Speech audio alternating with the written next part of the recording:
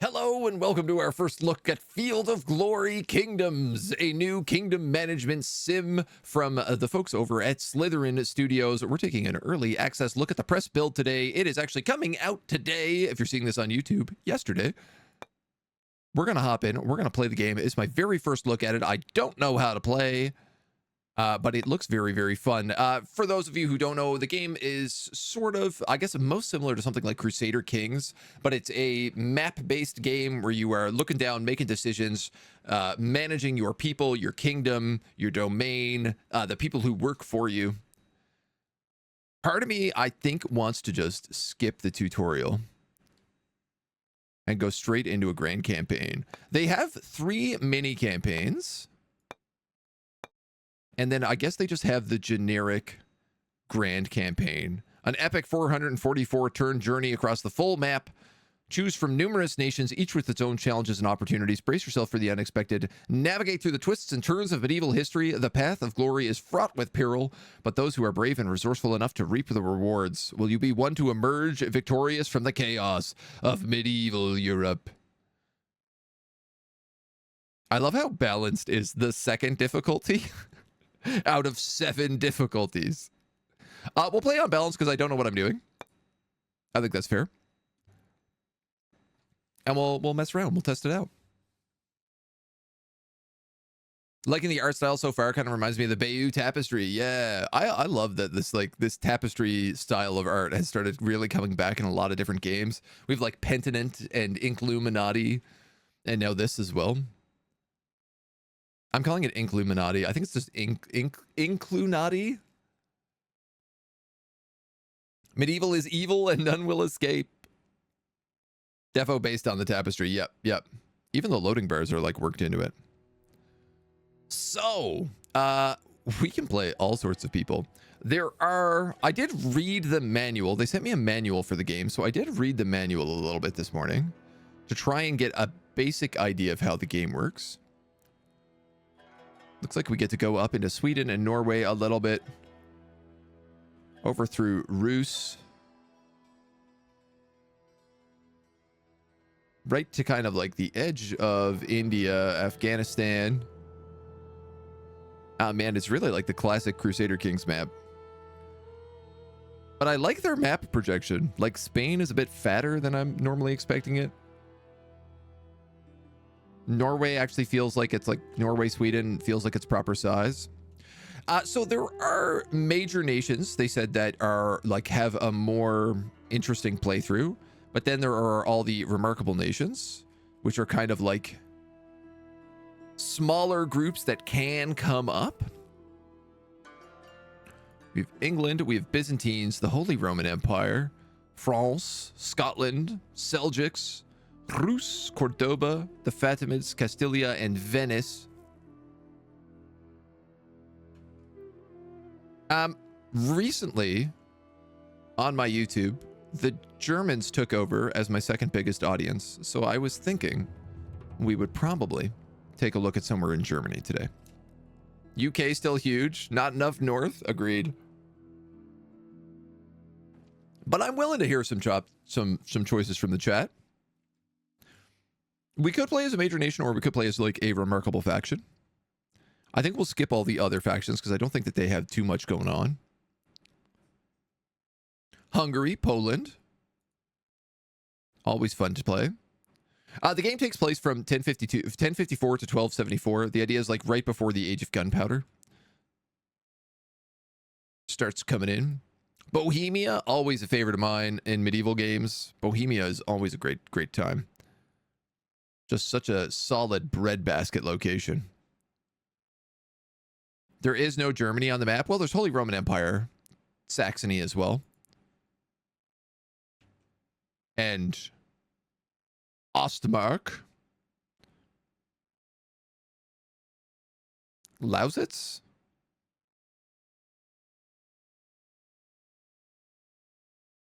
Lausitz, I guess, is that.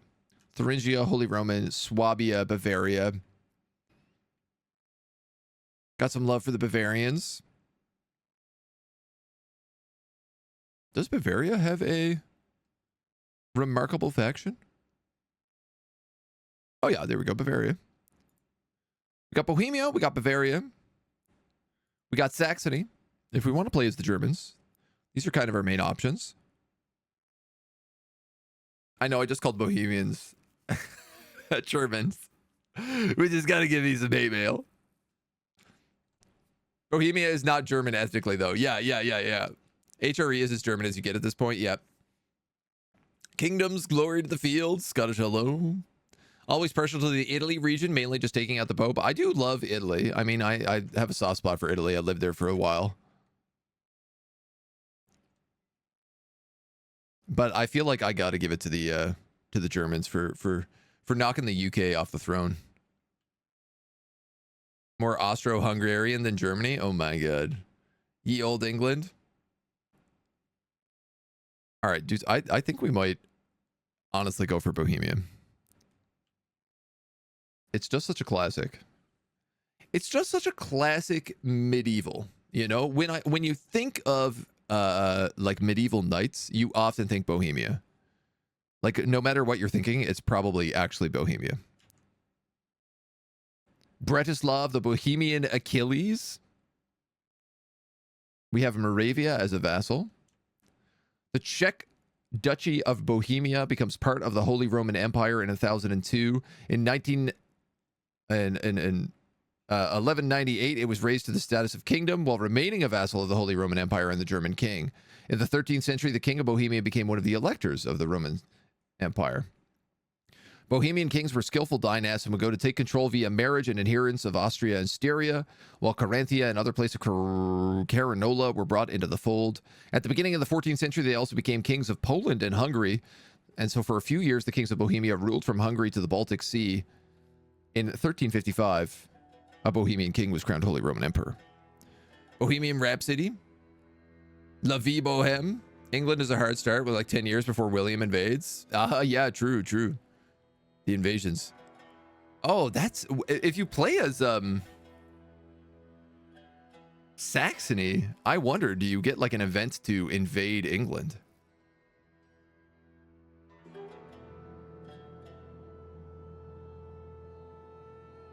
Difficulty 3 out of 5, interest 5 out of 5. Bohemia, difficulty 2 out of 5, interest 5 out of 5. All right, you know what? I think Bohemia is probably our boys.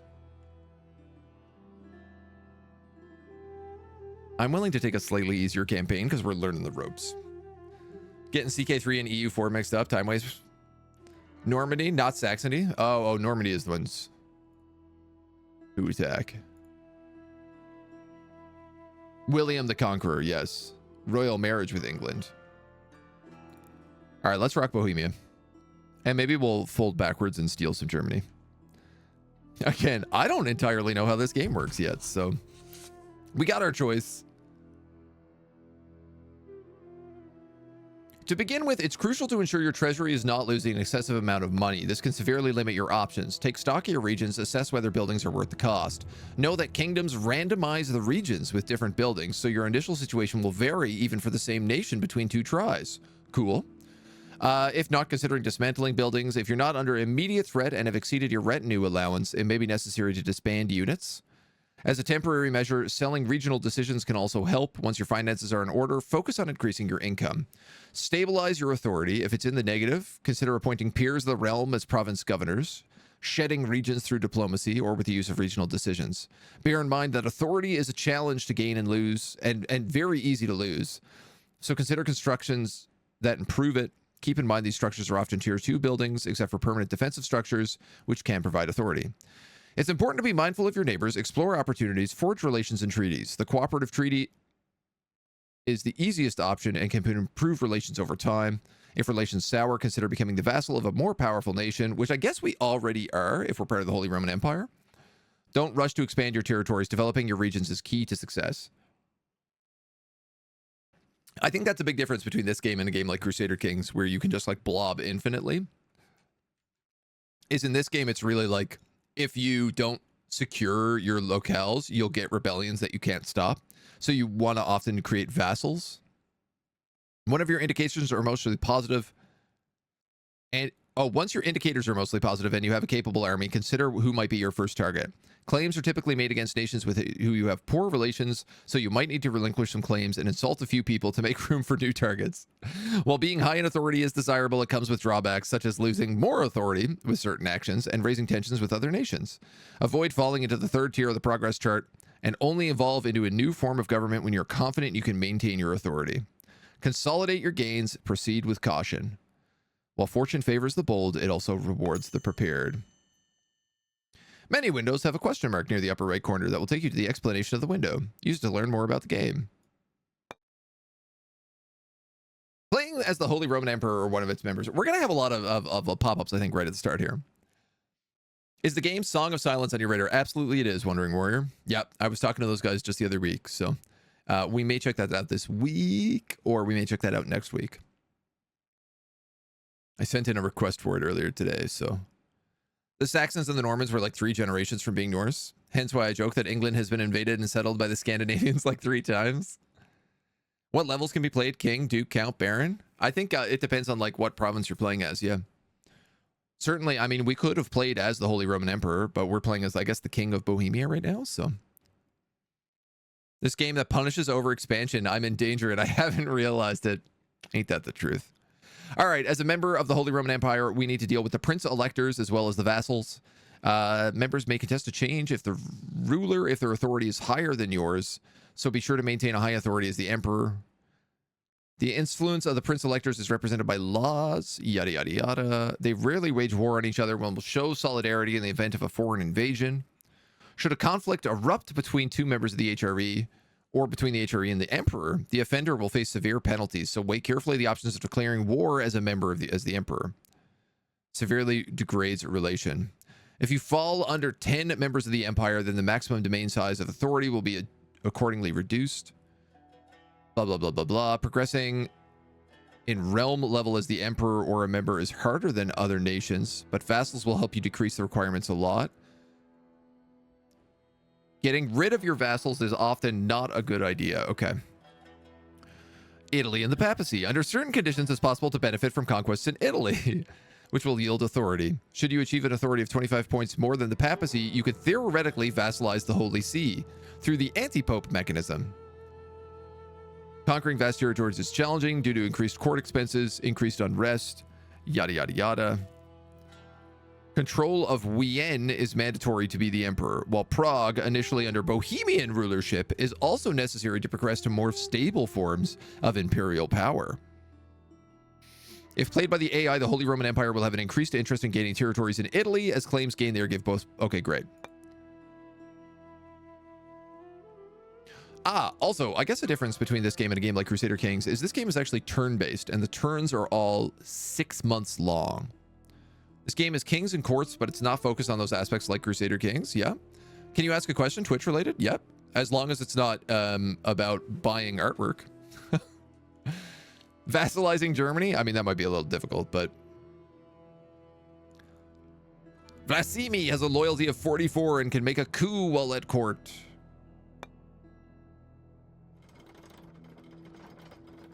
Oh yeah, we got a lot. This game's we got a lot of stuff to look at in this game. So these guys are our vassal, Moravia, and we are these dweebs. We've got an army of 1, 2, 3 heavy crossbowmen, 1, 2 early spearmen, and 2 raw early spearmen. Heavy infantry, levies, standing armies.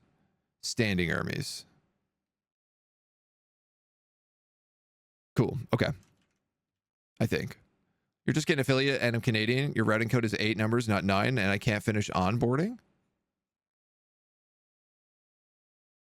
Oh man, sorry, it's been a while since I did onboarding. Is there just like a number for Canada that starts at the beginning of the routing code? There might be just like a standardized code in there, in the same way that like our telephone numbers start with like +1. Would be my first guess. Raw spearmen, we have to cook them. In Prague, we have food, infrastructure, money, manpower, metals, equipment, piety, stewardship. You ever feel like maybe you should have played the tutorial? Peasants and freemen, Focused on food production and population growth. Freemen, nobles.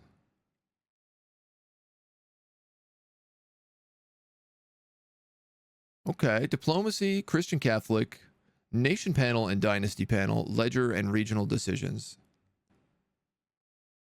We are losing money. So the first thing I said was to like stabilize our income. We are generating manpower. We have, it looks like mostly, I want to say this is like friendly relations if it's green. But I don't think that's the case.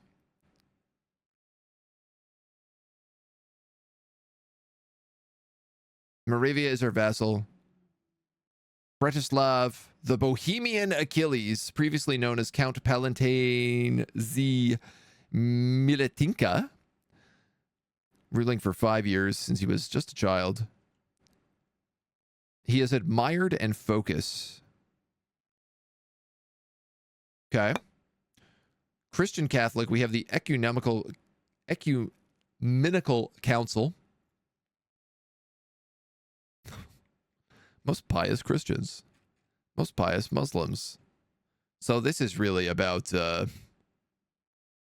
crusades, probably. Dynasty age is 7. We have our homie. Legacy is +1. Authority is +2. We're a stable minor principality. Domain size 5 out of 23. Possible kingdom, the Holy Roman Empire. KKK. Realm titles. We have imperial roads. Yeah, okay. The ledger for if we got to look stuff up. Regional decisions. Recruit local units and recruit non-standard units. So we probably don't want to recruit an army right now. It said what we really want to do is like focus on our buildings and what we need for building stuff. Any real gamer knows the manual never leaves the box. Same goes with today's tutorials. Just replace the manual in the box. Provincial units. Click to appoint a peer of the realm to this domain. Depending on his proficiency, he will produce more or less bonus. The peer, while governing the domain, can still be a general.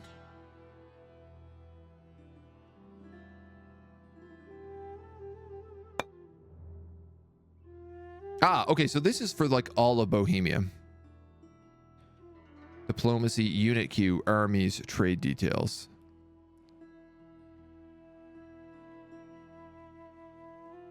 Prague is in a plain. Zatek is on a hill. Hill, plain. And Liberec is missing trade goods, iron ore and leather. We have a lot of open slots in our cities. Craftsman Borough, copper mines, mining exploitation, butchery, domain court, king's residence, and a fortified manor.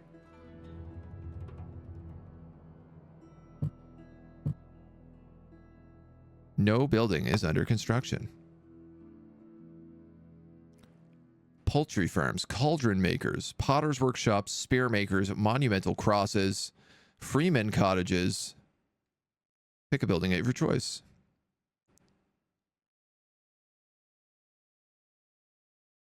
Okay, so if I go back to Bohemia, I can see where everything is. Plains, hills, hills, plains.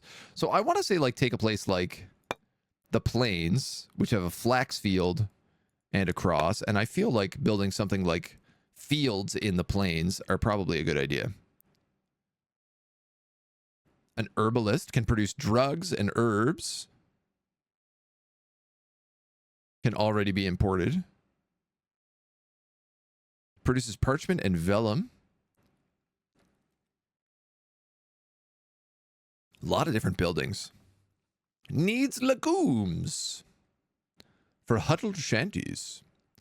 Used to read the manual in the car on the drive home, right? That's the way you're meant to do it. I think that's correct. I'm getting a feel for this. So these are our peers of the realm. The peers while governing the domain can still be a general. So we have all sorts of guys. We have my brother, who's a clergyman. or a noble. We have uncles. We have some nobles with no royal lineage. Spiritual personal retinue. A pillager. A landowner. But a taxation penalty.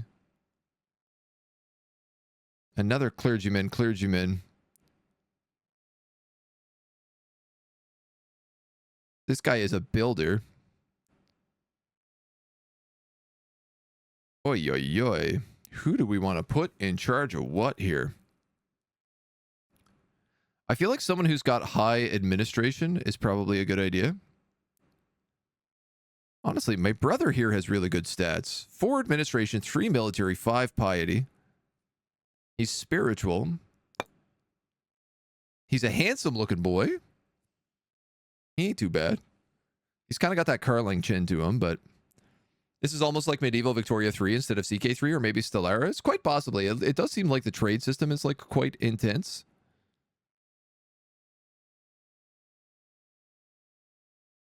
These guys are on hills. All right, well, let's take somewhere like Zatek. We've got a cattle ranch, stables, and a bakery.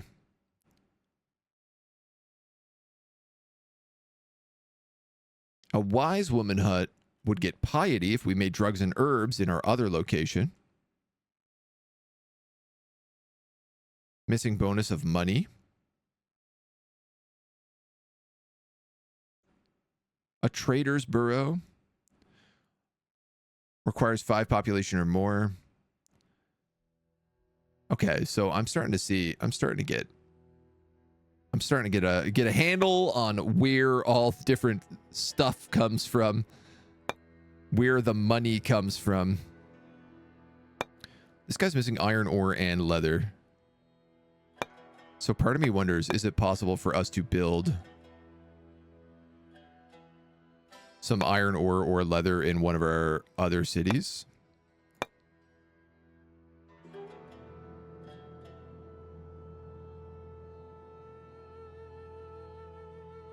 Infrastructure cost is 75. Metal production, legacy changes, planned authority. Like, can I just build this somewhere? It doesn't seem like there's any penalties for building things other than it costs infrastructure. And I can't quite figure out where infrastructure is yet.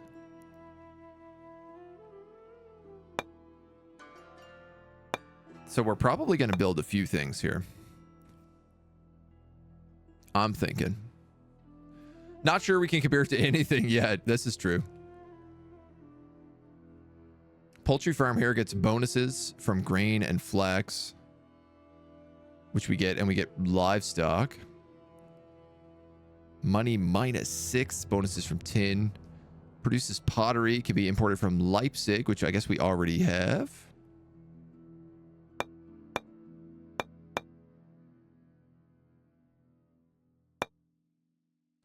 There is a province here. This is part of Bohemia, technically.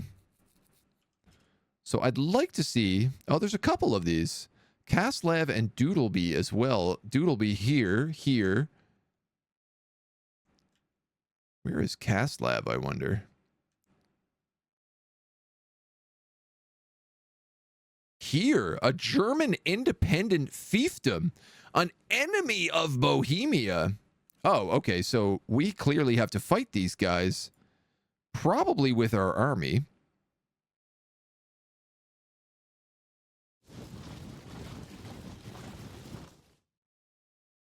They've clearly gone rebellious. So let's deal with them. Infrastructure is the pink bar on the left of the UI. Ah. Okay. Okay. +2. All right. I'm okay with that then. This hill town is making lots of infrastructure. In fact, they have a lot. They have a craftsman burrow, local watch, a prayer bell, and a hamlet.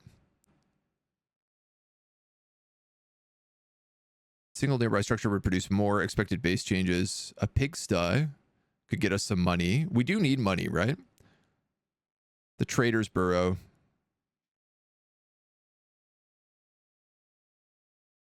A scribe would be good if we had the parchment and vellum, which we could make from one of our other cities. So hear me out. If we make a scribe in Litomers and in Liberec,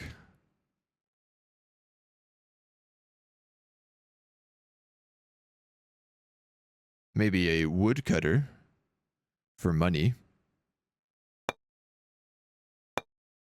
In Zatek, we make the wise woman's hut to get the bonus from drugs and herb.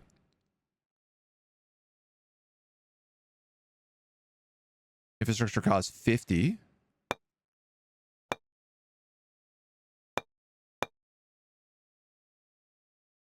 Freeman's Cottage, Money Maker, Potter's Workshop, Cauldron Maker, Poultry Farm.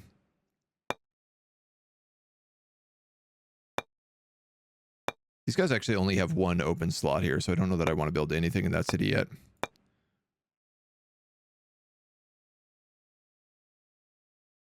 I want the money, right? Like right now, what we need is the money, honey.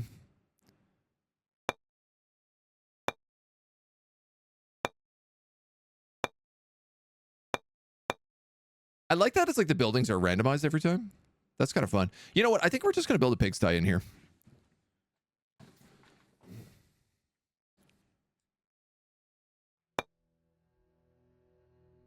It's going to take us a while, it looks like, so. De duo, but not de facto. Lepis, doing well, doing well. Just learning how to play a new game. Getting deep into new game mode. All right, so Prague's got the craftsman, the copper, the mining exploration. They've got a butcher in here, a fortified manor, a domain court, and a king's residence.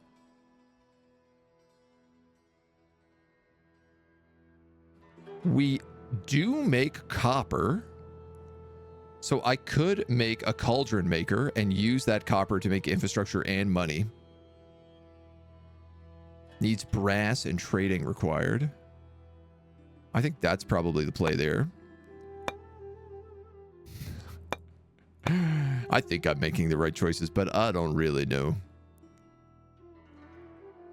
And then we could make a local market here. This would give us 14 money. Bonuses from wool, preserved food, and flax. The only thing we're missing is wine. It needs pottery, but that can be imported from the capital where we're now building pottery. That seems like a smart choice. Right? Oh no, we're building a cauldron maker.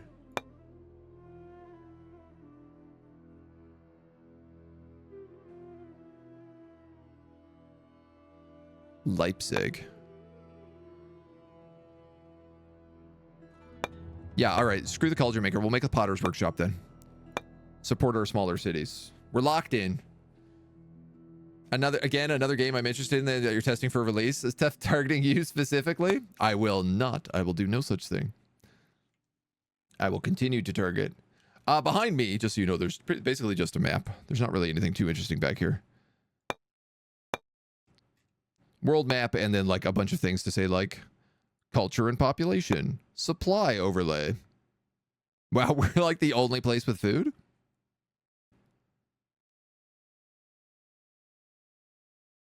I think. Free building slots, loyalty overlay, movement overlay, weather overlay. Oh, cool. There's weather mechanics. Domain overlay. All right, so Bavaria owns a couple of my provinces. Franconia owns a province. Trade goods. Silver, wood, amber and flax, wild beasts and wool, tin in Litomyrsk, silver in Zatek, copper. Litomyrsk. You're building a pigsty? Can you build a tin mine?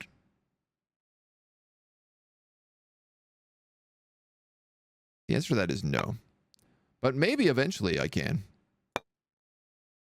Legacies and world wonders, national and local authority, political overlay, religions, claims.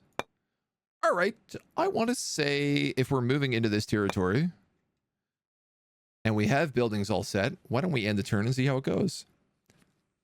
I love how they were like, don't build too much, and they just like build all the things. I mean, they said fix my economy, right? And what way do you fix your economy other than spending money? I played the version of this game set in Rome, and just looking at the store page, it seems like this is mechanically the same, just in a different time period. Ooh, I have not played the Roman one, so I honestly don't know. One thing that this game does do cool is that the battles can be imported into Field of Glory, and then you could fight those off in like a different system. Like Crusader Kings mixed with Total War a little bit.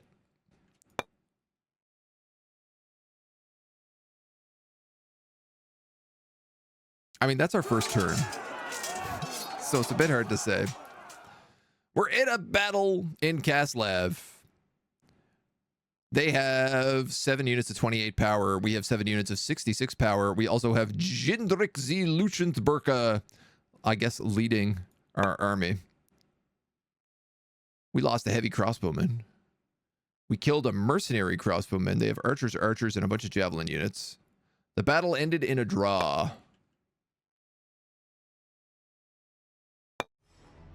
Oh.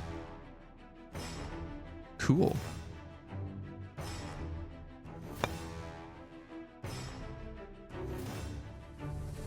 So this is kind of what like Field of Glory looks like.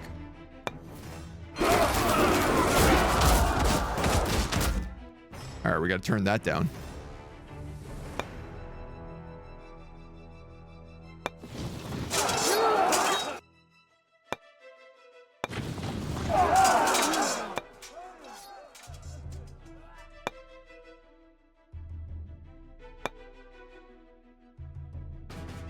Crossbows and archers fighting each other, skirmishing, stalemates.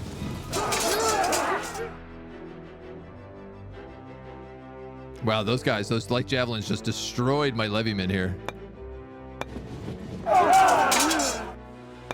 Stalemates.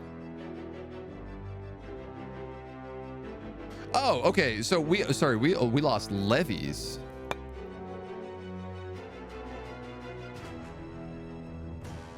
Oh, or this was like day 2 of the battle. I might have been day 2 of the battle. Yes, I see. Cool. Now we won. That ought to fix the old economy. Pre-release, we've just started. It's rather hard to say at this point. Yeah, fundamentally, there'll be similar games with changes, whether the time period and the mechanics. You would hope as they bring more games out, they would improve things.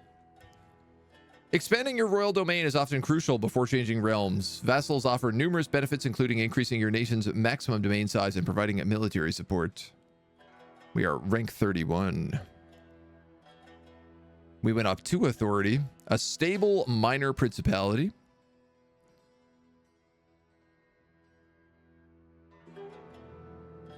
Well, some of these guys are big.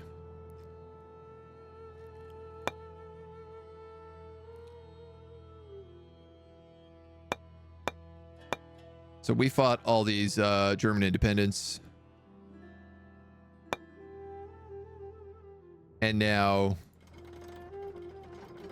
are besieging the walls. Unbreached walls, 1 of 1. Okay. Siege duration is uncertain. They actually have more people defending than we do. Defenders have no leader. We are generating good manpower, which makes me wonder, can we maybe, perhaps, build some troops? Sergeants. Separately deployed mounted sergeants with charge and well armored. Slavonic foot troops, early raw spearmen. Mercenary crossbowmen, early spearmen, defensive. Ooh, okay. I cannot replace a lot of these guys.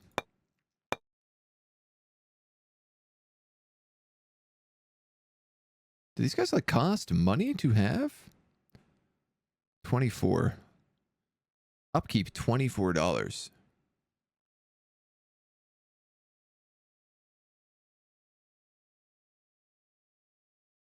Pillages and raids, vassal commerce, court expenses, regional commerce.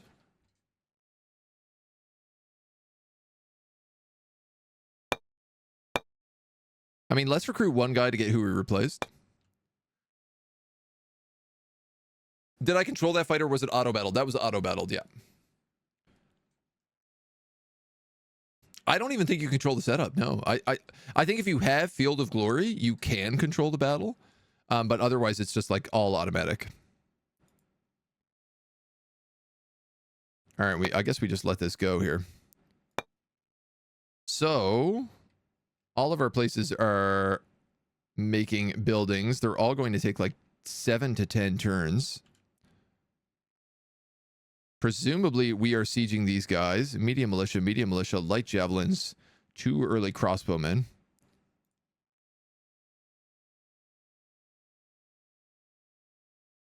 And we have a lot of wounded troops.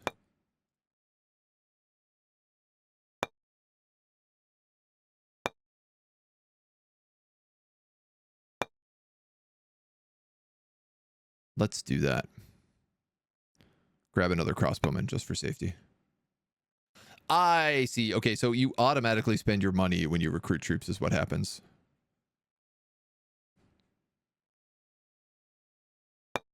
And I guess we pass another turn.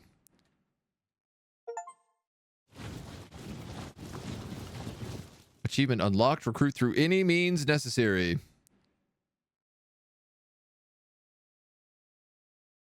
I got to remember to look at the regional decisions because I think that's actually the better way to do things.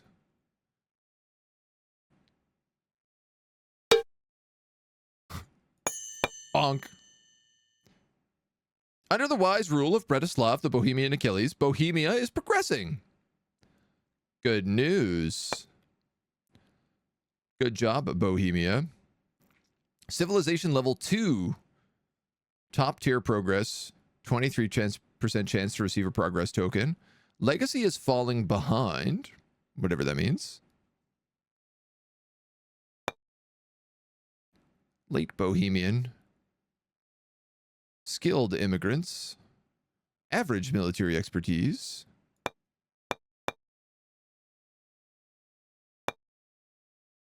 The health of Count Bretislav has degraded to good. You have received a new regional decision, draft levies. Oh, we have all sorts of new decisions. And our authority as a nation has been bolstered by the admirable stewardship shown in the Prague region, +1 authority bonus.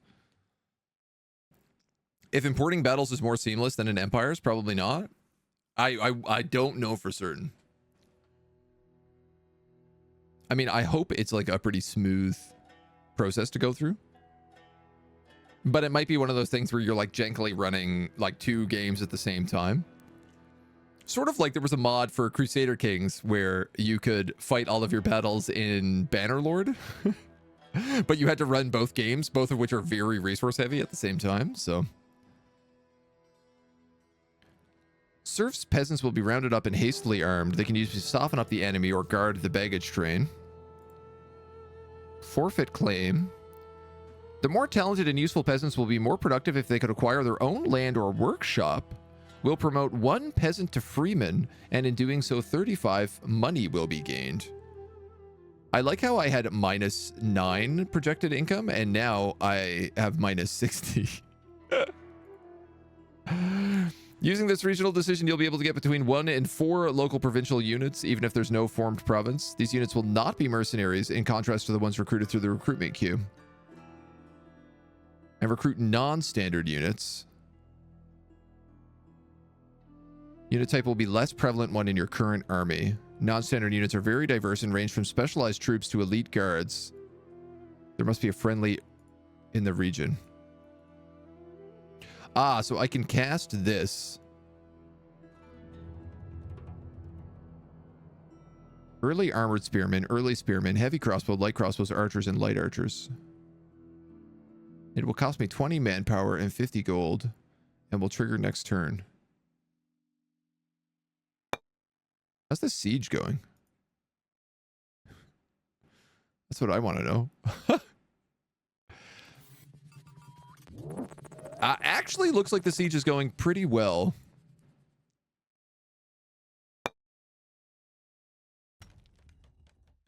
I'm a little bit worried about all of this. Can these guys move over here? I guess they can. Let's get them out of here. I need to kind of put them to point with Bannerlord. Grognerd, thank you for the follow. You have a great name. Welcome to the agency. Honestly, I think we just let that roll and see if we can capture this place sooner than later.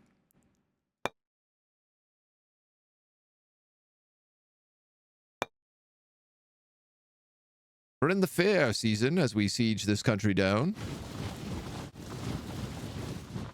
That looks like a successful siege.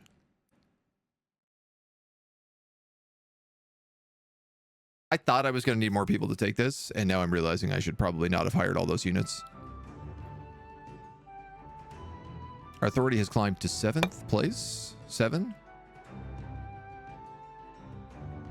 Oh, look at all these guys getting progress tokens. Not me. The siege of Kaslev is over, and Bohemia stands victorious. We have subdued Kaslev and seized it from the clutches of the German independence. We inflicted a few casualties. The siege of Kaslev is over, and Bohemian stands good. Can I merge these guys together? Merge. Yeah, great.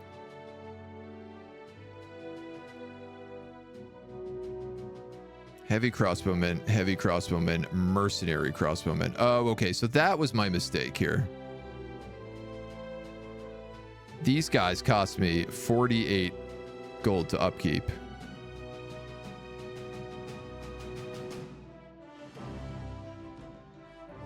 Split. No. Merge. And then this mercenary crossbowman I disband. And these guys can come home. Regional, to deploy a spy network, you can dispatch several spies either in the target nation or your own nation that will gather intelligence at regular intervals. Try to protect your nation from assassination attempts and subversions. It will cost me 2 authority to do this, but I feel like not a terrible idea.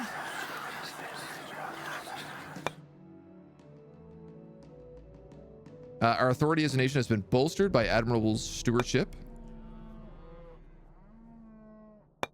And now that we have Kaslev, oh my god, there's only a wooden church in Kaslev. It is an absolute trash province.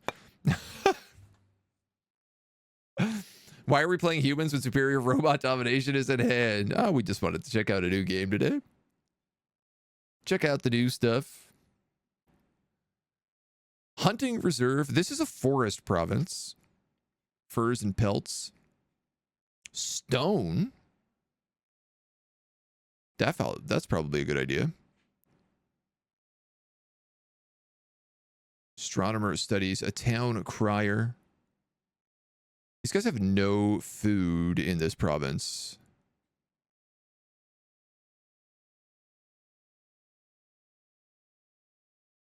And I assume that that's a bad thing, right?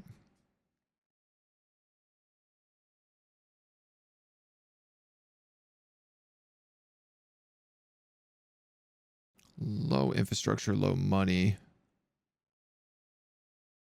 Yeah, food seems like it's maybe the most important thing.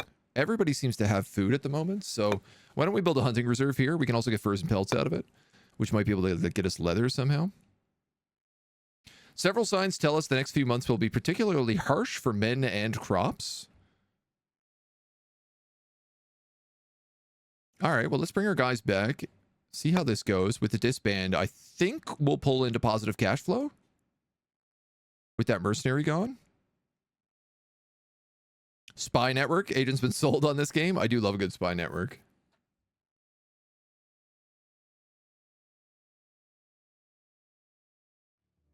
I will tell you something. We're going to have to do something about the lack of music.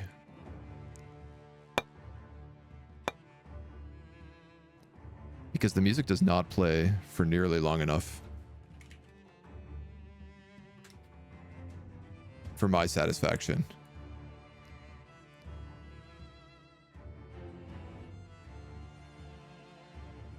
But I may have an answer to that.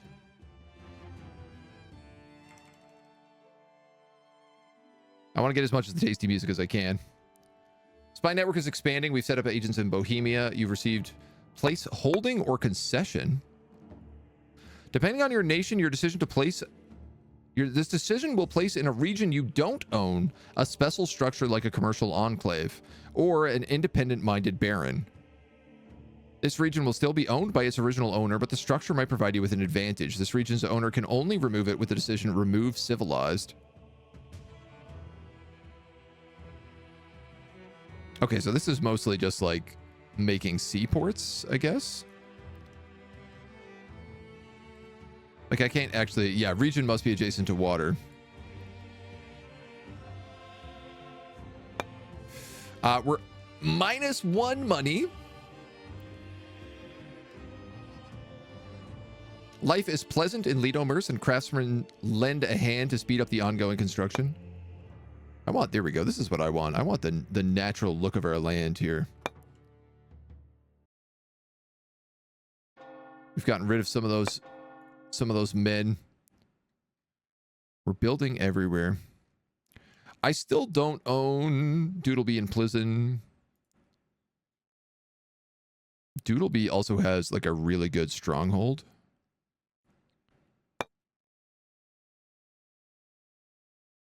So I want to know, can I diplomacy with the Holy Roman Empire? Seed region.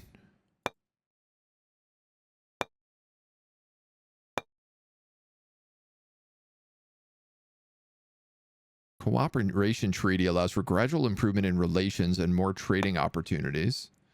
All right, so here's a question. So traditionally, Bohemia invades into Poland. Now, the Holy Roman Emperor actually owns these provinces himself.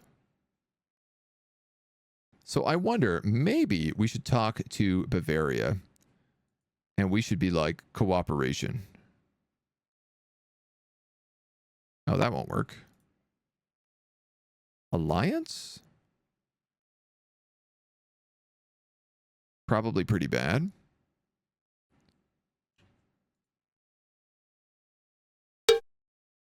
Bop.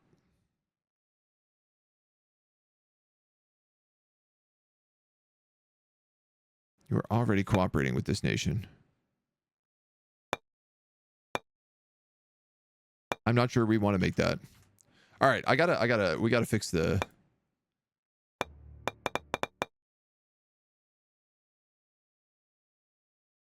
Yeah, I'm not seeing anything here that just says like constant music, so let's throw on some jams. Some DMCA safe medieval style jams that hopefully will be of an appropriate volume to vibe in the background. Shall we? I think we shall. All right. Well, I mean, if we're building things and we're kind of waiting on builds and building stuff up, it's the Hirsch season. But things seem smooth. This is the robot prequel. In about 1,000 years, we invent robots. I got to turn down that SFX volume too.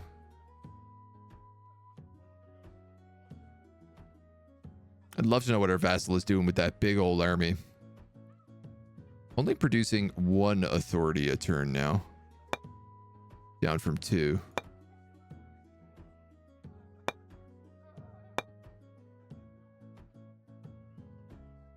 Let's crack that way down. That's better. And the music is too low now, yeah. Some vibes. Rich citizens of Prague have donated $50 to the state. Our investigation has revealed information about Zichaizi's allegiance to us, loyalty, knowledge, and progress, and we've received a new regional decision to remove the civilized. Remove 1 impediment representing a civilized group of people in a manner that does not involve systematic bloodshed. Coercion or spoliation is fair game, though. Structures are commercial enclaves, small baronies, or knightly order chapter houses. So these guys have probably this baronial vassal. He's costing me a lot of money and a lot of food, but he's also giving me good walls. And he has an iron fist rule.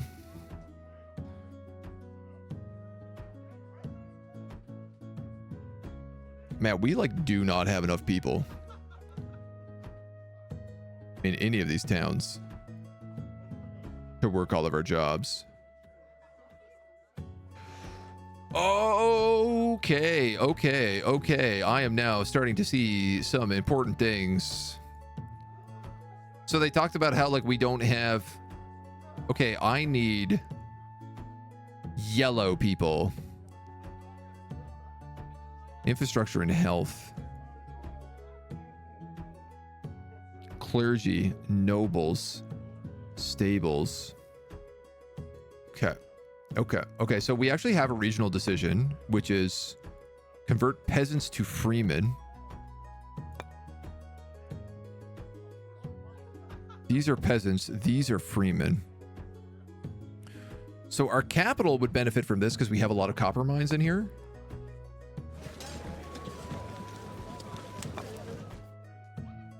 I'm starting to see now, it's like certain people can only work in certain jobs. Or get like better benefits if there's like, you know, so we have a lot of like freeman based buildings here versus not a lot of peasant buildings. Here we have a lot of peasant buildings, but low freemans. Here I don't have any peasant buildings, but I do have things like a prayer bell and a hamlet. So this noble and this clergy have a place to work. You know, these guys have no military guys.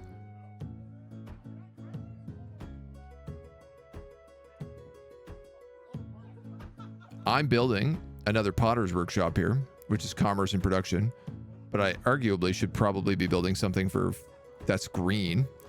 These guys are building a pigsty, so that's perfect. These guys are building a market, which is probably not quite the right choice, but it's hard to say. Right now, there's not a lot of people there regardless.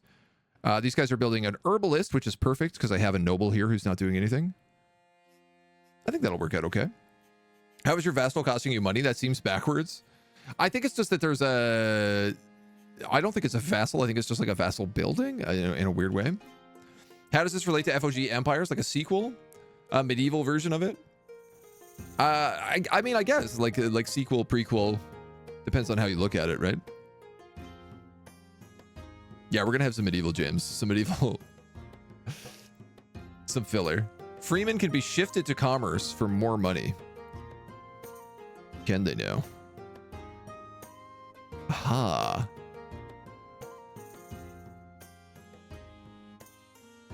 Okay, but I lose infrastructure from doing that.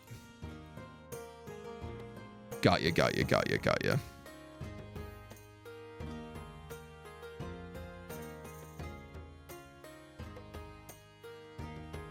These guys probably need more freemen, but they're gonna get that pigsty soon, so...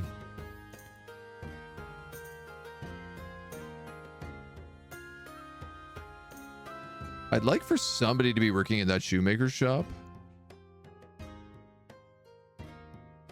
+0. I don't think he is qualified to do that, though.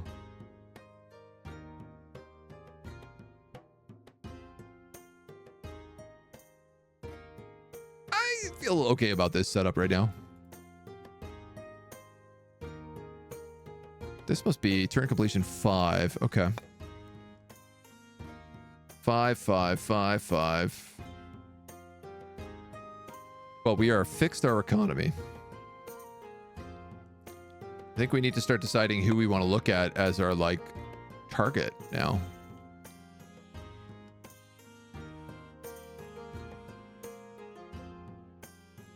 This is part of Moravia. I am curious about, like, how do I absorb Moravia?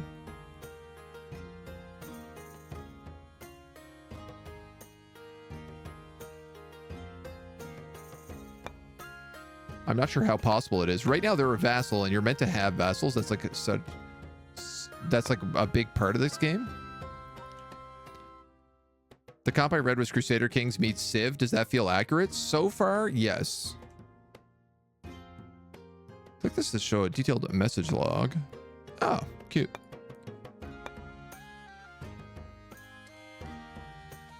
Yeah, definitely. I think like Crusader Kings meets Civ is the closest comparison I would give this so far. Because it's turn-based. It does seem to be very focused on running your kingdom more than blobbing and growing and going to war with everybody. Which I don't think is necessarily a bad thing. You can appoint male characters as provincial governors. They will still lead armies unless they're clergymen, but their governance is less effective when leading armies outside their province. Who leads my army? Jindrik Z. Littenberg, who is just a noble homie. A noble merchant.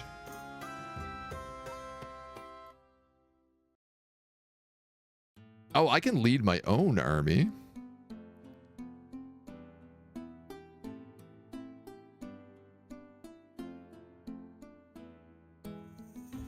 So this guy is a navigator. He gets bonuses in coastal waters.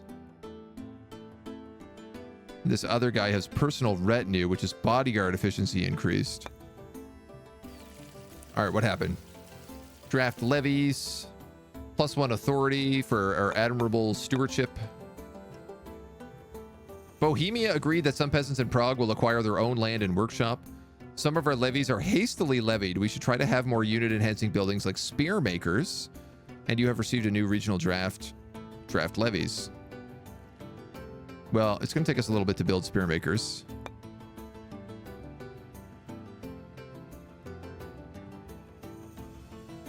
Honestly, everything is like positive right now, so I feel like while we wait on buildings, we're just passing turns. Found this on the Steam forums.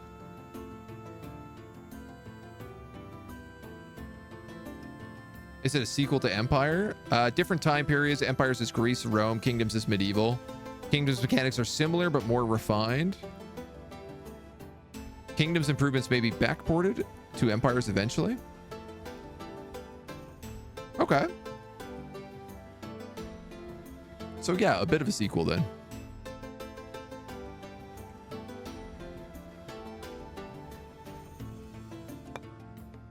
I want to know, how do we make more authority a turn? Like, these guys are getting +5 and everybody's getting tokens.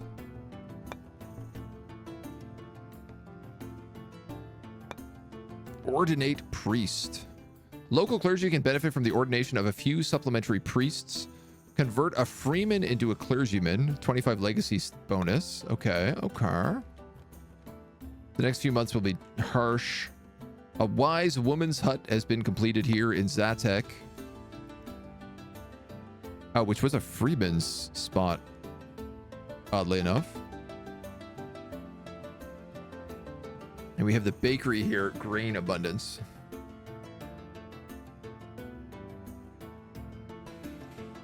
So the stable gives us bonus to cavalry.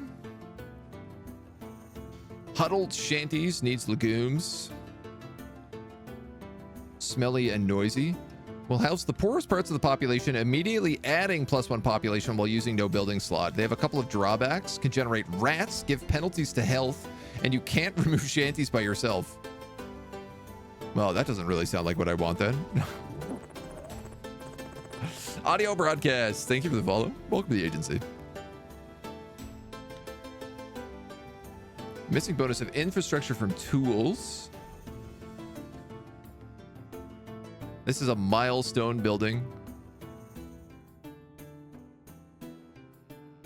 Tier 1 infrastructure and health buildings represents the gathering of craftsmen into a single place. Pick a building of your choice. Ah, okay.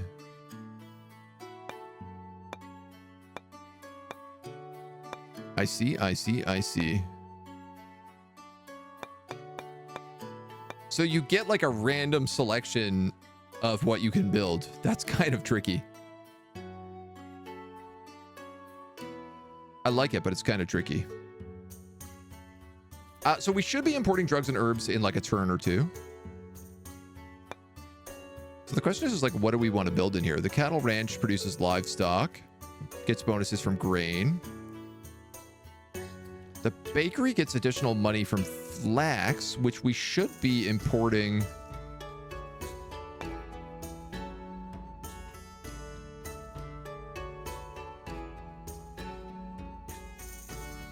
Can I import stuff?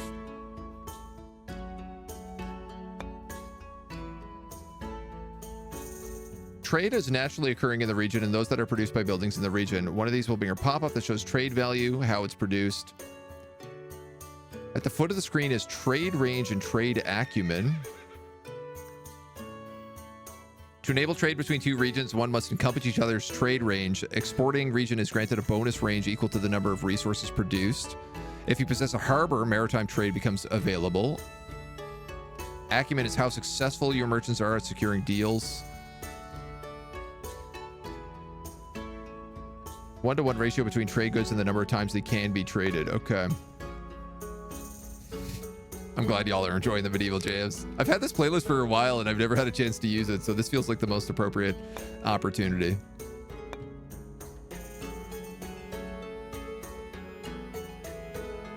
Well, I feel like a craftsman burrow is the way to go here, because these guys have like terrible infrastructure. And I also like the idea that this improves health, because that's what the wise woman's health does. At the same time, I have clergy here and I don't have a church.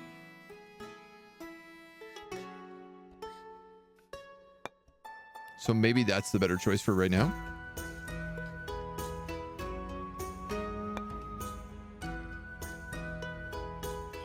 Yeah, where is my flax maker? It's over here.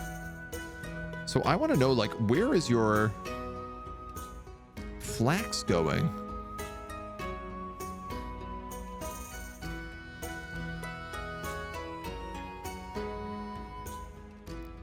These guys have active trade routes happening all over the place.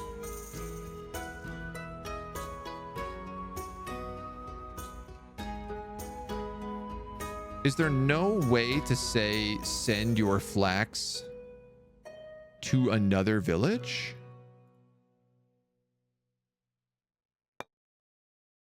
Or will it just automatically start happening over time as they eventually require it? It doesn't actually look like I'm making any flax here. Produces flax. Because it's Bardcore, I guess it's in a DMCA gray area. I believe that is exactly the case.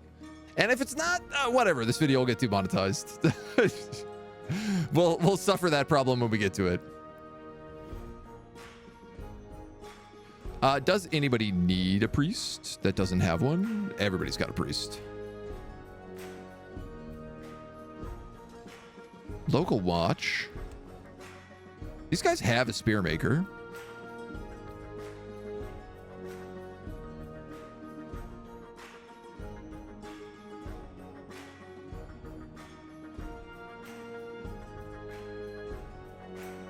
I can't move. I can move my noble into that. What are you producing right now? Stewardship and authority. Nobles 25 plus 15. Okay, so I would literally get no stewardship if it wasn't for this guy. Yeah, I can't really tell what the right choice is there yet. But we're growing. And we're about to get our second round of buildings up. We once did a blind test based on medieval covers. Super funny. Love it. Trade is automatic. Okay. There's a Steam thing that takes music out before posting it to YouTube. I don't know how it's done. Yeah, I do everything on recording, so I could actually just cut out the entire music track if that's the problem. We'll see. I don't want to have to edit a video twice if I don't have to.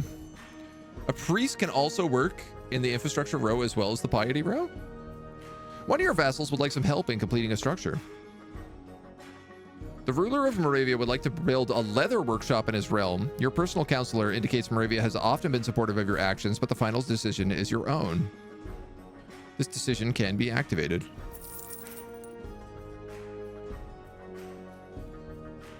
Loyalty must be rewarded. Tell the Royal Exchange to send 250 money and 25 metal.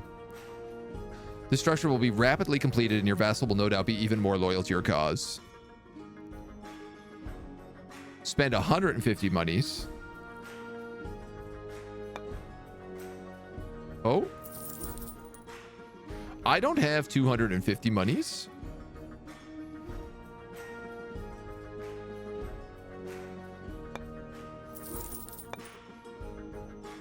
So why don't we try to send it and see what happens?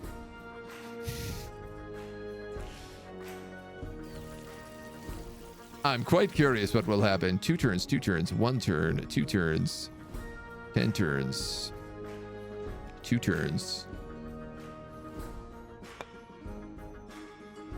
X is gonna give it to us. All right, let's see what happens if I spend more money than I have. I have the metal, which is why I was kind of like, well, why not? Bankruptcy, everyone dies. The Holy Roman Emperor takes over your kingdom. You lose everything.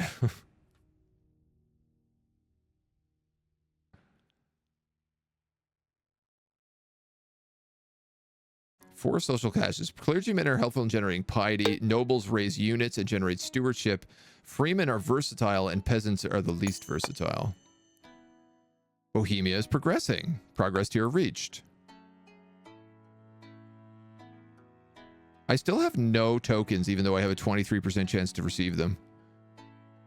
Bankrupt. That's correct. But I'll be not bankrupt at the end of this turn. Manpower is overflowing right now, which is pretty good.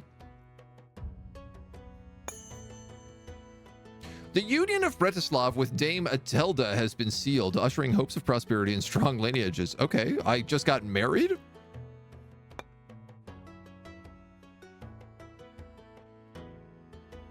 And I have a son who's 8 years old.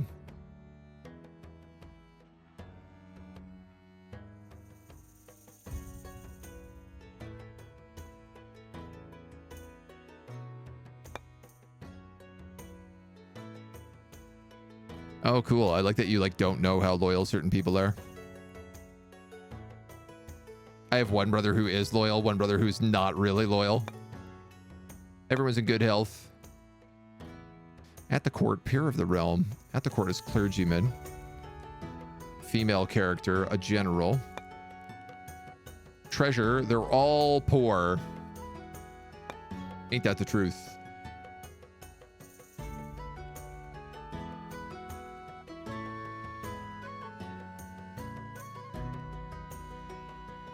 Kept seeing a tooltip pop up here, and I wanted to know what it said, but it won't give it to me. Pigsty has been completed. Oh my god. We have a new regional decision to recruit units. Life is pleasant in Prague, and craftsmen have led a hand to speed up the ongoing construction. 16 infrastructure added. Efficient and well-organized stewardship in Prague. Increased national authority. Your nation is overspent, which is weighing on the day-to-day of your administration. Whoops. We got married, and Bohemia is progressing. Recruit local units. 1 and 4 provincial units, even if there is no formed province. These units will not be mercenaries. I mean, I don't really want to hire anybody else right now. Is there a gas Bard Corps? I hope so. I ever so do hope so. I can't wait to see what else is on this playlist, because right now it's hilarious. So we have a pigsty. We're making food here. We have some craftsmen. What else do these guys need? Manorial domain. All resource bonuses are satisfied. Produces preserved food. Is the gateway to higher tier 1 agricultural buildings.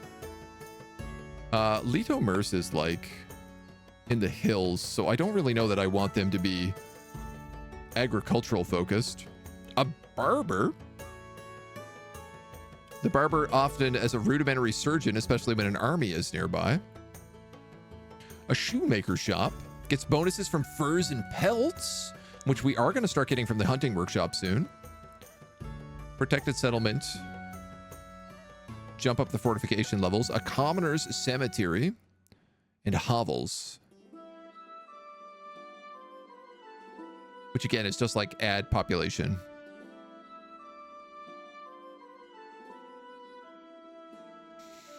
I mean, my problem here is that, like,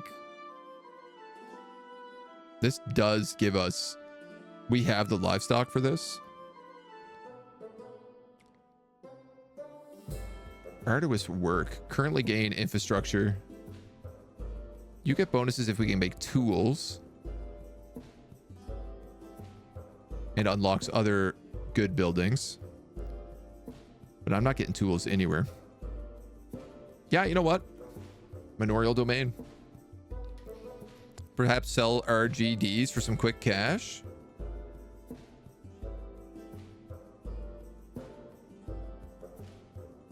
Penalty and population loyalty. Okay, so it's not too bad. I don't know what an RGD is.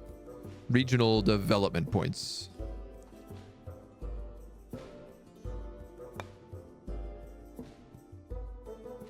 And I suppose we're going to have to figure out who we want to go after.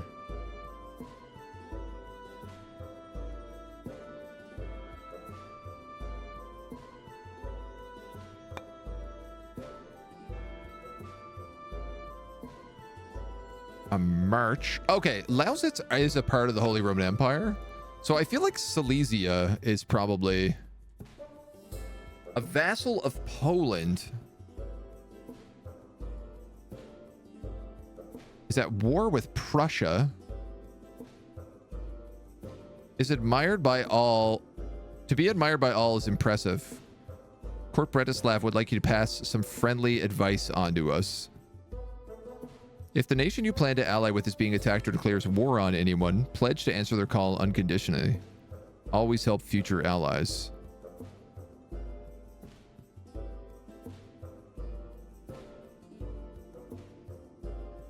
To be admired by all is impressive. Your financial straits have not gone unnoticed. We're inclined to assist for solidarity's sake.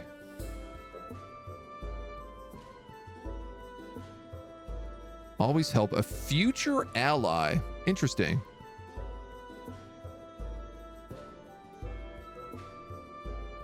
Given the cesspit you've fallen into, I guess some signs of decent stewardship was inevitable. Well, these guys are really rude. Bavaria. What else do we have over here? We also have Slovakia and the Kingdom of Hungary. And Lesser Poland, which is a vassal of regular Poland. Curious. Landlocked, get to the ocean.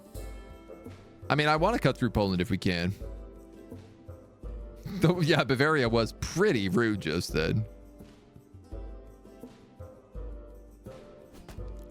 All right, we got buildings going everywhere. We don't really need to do anything with our army right now, I don't think. We got to reset our cash before we really do anything else.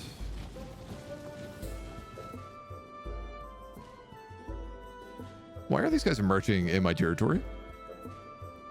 Ally. Vassal ally. We got a token. Now, I don't know what a token does, but this is our first time getting one.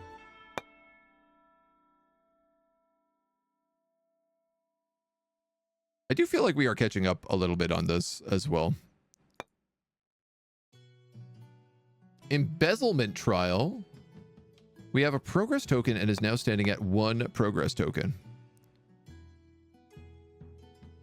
Top tier progress. Like, we lost 98% of our money in 5 turns.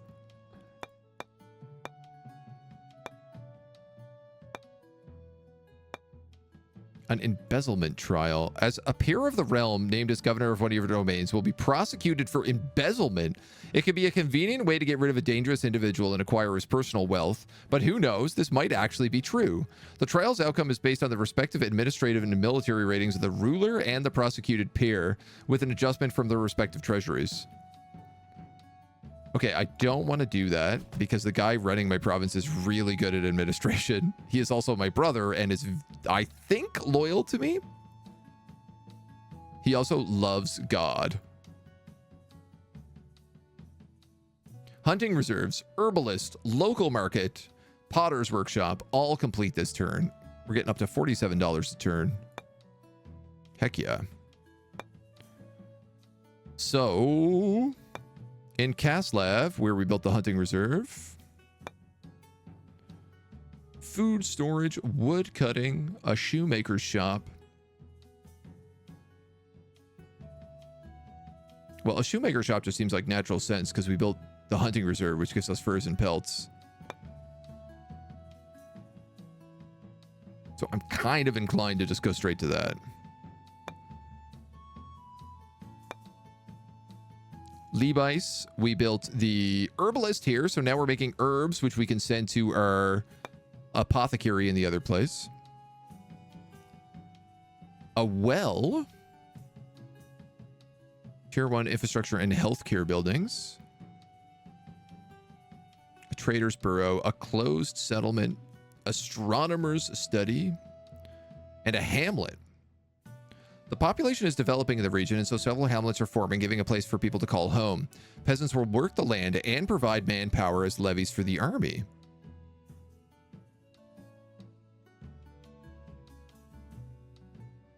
Tier 1 stewardship building. So this would actually give my nobles something to do.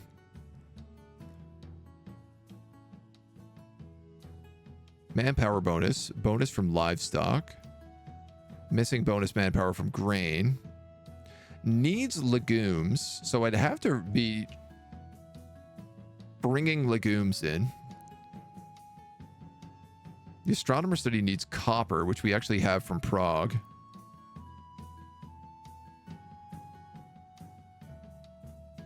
Look at the other buildings. Well. 3 holes in the ground. I mean, pure water does sound nice. But we already have a herbalist here, so I don't feel like... I feel like I need to be, like, specializing my different places, which I'm not really doing. Okay, we got guys working this stuff now, too. A farm produces grain. That's not a terrible idea here, because grain is used, like, everywhere. Heavy lifter, a tannery, local watch, pilgrim's refuge, and a hamlet here as well.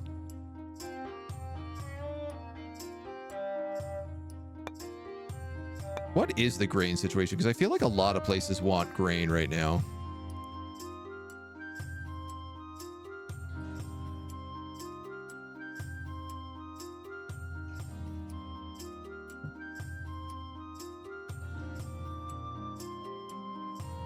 We're importing that grain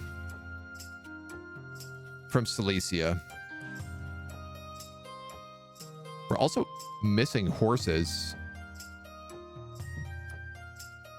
Needs horses for the stable. Okay, all right, well, interesting. Must look pretty good. Okay, so honestly, I think that building this farm here is not a bad idea. It'll give our peasants something to do in the capital. And it will provide us grain that we can then send to other parts of the province.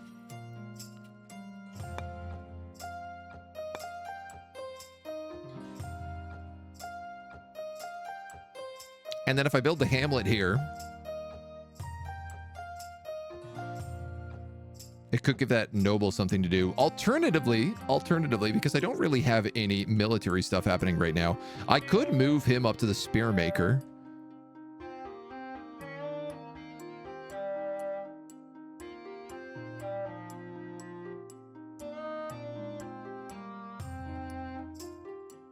And I could try to turn this into like some sort of weird military province. But I really don't think it needs to be. Like, this place as a military province makes sense to me. It's also at the max number of buildings.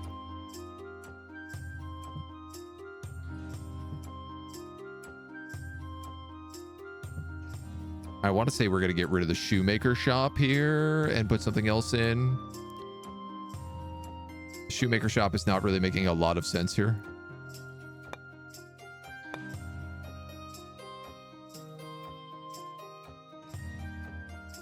Local watch with a hamlet.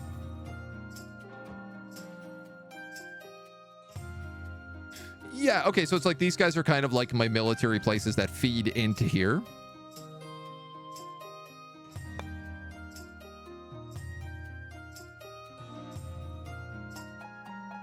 So, yeah, I'm going to build a hamlet.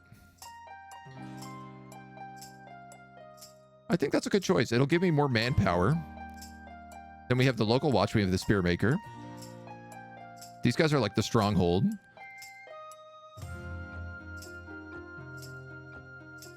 Yeah, so these guys are good for repelling raids in case they come from the north or the rivers or anything else. Stables, that. I like this. I like this setup. I feel good about this.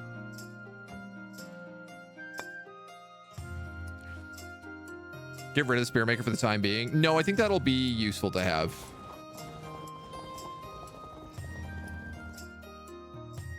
Because I'm suddenly seeing a lot of troops appear on the border.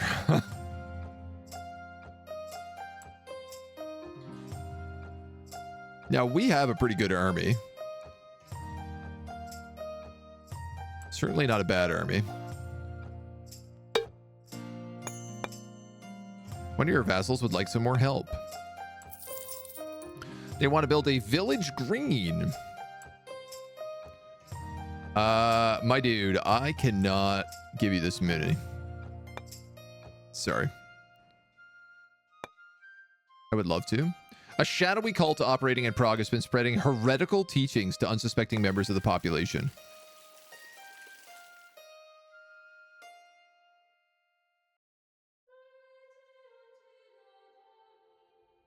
I mean, you should probably still be making piety then if that's the case, but... I have become fair health down from good. I seem to be dying rapidly. I'm not sure about it right now, but it feels like we might be dying.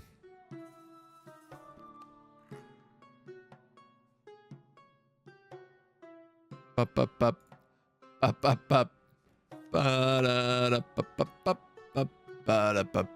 Oh, I see. We actually have a heresy thing up in the top left corner here. One region suffers from heresy.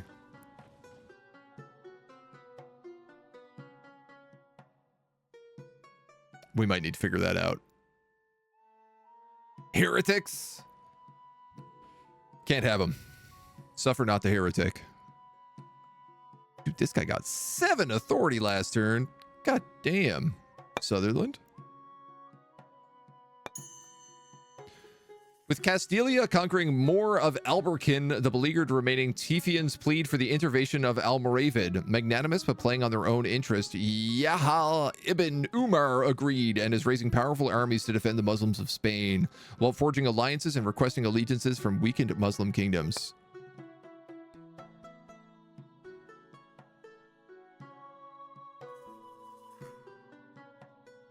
Well, at least we're like rich in manpower. Peasant to freeman. My lord, Prague sees the appearance of heretics. Be sure to produce enough piety or send an army to cleanse them. Heretics can cripple your nation and alienate the papacy.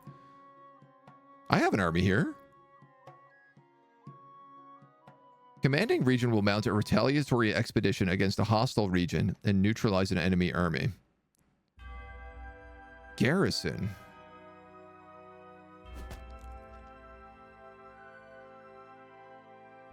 I mean, how do I deal with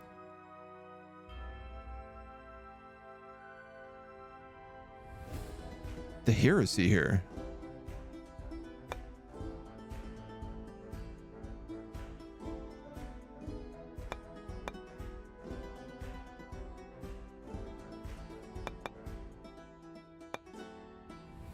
Maybe I just have to garrison them.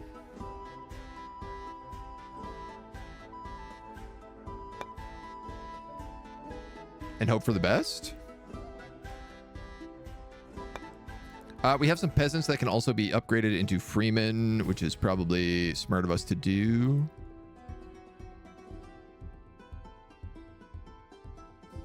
Depending on where we want to look at that for.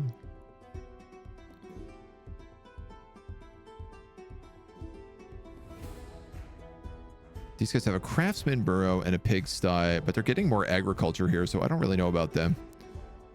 The bakery and the wise woman's hut. Here I'm about to get farms, so I don't really want to get rid of anybody else. I suppose here. Get a little bit of extra money. Bomb the planet. Heretics, get the flamers. Yeah, when I click the red fire, it just like brings me to the province.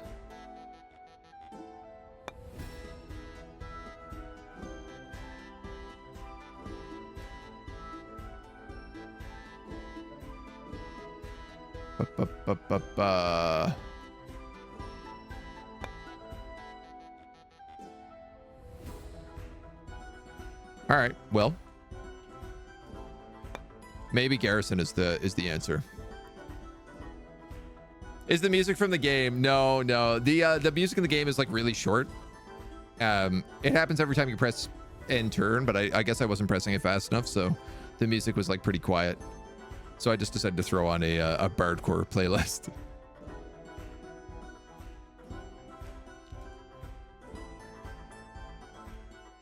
It would be pretty funny if it was from the game. We got another progress token. Offensive actions of Castilla against Muslim pilgrims have ignited a jihad. Do we participate in the jihad? I guess we do. We're pretty pious.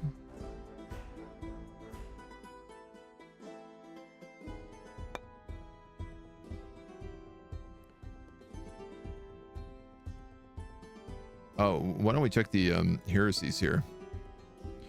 Religions of the book can suffer from heresies. Heretics will be from the same major religion group as the owning nation. A heresy will start when a single population becomes a heretic. This will happen more frequently in high revolt areas.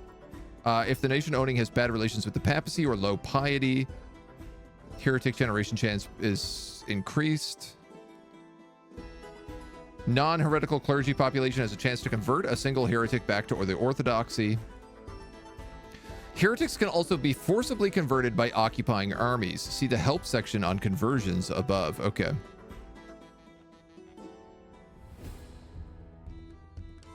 You can convert populations of your national faith.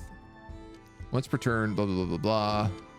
Blah, blah, blah, blah, blah. Heretics and pagans can also be forcibly converted by the strength of armies. Each army in a region has a 1% chance to convert population per 100 combat power. If the conversion is rolled, there's a 35% chance that the population dies instead. If led by a general, a bonus of 10% per piety point of the general is applied to the calculation strength. So I don't actually have 100 power in this army. It's a 72 strength army. And I have one heretic.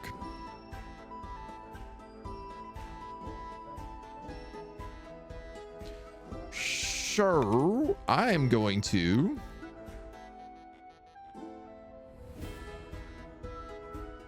recruit local units for 100 gold.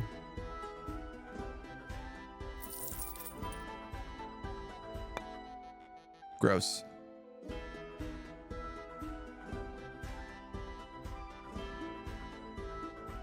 We've developed a poacher. The common poacher hunts local game without regard for the forestry laws of the general population. They can be countered with the presence of a sworn forester or a sheriff and a tier 1 stewardship building. They can turn out to be benevolent, helping feed the local population. They count as a tier 1 agricultural building. Remove hostiles regional decision. Do we have that? We don't. Cool. I like that we have a poacher. Yeah, we have a clergyman, so there is a chance that we will still convert them naturally. Just ain't guaranteed. Zatek's got another freeman here.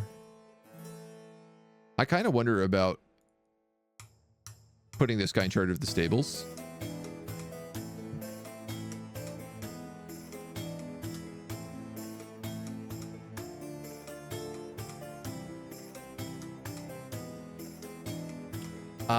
Okay, so it's going to cost me 11 gold.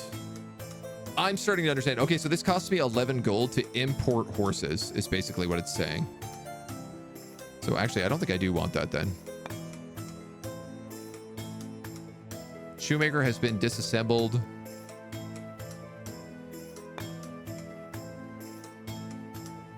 Craftsman Borough. What are we making here? A crude smelter, which requires iron ore, which I don't have. But it produces tools? No, it produces metal. I gotta turn this playlist down just a smidge, dudes.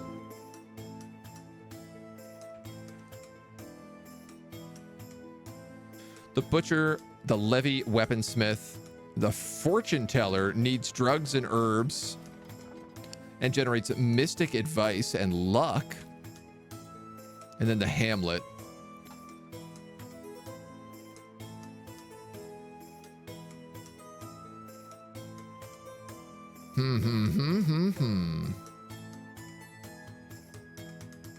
We would need a big fire to cleanse that heresy.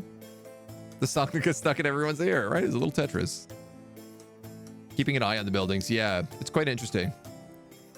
I do wonder, like, do these buildings also, like, potentially re-roll every other turn? I'm actually losing infrastructure in this province right now.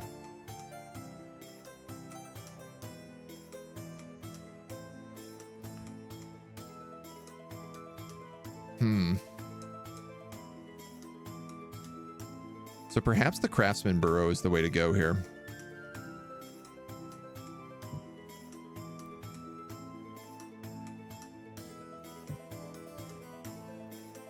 And I could make a ton of money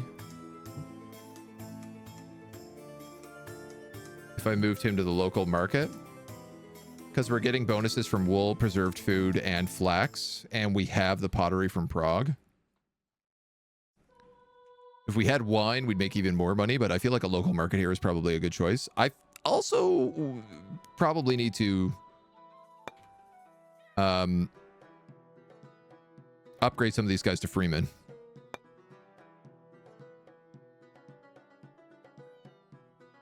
Can I move you to anywhere else? Oh, the clergy can also work the smelters. Something to consider. That's something to consider.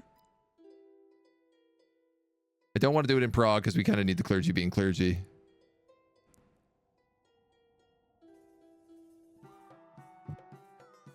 This spearmaker needs wood. It would cost me money.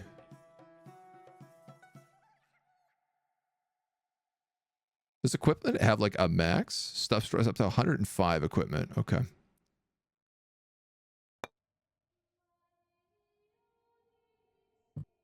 And what do these guys get me? Unlock sergeants. Stewardship bonus 20%. Loyalty bonus 10.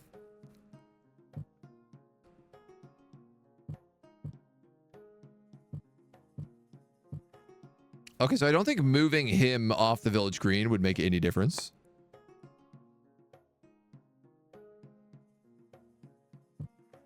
Village people. Needs wool.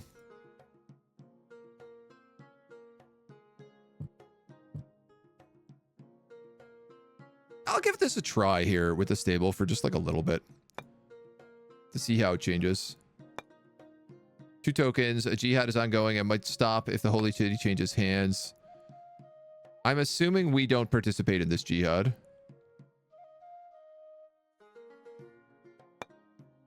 I love this playlist so far.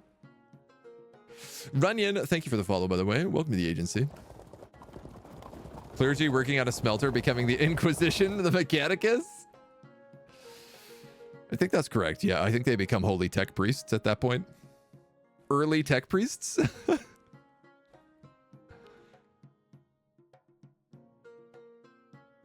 We're dropping a little in legacy, but not a lot. Equipment, unit recruitment, and defensive structures, and temporary fortifications. Each type has its own prereqs. Our health is now average. And we have show of authority. One of the major nobles of our realm will pay a visit to the region, making sure everyone remains duly obedient. We'll immediately grant 50 stewardship points and a 12-turn modifier, increasing stewardship generation.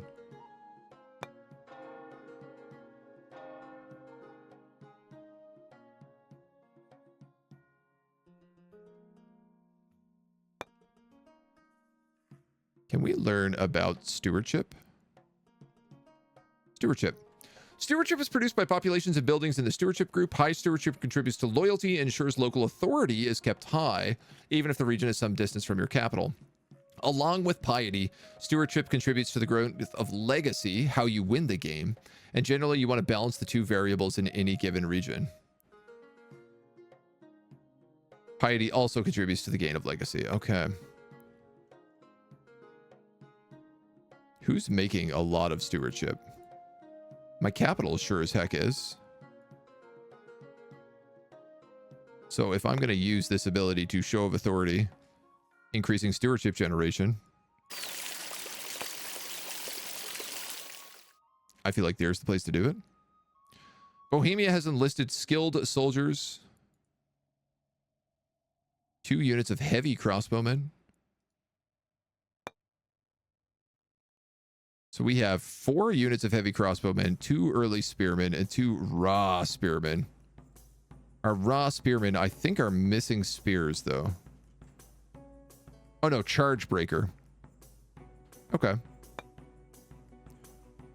Our army is still not quite at 100 points.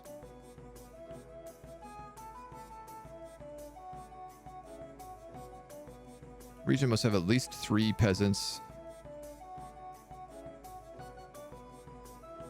This costs 40 manpower and 25 gold, but I think I'm going to do it. Just to get us some extra troops on the front lines. As we keep going. Getting rickrolled.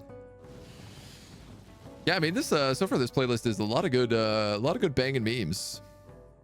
Why does the music go so hard with this game? I don't know. It's very fitting though, isn't it?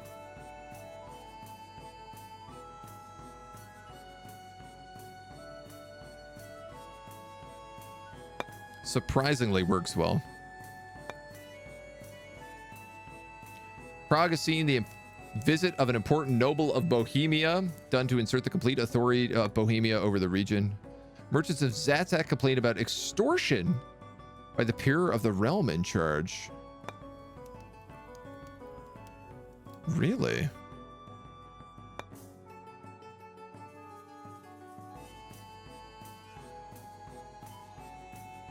My brother is extorting the population.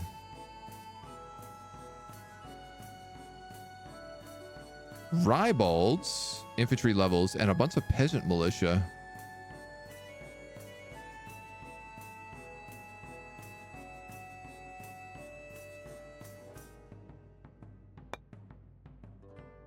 Well, we certainly have an army now. Even if they're a bit trash.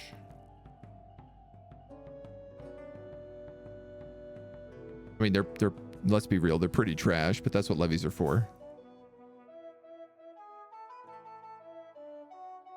Next few months will be harsh for men and crops. And y'all are being extorted.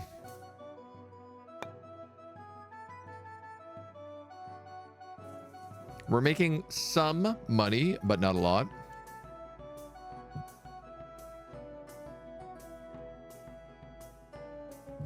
I think I'm going to move him back off.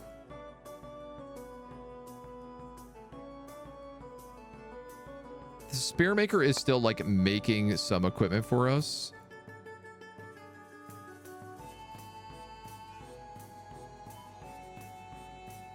Yeah, honestly, I think the stewardship is more valuable than whatever else we're making from anything else, so.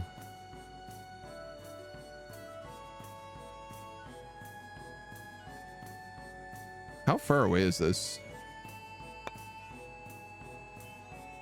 2 turns, 3 turns, 12 turns, 3 turns, 16 turns, and 4 turns. All right. All right.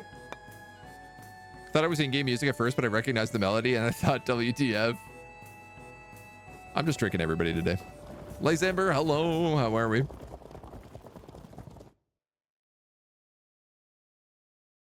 So our army is big enough that they can, I guess, trash rebels now, or trash heretics, but at like a 1% chance per turn.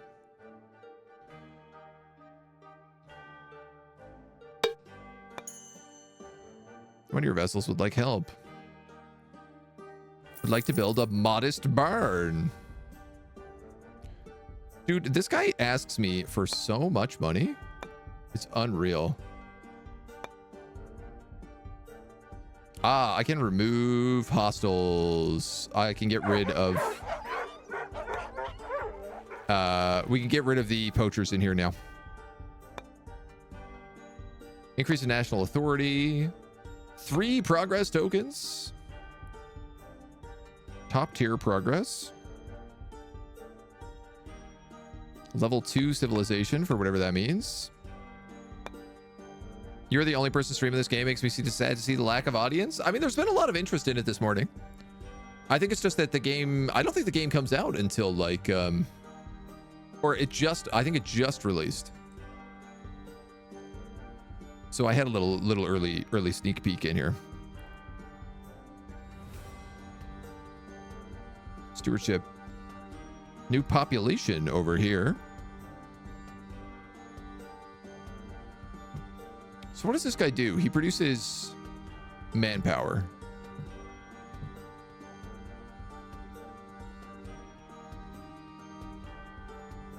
I could have him produce money, but that's not really going to do a lot for us.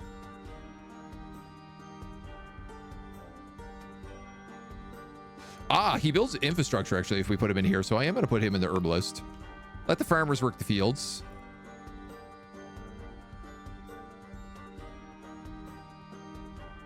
Right, and you're currently making no money because of all this baronial garbage.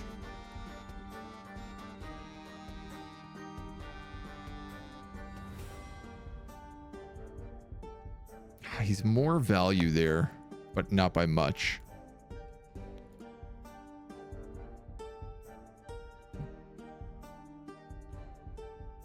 Low food, low piety. Health bonus, regional loyalty. I don't understand why I'm not getting a flax bonus, like why we're not importing flax.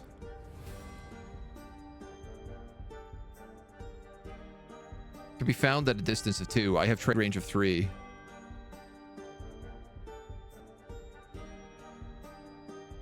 Like, why am I not importing flax? It don't make sense. Why you no imported the flax? Is it turn-based version of Crusader Kings? Similar. It shares a lot in common with like Paradox DNA. Didn't know this game is coming out. Just got Fields of Glory Medieval and DLC to Empires. And FOW1 in the Fanatical bundle. Yeah. So cool thing, if you have Fields of Glory Medieval, I think, you can play all of the battles in this using Fields of Glory Medieval. It like sideloads both games.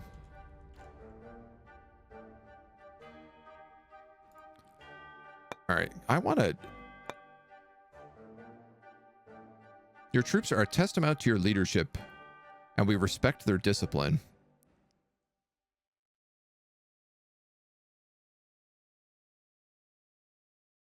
Beware of your family, Count Palatine. An uncle or brother inheriting your throne is not necessarily the solution.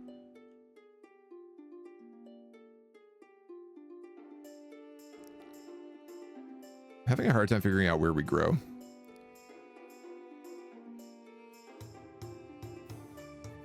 Hungary and Poland both seem like they're too big for me to fight.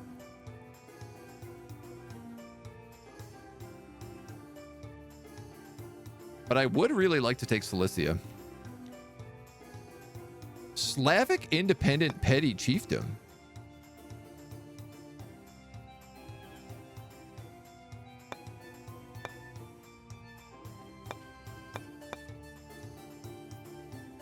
How do I fabricate a claim on a province?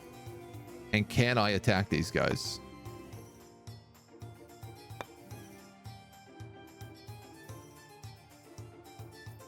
The answer is I can move my army here, so I think I can attack them. I wonder if we can just steal this province. Like in Empires with Fields of Glory 1. Oh, cool. Bohemia, always a powerhouse. Where are your troop benefits? Like, what makes them different? Our special troops are crossbowmen. Mercenary crossbowmen is like our provincial unit. So far, our focus seems to be on crossbows.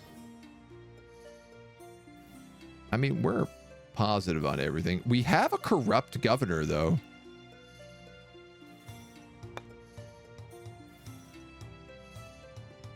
What are my stats? Admin 3, military 3, piety 4.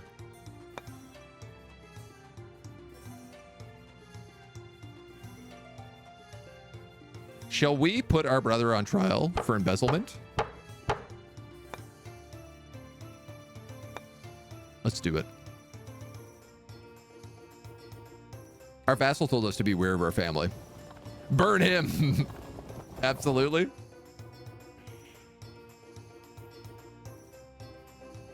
Set him to the torch. I really hope if I take this province that we just get to keep it.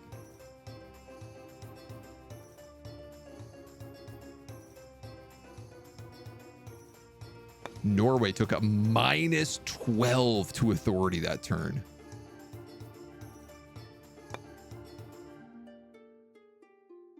Forge a claim. Forge a claim on the target land. The comparative administrative rating of both rulers will influence the result. I would like to take back Bohemia.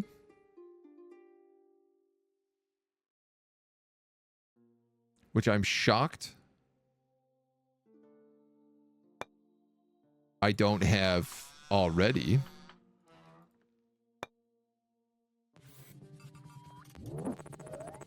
But perhaps we move out of here. So the problem is that like the Holy Roman Emperor owns these 2 chunks of Bohemia.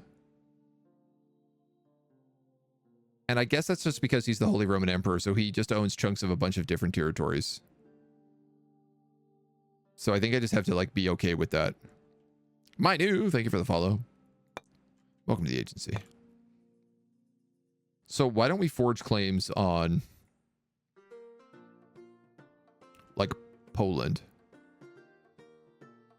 If this is what we're going to do.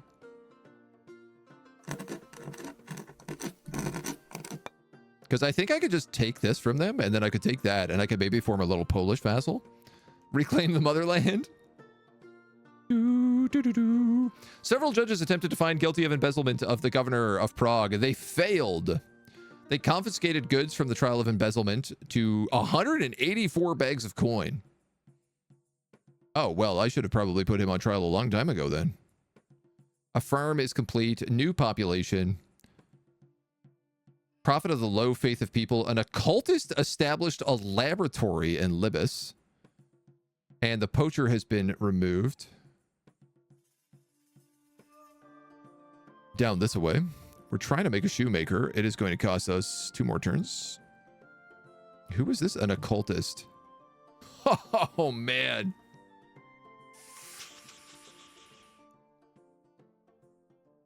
People in this region are not very faithful and thus prone to turn themselves towards beliefs that are condemned by the clergy. Regions with low loyalty. Dude, my loyalty is super high.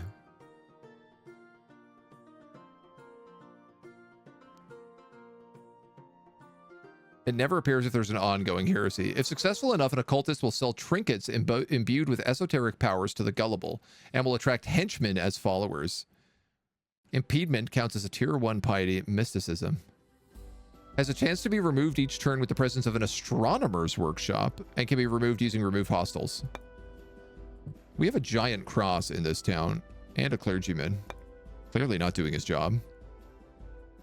Our farm is officially built in our capital, so now we are making grain. All right. Barrels workshop. A barrel for everything. Parchment makers. We could make parchment and vellum here. It's not a terrible idea. I don't know where we're getting leather from at the moment.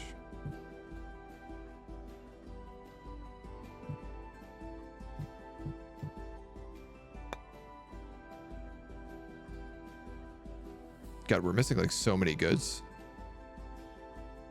Gold, wine, weapons, armors, tools. An astrologer's house. Okay, I'm probably going to make this guy, maybe. He gets a bunch of bonuses from copper, which we make in this town. Astrologer is set up in the region studying the mysteries of the celestial sphere, allowing the light of heaven to become the stars we see from Earth. In the same ways, the fortune teller, the astrologer, will very infrequently generate luck, used automatically to avoid character fate events, deaths in battles, and assassination attempts. I mean, this sounds valuable. I like that it's like based on copper, which we have a copper mine here. And I have a clergyman here who's not doing anything. I also have heresy in this province. So I think that's the right choice. Everybody else is building away. We are marching our army up and around, hopefully getting there in time.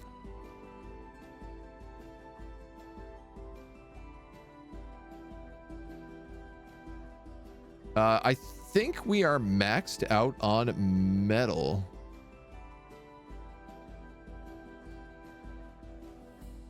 Production of 37 allows us to store at most 63 bundles of ingots, fit for making weapons. Dude, where am I making all this metal to? My capital.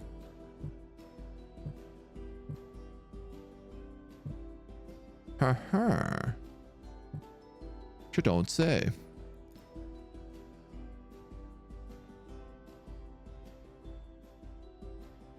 Well, I don't want to take anybody off the piety because we clearly need it. Can your vassals join your war? I'm not even at a war yet. I'm honestly, I'm just invading a petty chiefdom that I think is just like automatically at war with everybody. I have noticed, though, he has a stronghold and a baronial vassal here. So this is actually a sizable siege location. 27 POW. What is my army? 117? All right, well, that should be fun.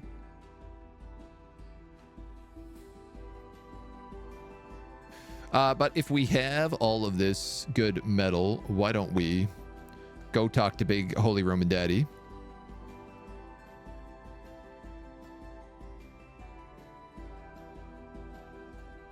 And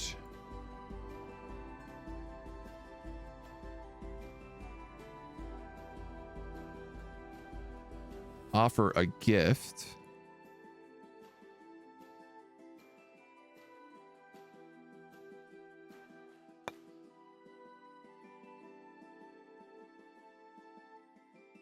Significant sum of money. 80 money. Oh, okay. Transaction. I will give you metal.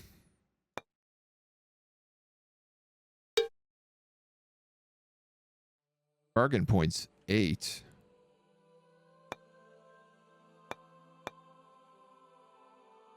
He will not. Oh, okay. So despite being the king of the king of Bohemia, I actually don't have a claim on these provinces.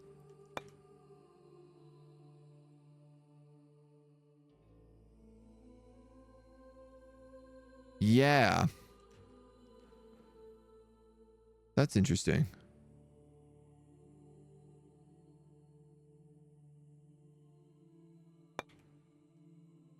So I would need to claim it in order to ask him for it.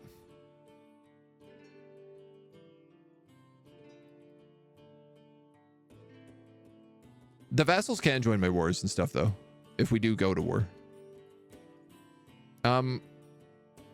Well, cooperation, maybe? Oh. Ah, no, I just misunderstood. Okay. Hold on. I figured it out. Transaction. I would give you lots of metal, and in exchange, you would cede Jubilee. 32 BP. Wow. Okay. I would also need to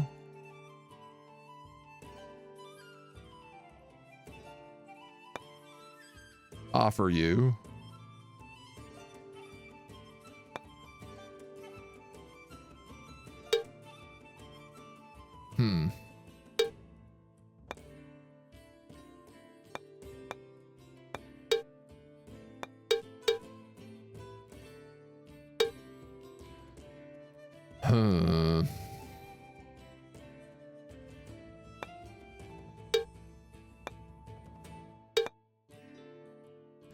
Holy Roman Empire is asking for a cooperation treaty. Bohemia is asking for cooperation. Gradual improvement in relations and more trading opportunities between the two countries. Transaction chance at 33%.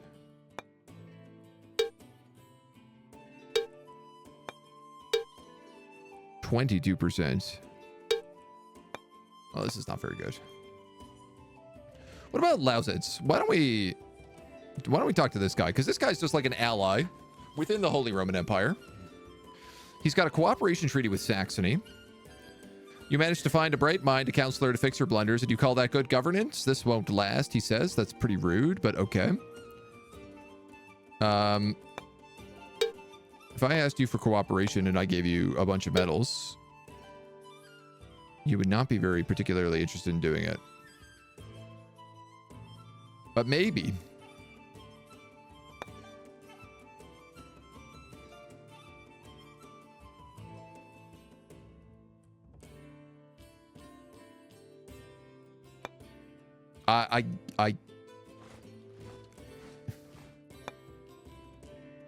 I guess I'm sending him that.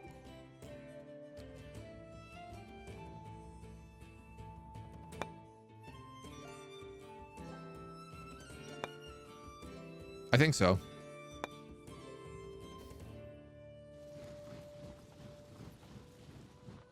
Is Boleslaw II the Bold on the throne of Poland? I'll take a look. For some, I can give you some papers for that claim.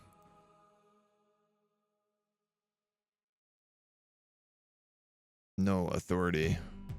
Bourgogne taking a -12. Holy Roman Empire has moved into first place.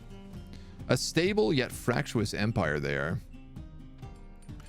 Poland is being run by Casimir the Restorer, previously known as King Winciołeki.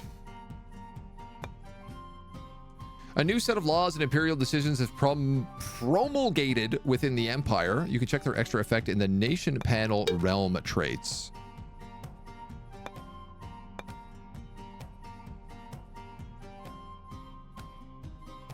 Imperial craftsman? Several talented craftsmen have been forced by the emperor to work for him in the capital. This is nearing abduction. Infrastruction penalty 20. Faction-wide legacy gain decreased by 15 for 30 turns. Wow. How dare you, Holy Roman Empire. Stupendous gifts to courtesans, prize horses, marble statues. The peer of the realm is living a life of luxury and is very wealthy. Okay, man, our governor is hella corrupt.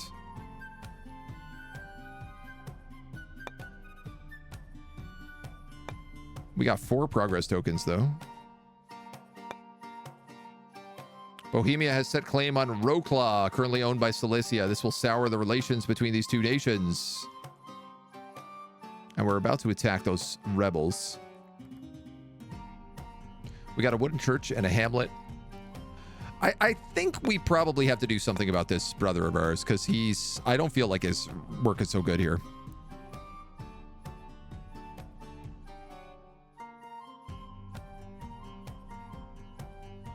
We have another brother who's noble, but he's also not very loyal to us. We also have another brother who's a clergyman who is loyal to us, but it's just like not very good. We failed to burn him. They didn't find him guilty.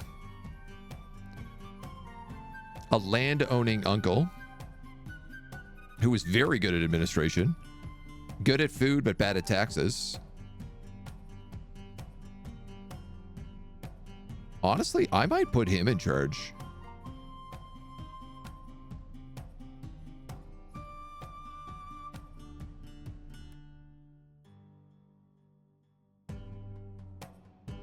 A builder, a hoarder. No leader. Yeah, you know what? Let's put this landowning uncle in charge.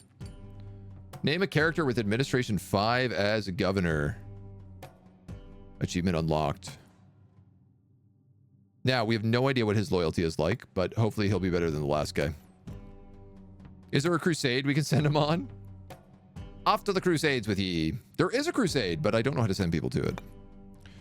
So we have just completed in Libis the Hamlet, which is costing us a little bit of money. Actually, our money is not doing so good right now. But gives us manpower bonuses.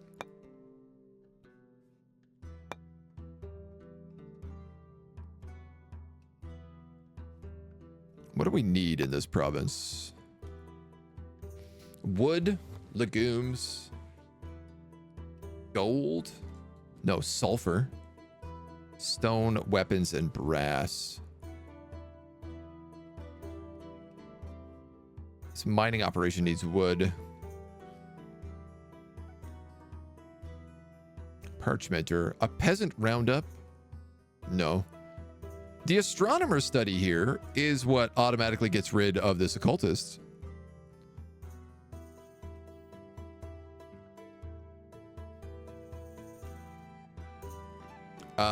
But it also kills my piety?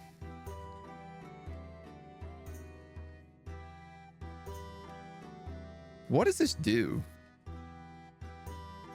Perhaps a minor noble might become his patron if the work is high enough quality. A tier 1 building of science. I guess it gives us stewardship if we have brass and tools. Otherwise, it just costs us piety.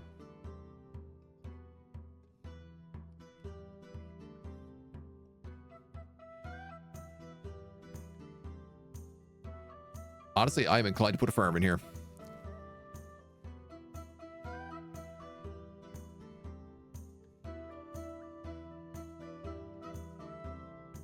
Metal, I don't need. We're already maxed out on metal. Church didn't like the astronomers too much. All of these buildings feel like they suck. I suppose stewardship is not bad.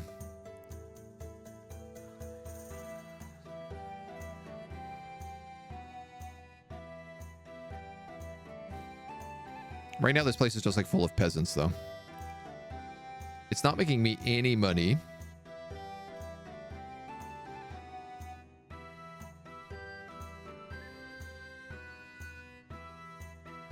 A parchmenter would get us money, piety, and stewardship.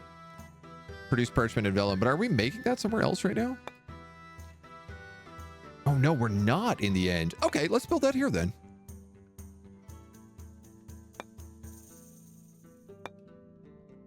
I think that's probably not a bad idea. That will give us a third, like a commerce building. We can import the leather from this forest, and then we can send it elsewhere for, you know, Jesus. Occultists don't really give bonuses, no. They take a lot of stuff away, though. If you have brass, they give you manpower, because he hires thugs to work for him. And actually, I guess if you have sulfur... oh yeah, if you have sulfur and you have brass, then he technically makes money. So there are bonuses to be had. We have just made a wooden church here, the shepherd and his flock.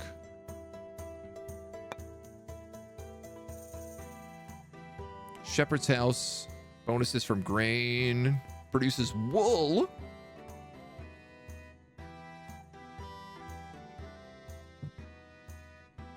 Money from flax, money from drugs. Current gain 0 money. Gain 8 money if barley field or an upgrade of it exists in the region.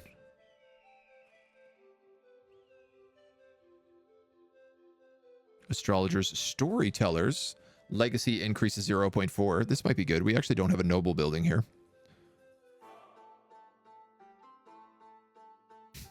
This playlist rules. So far, very good.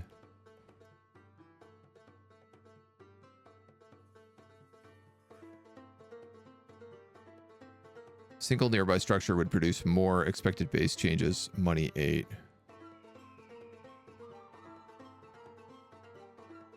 So I could build the shepherd's house here, but I think maybe the storyteller for this legacy, I guess, also gives me some money, which is maybe not a bad choice.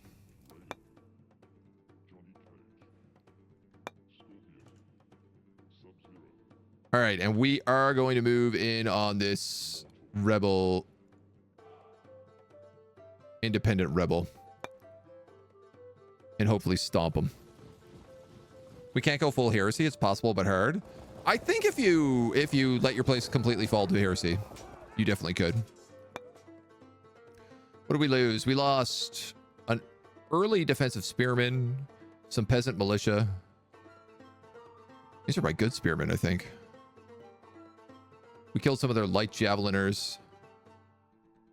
They have mercenary bowmen and defensive spearmen. The battle ended in a draw.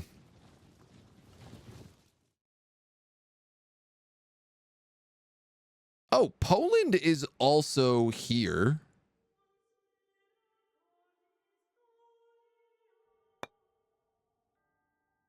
Oof, man, they slaughtered my peasants.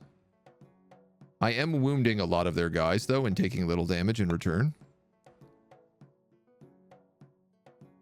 It looks like we retreated.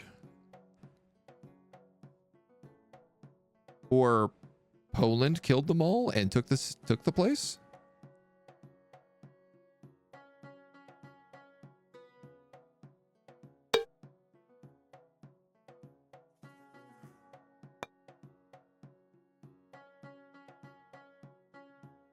Amidst the chaos of the battle, the valiant general fell to enemy blades, the general of Bohemia.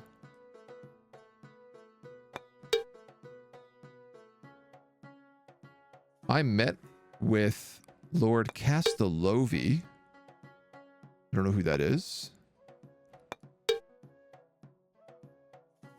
Lausitz rejected our offer for cooperation. We have a pretty good understanding of where this character's loyalty lies.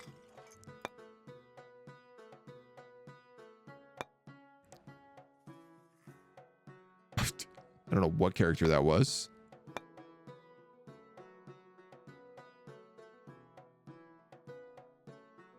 And we have a decision to fight the plague. The Holy Roman Empire has been reformed, is now the Fractious Empire. Z Fulkina. Herald Z Fulkina, my brother, who I just took off the throne. It said we know where his loyalty lies, but I actually am not seeing that here. This guy here, I'm meant to understand what his loyalty is, but I'm not seeing it.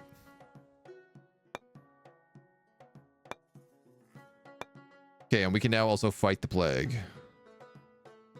But there is no plague nearby, I am happy to say.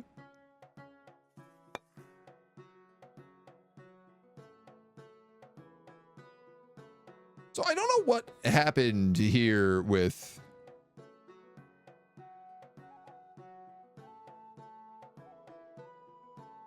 Oh, did we like kill the army, but then Poland besieged the fort, maybe? I'm gonna try to help him. Either we help him or we, you know, do it ourselves. New population in Leibrick. You know what? I wouldn't mind upgrading somebody to a freeman here if we can afford to do that. We cannot. New population in Zatek. It's fine. We met with Lord Z. Castellovi, who pledged allegiance.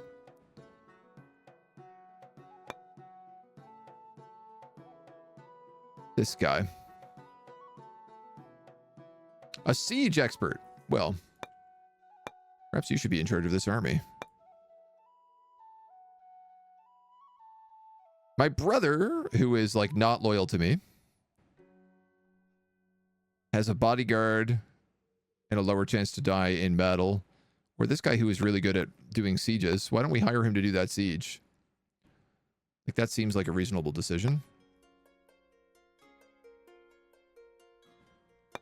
I want to recruit units, but also I'm like scared about our money situation.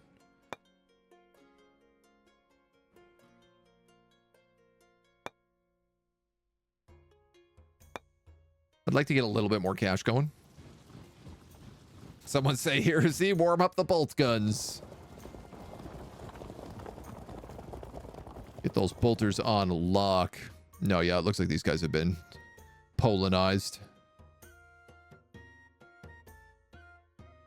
Yeah, we're kicked out. Damn. Where's Poland on this list? Way up here. 59 authority. Dang, dudes.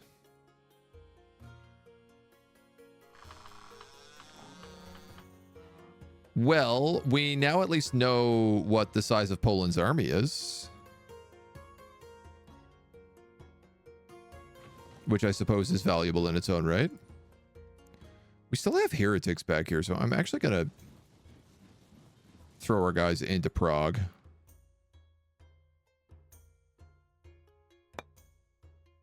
Oh, great. Our new governor, also corrupt. Seem to be really having some bad luck on that.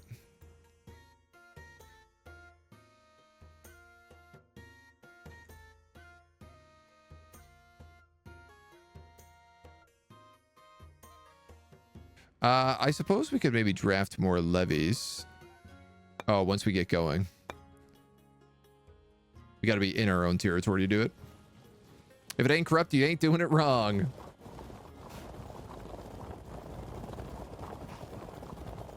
Gotta have a little corruption going.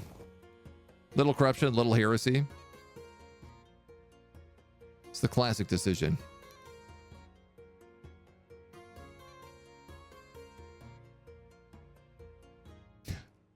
I just keep being like, I have no idea how I'm doing.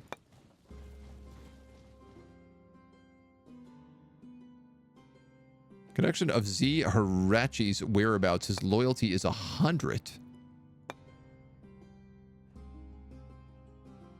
Z Hirachi? Paradisi?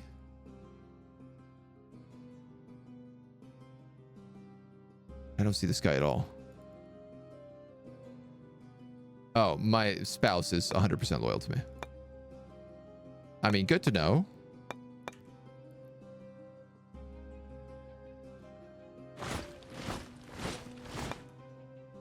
We'll grab some levies.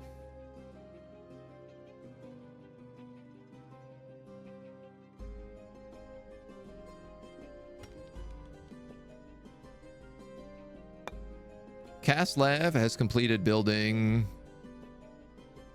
a shoemaker here. Which is good because we also have furs and pelts here. No wool, but Craftsman Borough gives us the infrastructure that's always needed to grow. An exchange post. Money, piety, and stewardship from amber and furs and pelts. Now that could be kind of valuable to us. We do make furs and pelts here.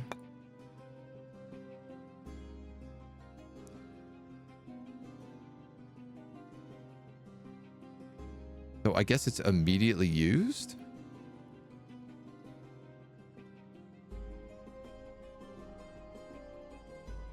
Local watch needs wool.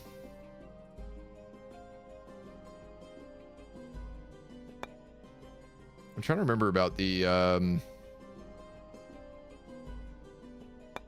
trade good overlay. I could get amber from Libici if we got lucky on that roll.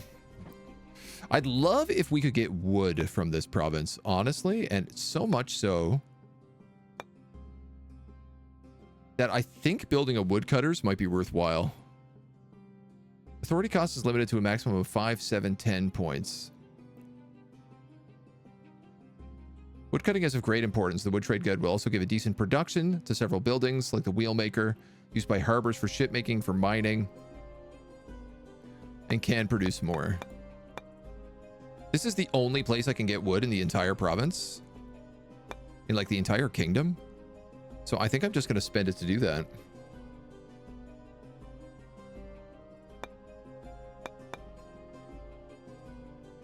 And hippity hope for the best. So far, the game seems like it's mostly focused around, like working on your kingdom. A lot less in terms of the armies and fighting each other, at least where I am in the world. I guess it's a little bit difficult because it's I have the Holy Roman Empire on one side, and then I have just a bunch of huge kingdoms on the other side. One of your vassals' lands is dangerously low loyalty and is on the brink of unrest. Should we send in forces to quell discontent? Privyslav is a close supporter of the realm and perhaps appreciate the assistance.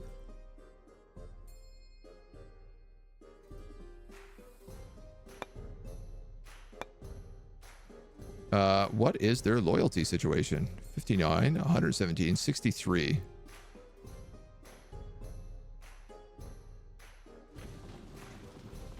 So I guess we're going down there with everybody. Little corruption never harmed anyone until an exterminatus is ordered. Z Fulkina.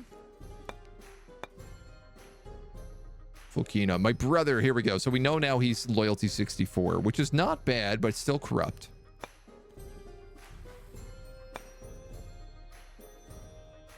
We increased our authority. We have a regional call to arms. The army needs to be mustered. Each local lord must provide a contingent of troops for the upcoming war.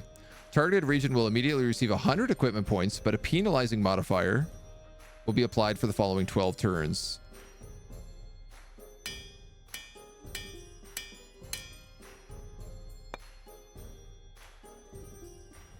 Equipment 39, equipment 4.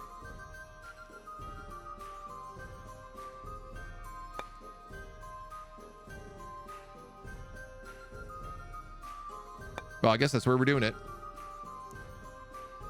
Good enough. Let's get penalizing.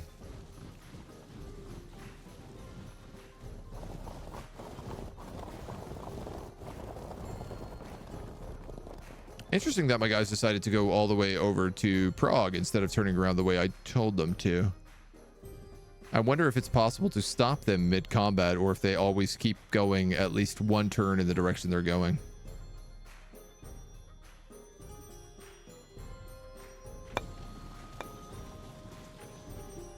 The Ost is being assembled. Move capital. Well, that doesn't make sense. Our troops couldn't quite manage to pacify the vassal's realm, and loyalty there remains spotty.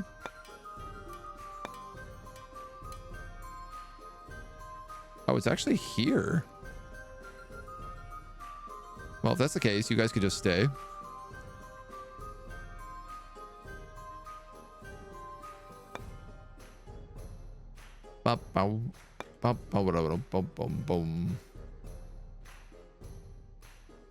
I don't know, like, should I go to war with these guys?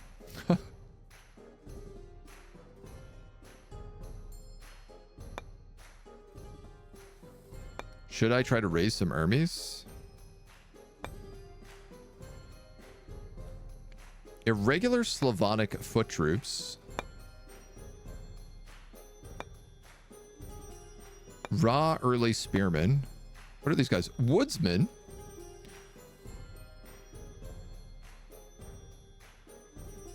Upkeep of 12 money, 1 metal. Upkeep of 7 manpower. Right? Like, that seems wild when I only have a +3 manpower thing. 24. Sergeants. Well armored. And charge.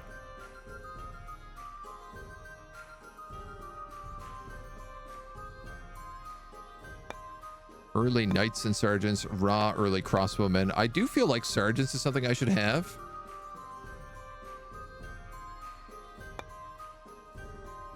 I'm going to try building them and see what happens. Is all the combat auto-resolved? It does seem to be, yep.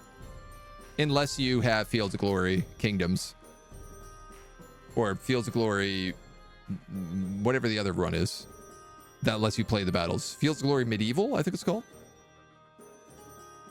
Don't see how I could possibly afford that. I mean, definitely a lot of our cities are not well optimized right now. Have one of your buildings with at least one of your regions with at least 1 building of all categories. Achievement unlocked.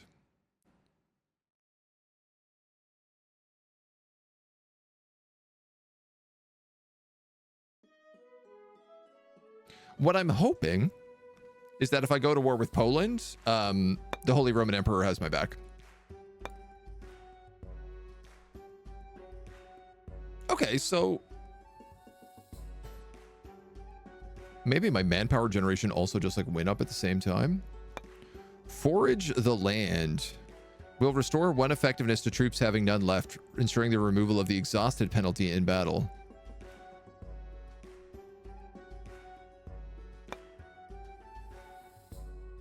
Well, I don't think we need that. Everybody's in good shape.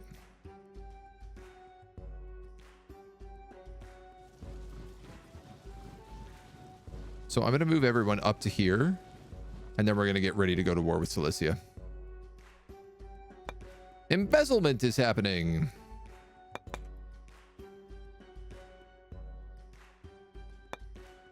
I don't think I could do anything about it. Prague has finished building the astrologer's house. What have we gotten for our next round? Storyteller, cemetery, peasant roundup, bakery, a leper house, needs drugs and herbs, which we have. Building is efficient at fighting off plague events, lowers occurrence chance, and then actively eliminates them. And a beekeeper produces honey and wax.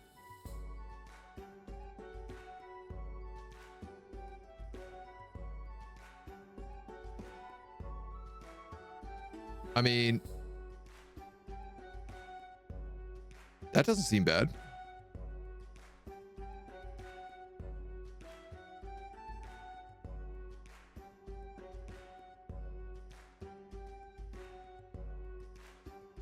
It doesn't need anything, but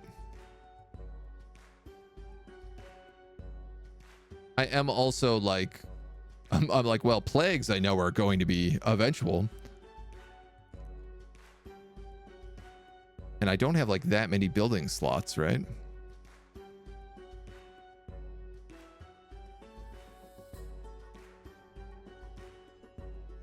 Three population or more for 4 health, 1 piety. This is 5 health, 4 food, 1 money, and produces stuff. I'm going to give it that.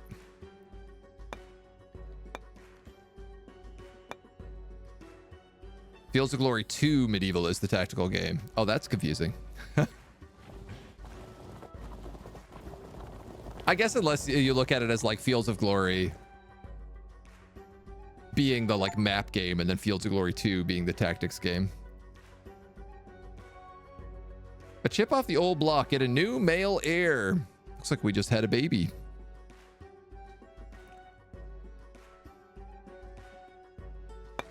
I do appear to be gaining some ground in the old authority realm. A daughter is born. The son they had wished out turned to be a daughter, Ludmilla. I mean, we have a son. He's 16. He's got a huge schnoz. Like, just look at the size of that schnoz. then a little baby. Sev, thank you for the follow. Welcome to the agency.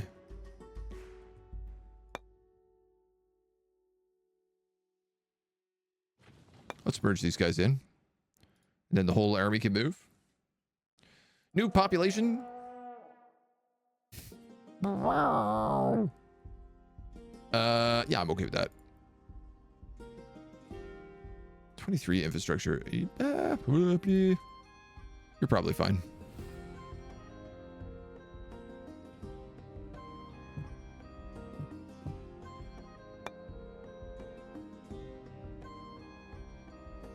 I feel like I should probably have one of those guys there. Send the heretic on over. Conversion chance 2.33%. I mean, I guess if it happens every single turn, it's not so bad. Yeah, my corrupt governor is still super corrupt.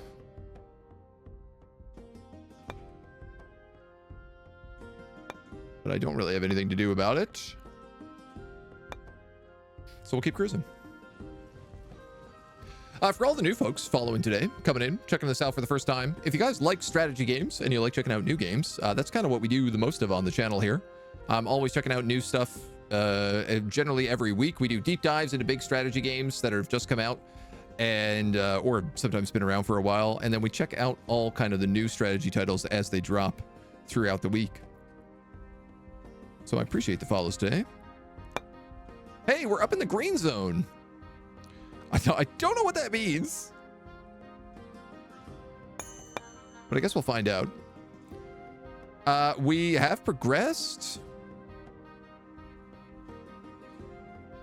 Again, I also don't know what progression means, but I assume it's good.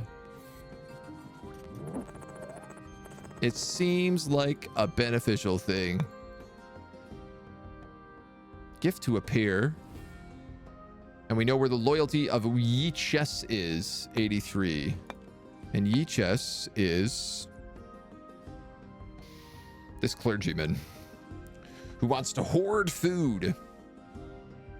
Not a bad option. Does help us grow. It's possible. Ye old Jen, thank you for the follow. Welcome to the agency. Gift to a peer. We will gift a peer of the realm jewelry, precious tapestry, and costly works of art. The poorer the peer, the bigger the effect on his loyalty. The reverse is true through a rich governor won't care about monetary gift. If used towards a foreign governor, depending on your relationship with the other nation, the loyalty of the peer will be raised or lowered. Yeah. The region of Prague possesses a craftsman borough, which is an important building, as it allows progress to the second part of Tier 1 infrastructure.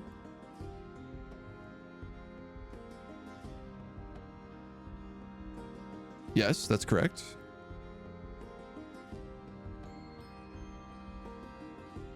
We've had this for a long time.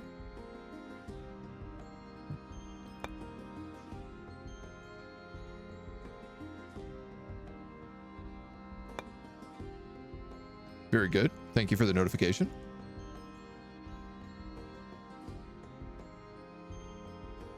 I guess I'd have to attack through my ally here if I want this place. So I'm going to move one more step before we launch our siege. Our very dangerous siege. Progression advances your government level from kingdom to empire.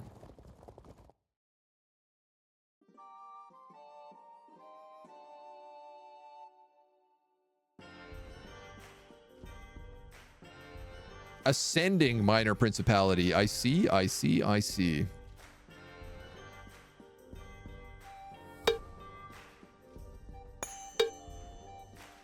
Bohemia is reformed and is now a minor principality. The ascending minor principality of Bohemia. Okay. Good to know.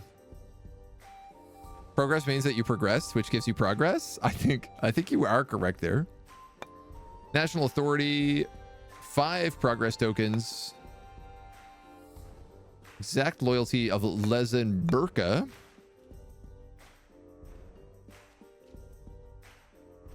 Who?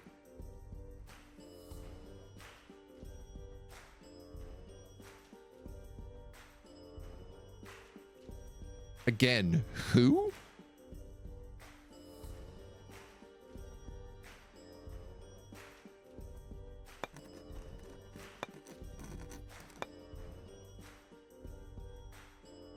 Okay.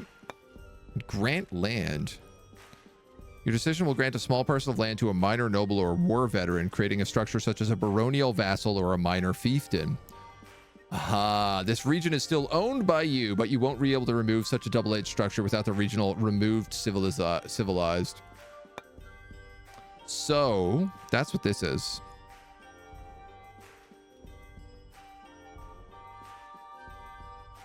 The small holding is under control of the regional owner. A landed noble, a baron, is ruling some part of it. Provide to his liege some manpower when needed and will fiercely defend his own little domain. But a large chunk of the taxes are kept for his own expenses. It's not all bad, as the firm hand is certain help in keeping the populace under control in an age where authority was often decentralized. It is possible to give a minor noble a barony through the regional decision grant land and revoke it through remove civilize. Allows recruitment of medium infantry standing army units if you have any. And if the state authority is very strong, the baronial holding can either be disbanded automatically or provide an absorb vassal decision should you have none. 20% stewardship, 10 loyalty, but costs a bunch of food, money, and manpower.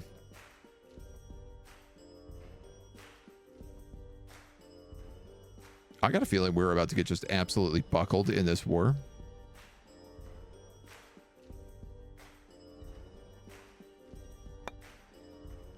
But I'm curious about it. The music rocks. Thank you. I had to spice things up a little bit. A scribe. Most clergymen and civil servants had about a 5% literacy rate compared to about 20% for the Roman Empire. Interesting.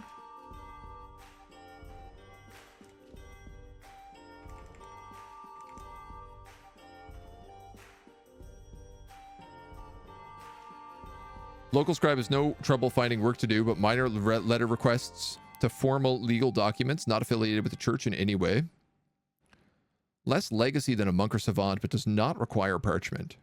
Oh, but he gets a bonus from parchment. Okay.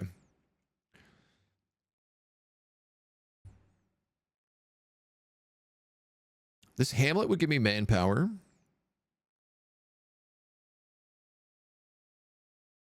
And we have all the bonus resources.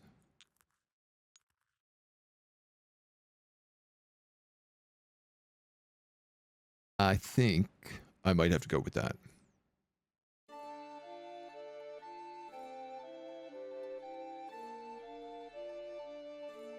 It feels like the most sense to me.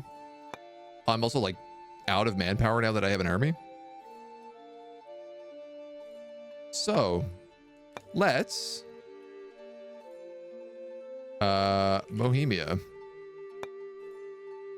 go to war.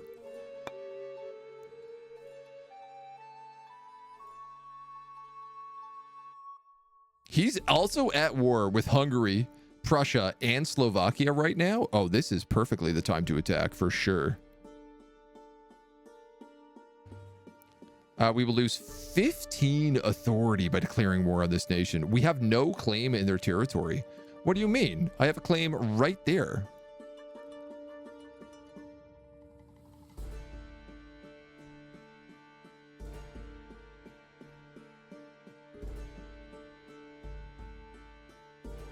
I have a claim in their territory.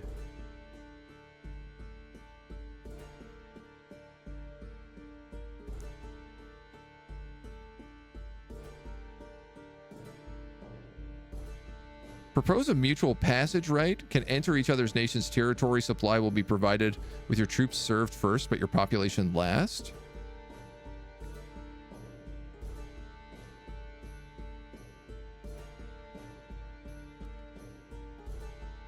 Improve our country was bigger at around this time. Attacking Poland, a powerhouse empire for a good chunk of time. Good luck. Obviously, I'm curious about it because, like, I get kind of screwed with this authority cost.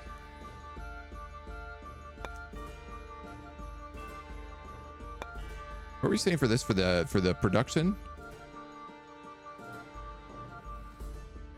Yeah, none of these advance unlock buildings.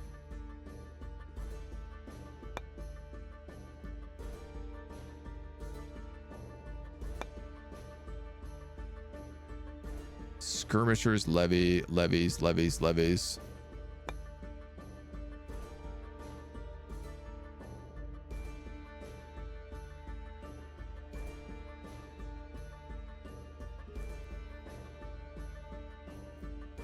Always help future allies.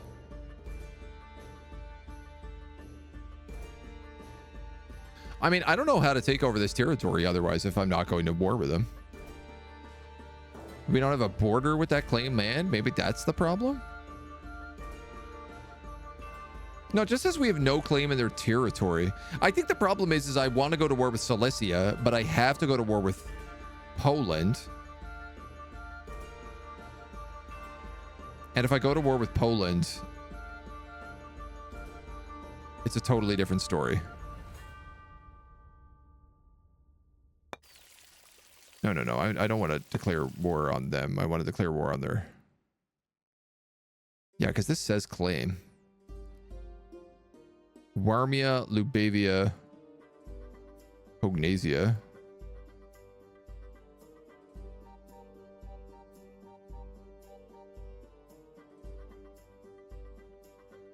$15 authority is a lot of authority.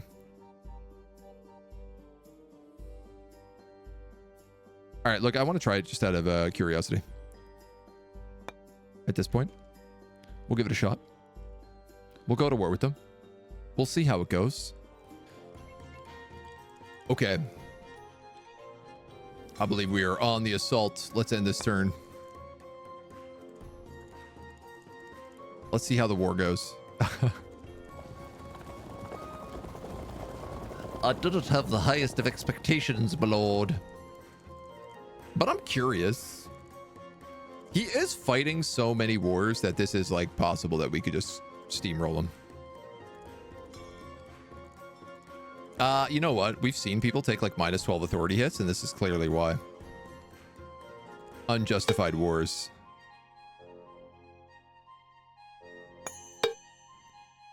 The campaign against Poland will be arduous, thus we are thankful that Bretislav, the Bohemian Achilles, have stepped forward to meet the challenge, says Moravia, our vassal.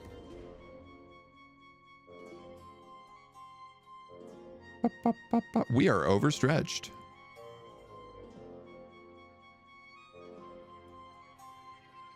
Cool. Yeah, he's in so many wars.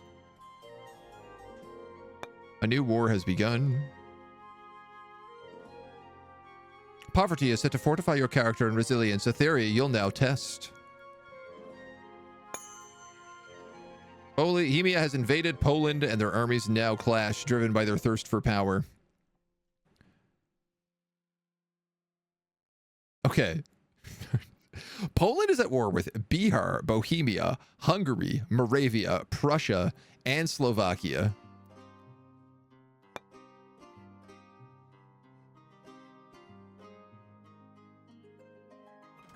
Honestly, if ever there was a time to attack, I think it is now.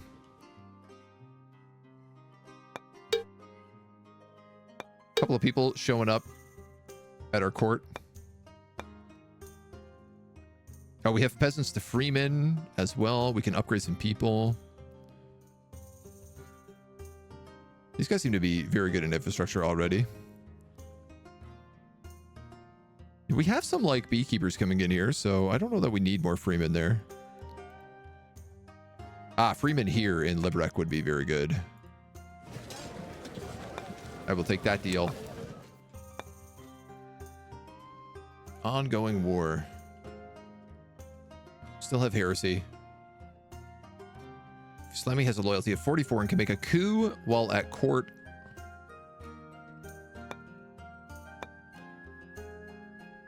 Sorry, who is this guy? Vlasimi. Oh, my brother.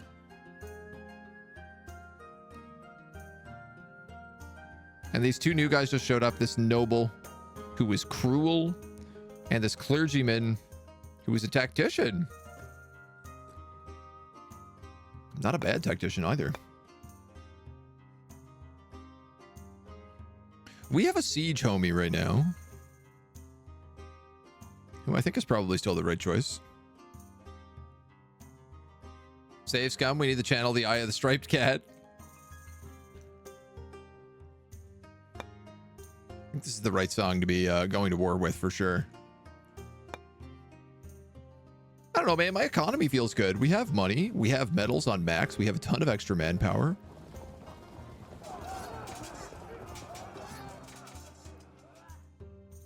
These guys are better than us in general, but we have bigger armies. I did not need to see this. Oh, we just flat won the battle. Could just won the battle. Nice. Only losing a couple of levies, which is exactly what they are there for. And then I guess we are sieging. Siege should be quick. We have a plus 25. And like, I have to just assume that all of Poland's armies are probably busy dealing with other stuff. So we might be able to like grab a huge chunk of it. That's an ugly baby you got? Man, we got some ugly, ugly kids for sure.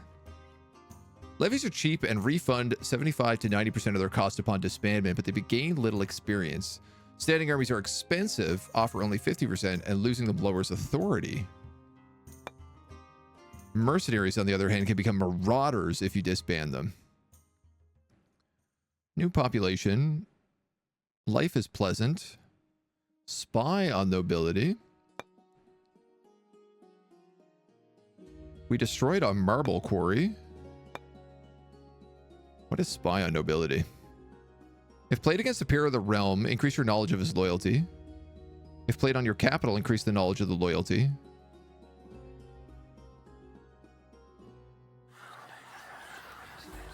I mean, I don't see any reason not to do that horrible sounding effect.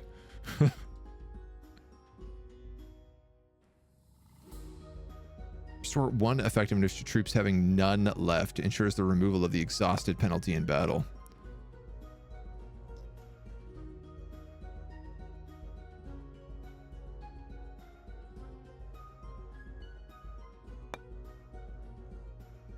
Should I forage here? Must be a friendly leader in the region. Region must be land.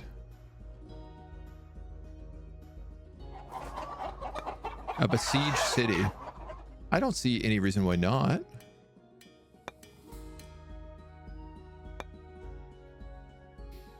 Not fair. Czechs are pretty people. Yeah, I don't know what's with that baby portrait.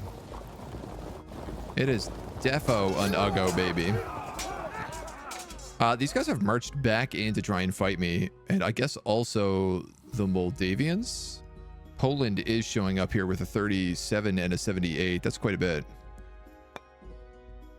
Bohemia wins the battle. We lose a couple of levies. Everyone else gets slaughtered. The Silesian army is in shambles.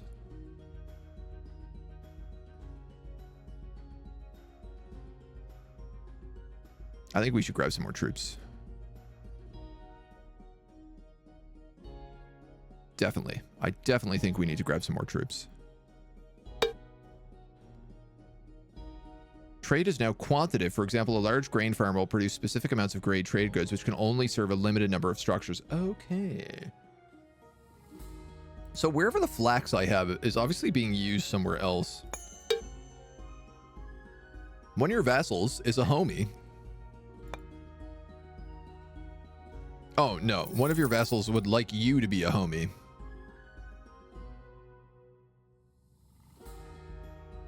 I can actually afford to be a homie. Our health has become poor. We did not manage to have any food. We have a decision to motivate our troops. We'll get +1 attack and +1 defense for the next turn.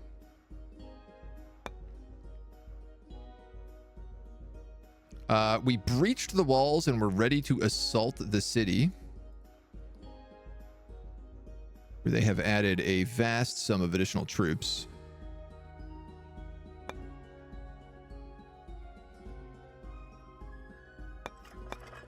Oh, God.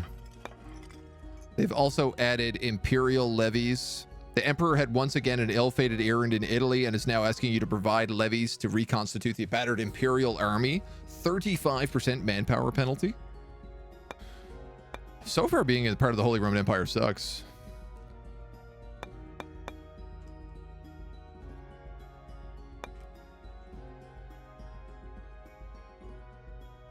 Must be a friendly leader with at least 2 total rating, attack and defense. This guy is our siege specialist, so I'd like to know a little bit. Unbreached walls, 0 of 1. Defender, sum of siege resistive structures, -5. Siege should be quick.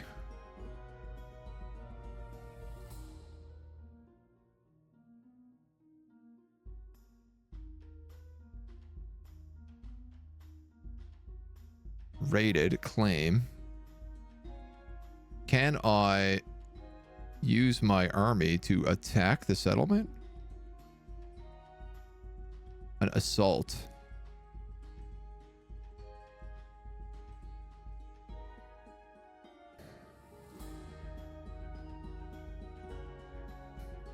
I feel like if there's 70 troops in there, assaulting it is a bad idea. When we have a guy who's a specialist at sieges.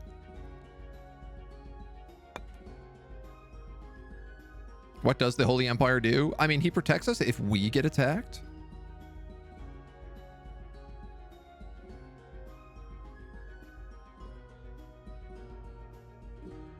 Recruit non-standard units. The exact unit type will be less prevalent than one in your current army. A combination of amount and intrinsic worth. Very diverse, range from specialized troops to elite guards to fighting slaves or brigands. Yeah, I mean, why not? We got some money. We got some manpower.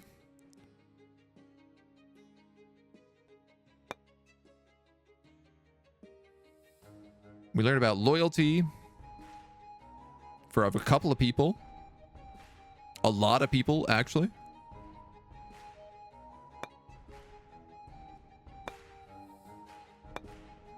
We now know almost everybody's loyalty. We have a sister. Oh, I mean, most of these dudes are super good for us. This brother of mine, who is a pillager, is also very good at offense and good in an army. These other brothers are dangerous.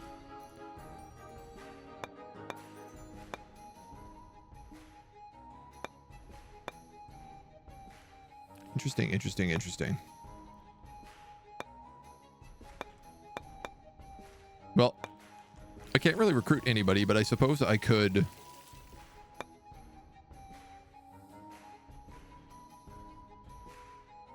maybe recruit some just regular troops into my army if I wanted to.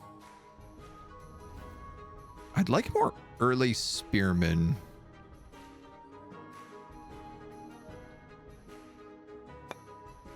If I could. They cost a lot of gold.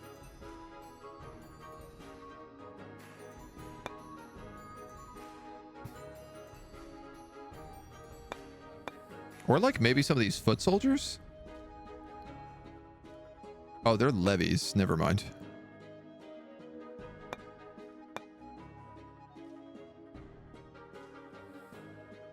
You know what, man? If you're going to war, you might as well go to war, right? How are things working out? I mean, we've won a couple of battles against Cilicia. Poland seems to be trying to make its way towards me. Cilicia is destroyed. Their entire army is buckled. Poland and Cilicia has showed up, but they are fighting Bohemia and Moravia with a combat power of 232.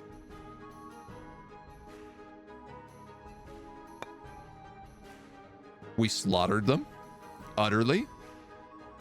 Oh my god, Moravia has like 4 sergeants in their army. Wow, I love my vassal. He's a good boy. I'm glad we let him build so many buildings.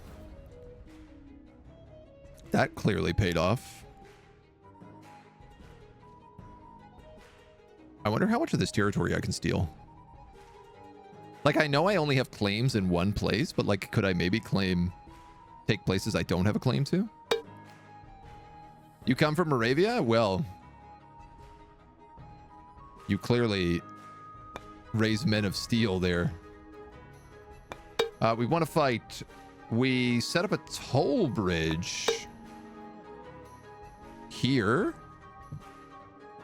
A noble has set up a toll on this bridge under the pretext, or perhaps that he or perhaps his great-grandfather helped to build it. Merchants have to pay an extra tax to cross the river.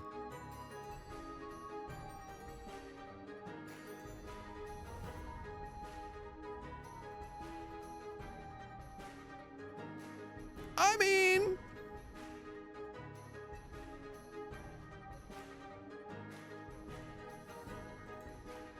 I like taxes.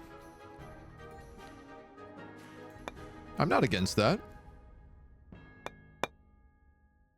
As threat looms, the Lord of Libice has issued a decree for his people to construct a new discreet hamlet.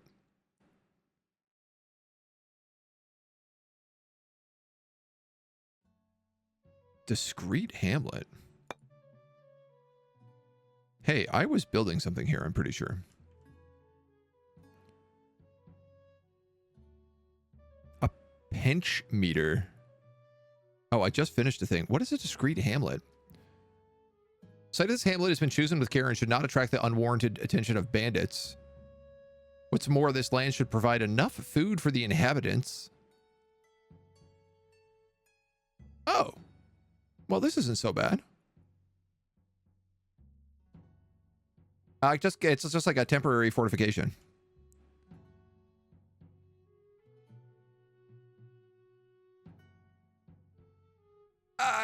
We really don't need it. Can I choose to build other things? A pilgrim's refuge? Conversion bonus, piety bonus, health penalty. Bonuses from preserved food.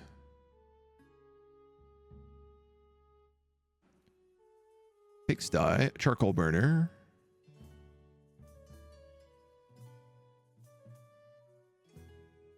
What are we making here? We're making flax, the herbalist, and we're making parchment. If someone raised taxes, it's not us. Any fool. Yeah, so this is literally, they've just decided to build a building here.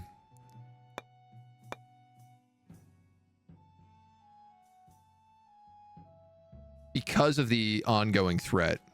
So I think it's like if I wasn't building anything here, they would try to build this.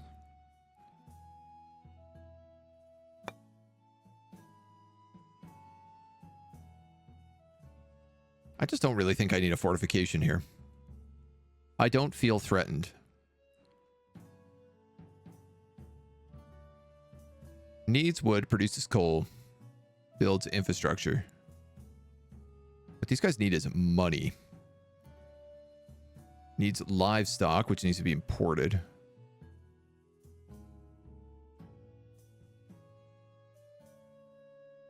This is money and piety.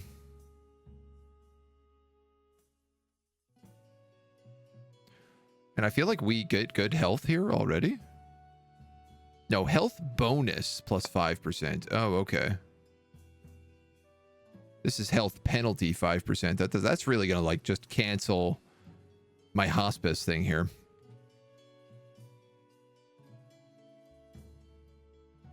No, it's not an upgrade. It's a military structure. So it's a temporary. There's different kinds of military structures. There's like equipment and troops, fortifications, and temporary fortifications. And the thing is, the temporary fortifications don't use slots, building slots, but they only last like so many turns.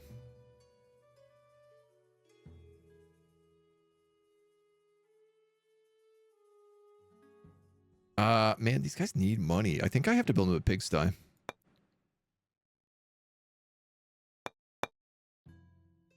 Motivate troops.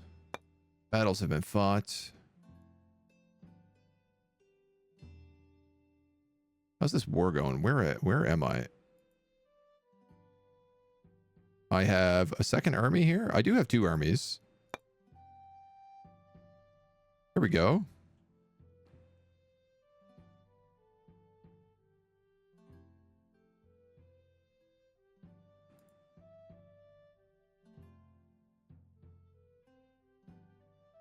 I guess because we keep getting attacked, the siege isn't going anywhere. But that's fine. I don't really want to assault the siege if we are also just being attacked repeatedly. So I'm going to have these guys go up and join in. I am losing money. I am losing manpower right now. We'll see how we feel about that. I might have to disband some levies. I might also just have to attack. Ooh, these guys have a legume farm. Legumes. I need those legumes. First step in fortifying a region, yeah. One of the big things about this game, I presume, is the fact that you can fight battles on the field instead of the overhead map. Yeah, if you have Field of Glory Medieval, you can fight the battles manually. Otherwise, you can just like zoom in and watch them be fought.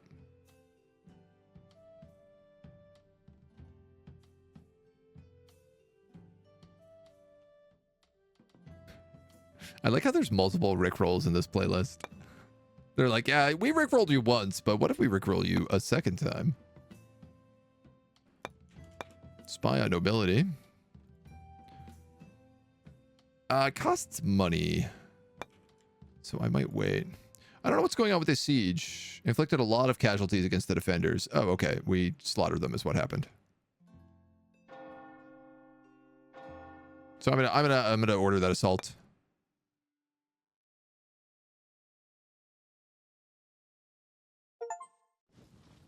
And we're going to head right in. Win your first city assault or captured a wall city through something. Achievement unlocked.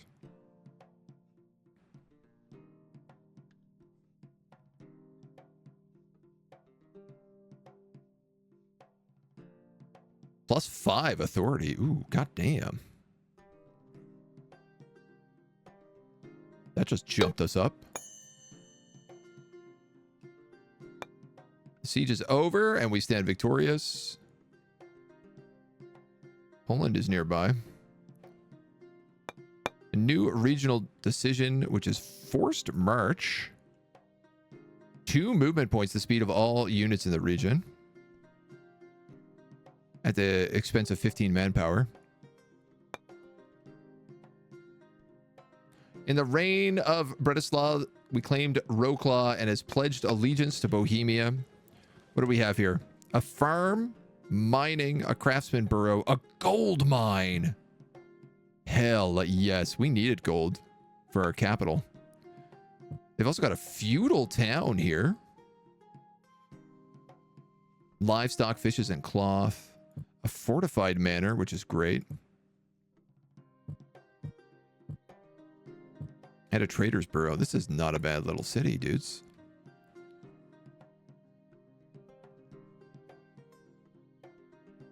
The barber provides health and money. A gambling ring. Gain 5 money if an inn or an upgrade of it exists in the region. A tournament ground. Oh, cool. Bonus of 10 XP when a unit is created, applied to cavalry and heavy cavalry. Fortune teller and freeman cottages. A lot of this stuff I don't have access to. That farm makes grain. This cattle ranch gets bonuses from grain.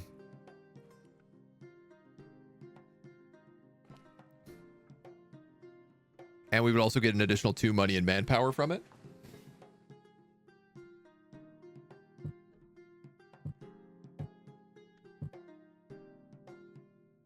Track or better. I don't know what track is. But I feel like a cattle ranch is not a bad idea.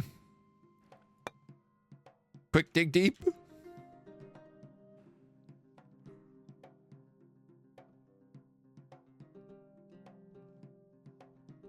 No church. Place has been raided as well. Now my question starts to become of like, what do I do next?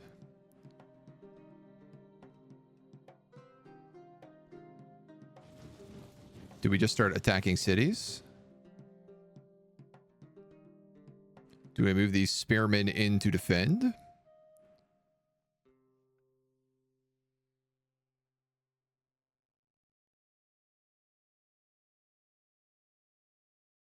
We've gained Wroclaw, which was the seat of power of Silesia. The treasury has been plundered.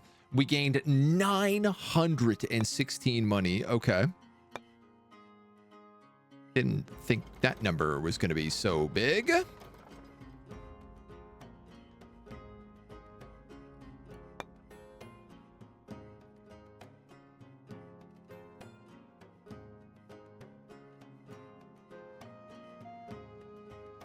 Defensive war, we're overstretched. More duration, -20. Your ruler negotiates badly. Final peace chance is 77. Okay, so we could definitely take some more territory here.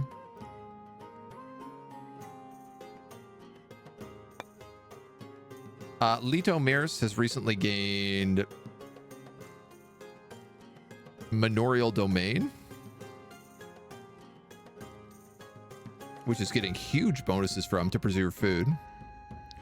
And unlocks other milestone buildings for tier 2 agriculture. Hemp fields. Wood cutting. I didn't know we could cut wood here.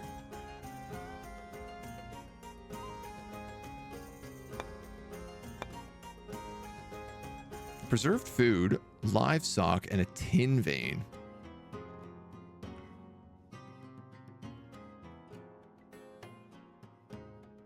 An exchange post would get us money, piety, and stewardship, bonuses from amber and wild beasts. I'm sorry, do I automatically get all of the goods that are just here? The answer to that is yes.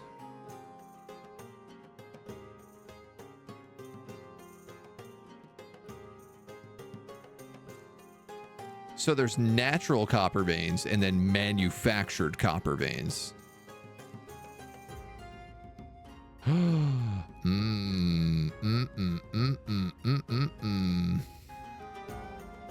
So I do actually have stuff to build an exchange post. We would get a lot of money, piety, and stewardship from that.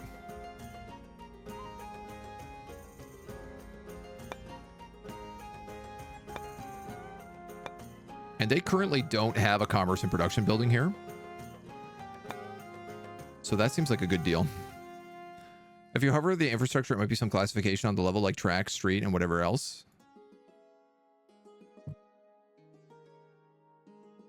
Yeah, surprisingly does not. I mean, I'm assuming it must be a building. But it does seem to be producing gold here currently, so. Ooh, and marble. All right, let's see how this war continues. It doesn't look like Poland is marching in against me.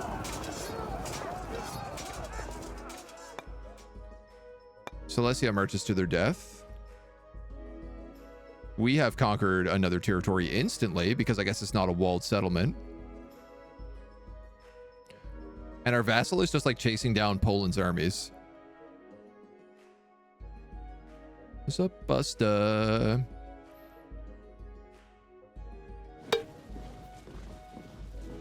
Infrastructure bar, not the road workers.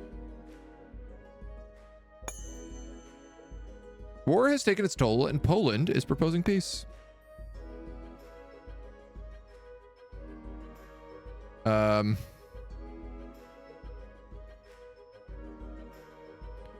Clauses.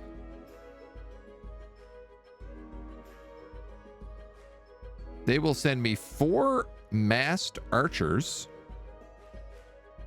and 50 metal. I don't want either of these things. I have crossbowmen, which are probably better than archer.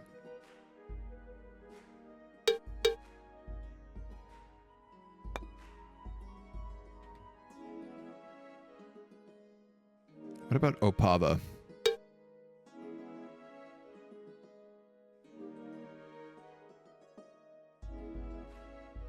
That was this other section of Cilicia. Oh!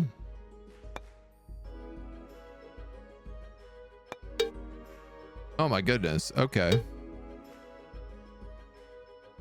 No, I'm not ready for peace yet.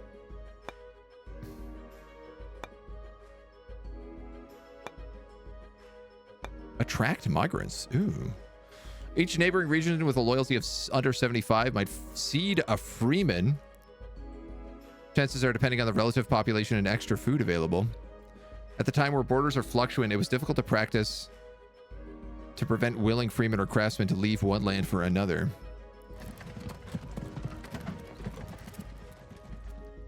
I mean, that seems like a good deal.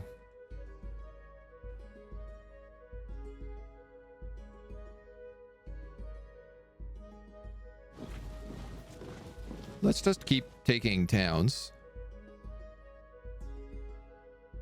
And I think I'm going to have this little army of like 2 guys probably just... Oh, they're already moving after me, so I guess they just got to keep moving.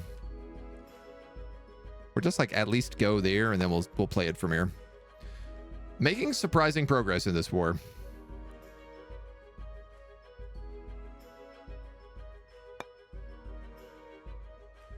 Can I just like reject this treaty?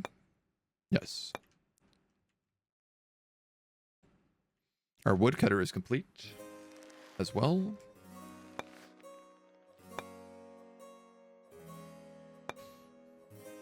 Oops.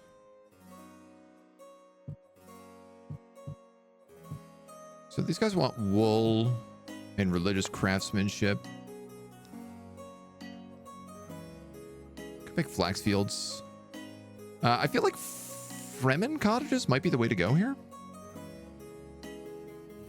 They can work the land provided they pay the taxes, are sufficiently pious, and recognize the local lord as the liege. Will favor the appearance of freemen social class workers while reducing the chance to get a peasant when you get a new population.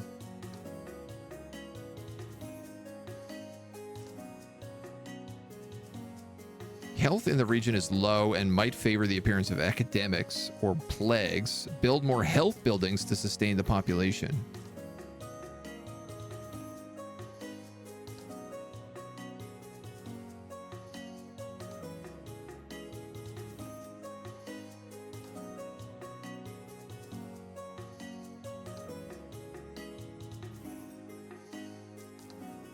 I would assume population is also based off of food. Current stockpile 153, yes. Fremen cottages would give us health, stewardship, manpower, a little reduction in money. But we need tiles and bricks.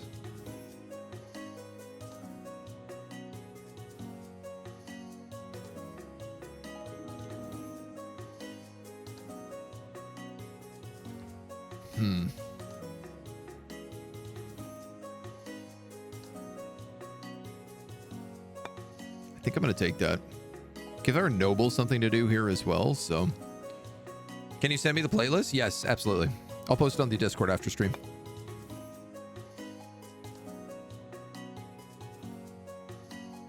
Alright. Now that I feel like I've got an understanding of how the game plays, it's like... I'm like chunking through turns much quicker.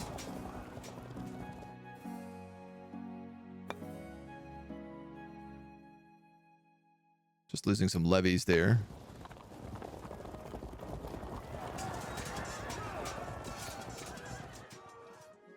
Ooh, we might lose this one. We lost this one.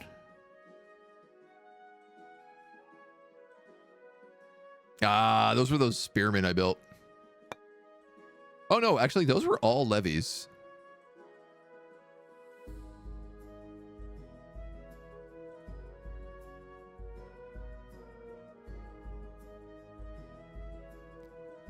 am not clear whether or not we made good progress there.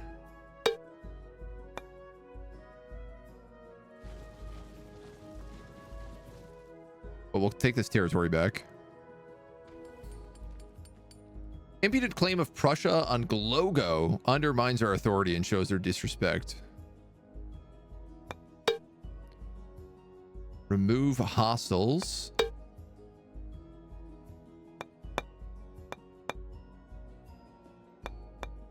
Success, success, success. Okay. All right, so I'm going to remove hostels from this province because it'll get rid of this occultist who is just like draining my money, piety, and stewardship. We have more population down here, which is fantastico. A beekeeper is completed here in our capital. Village roads. Oh, this seems useful. Doesn't take any slots. Gives us 4 infrastructure and 3 money. Okay. Even a network of modest roads, barely better than tracks, will help the circulation of goods and people in the region. Military units will also benefit from the mobility. Infrastructure will be created with a few units of engineering capability. A baggage train. Exchange post. A levy camp. Up to 3 structures allowed per region. Medium levy improvements. Convert a raw levy unit into a more experienced variant. Oh, that's kind of nice. I definitely want to take village roads, though. Like, that just seems like a no-brainer to me. It's going to be 15 turns to complete it. Because my infrastructure sucks so bad? Yeah.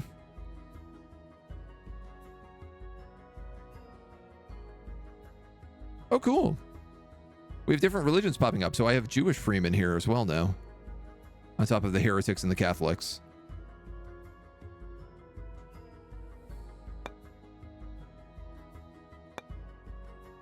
That's a vibe.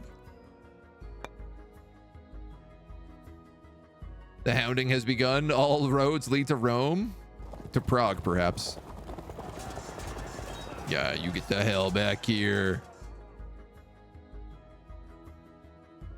Wow, he has got a really good leader on this army. But I still slaughtered his troops. Okay, if I own all of Cilicia south of the river,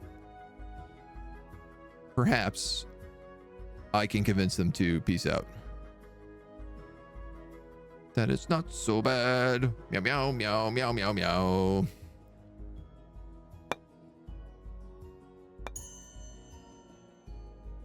Moravia has ordered a body of 7 troops to join with my forces.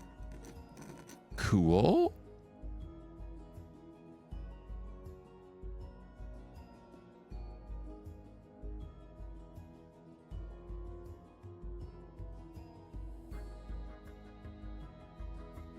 I don't know where they come from, but... Oh, he just gave me an army. I'm sorry, also does Poland have an army in my south? Has Poland just been conquering my territory down here? It kind of looks like that's maybe what's just happened. I didn't realize that was occurring.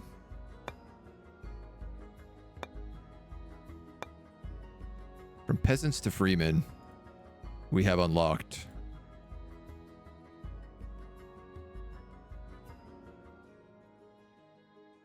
Let's cast it here.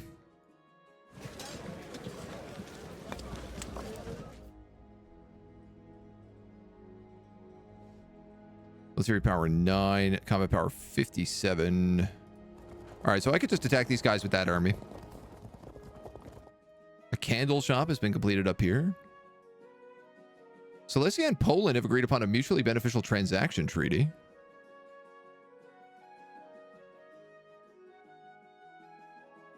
All right, I want you to give me these 3 provinces.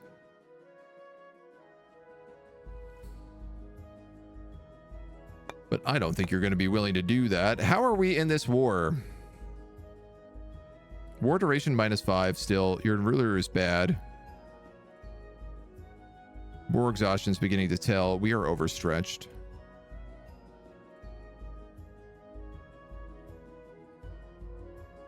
Yeah, dude, they're still at war with everybody.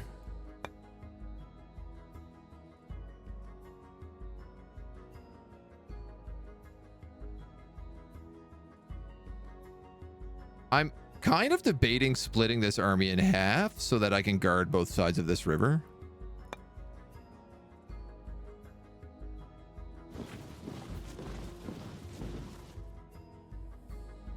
And I think that might be the play.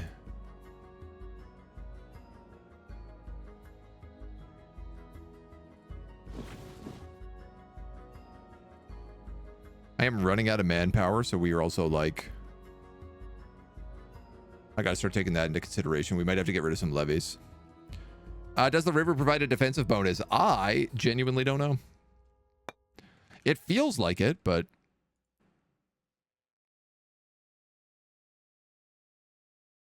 it's hard to say.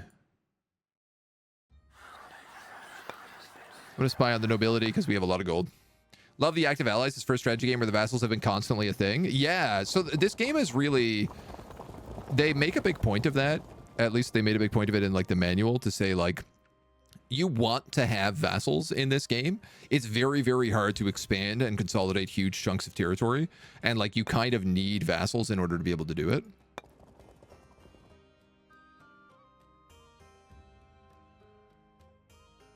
And I certainly see why. But it's also like it's hard to keep loyalty and authority up in different areas. Oh, I see what's happening. It's the Poland army in Hungary basically folded back and started attacking me.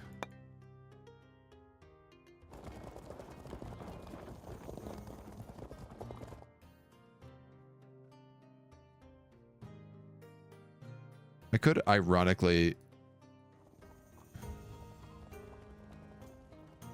no, let's just cut them off here.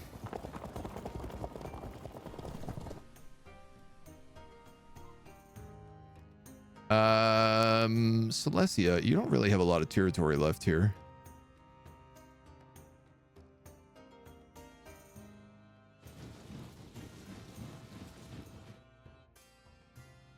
I think I might as well just keep conquering you.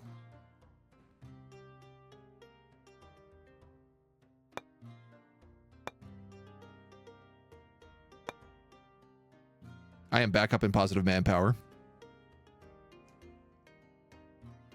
We've spied a bunch about the peasants. We've gained some infrastructure. Life is pretty good. Honestly, I think our decision to attack Poland while they were being in like multiple war fronts was certainly beneficial for us.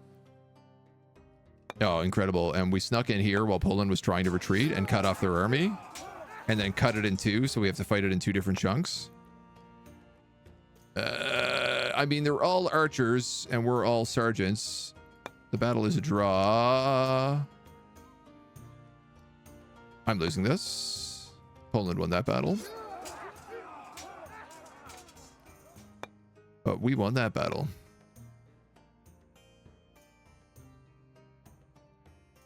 I would like to just take Silesia as a whole vassal, but I don't know if there is. Steam bundle for this game that this is plus Field of Glory 2 Medieval for at least 41% off, which makes the later game basically cost £1. Oh, that's a very good deal. I don't have the other one. Unfortunately, I can't show them together.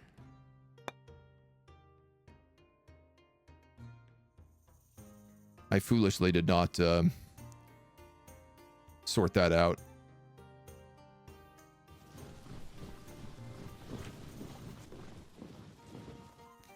I can show the battle, though, so you can see kind of what it looks like.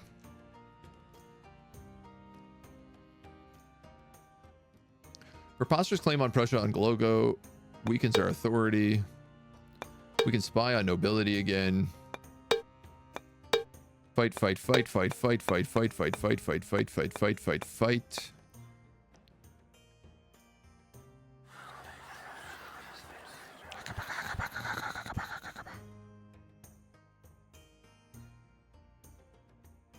None of the rest of that I need to look at.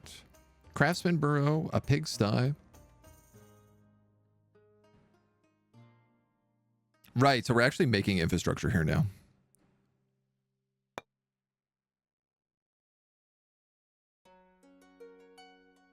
Cattle ranch, butchers. Shepherd house makes, oh, wool. Oh, interesting. Okay. Grass and tools. An alarm bell. 2 light garrisons.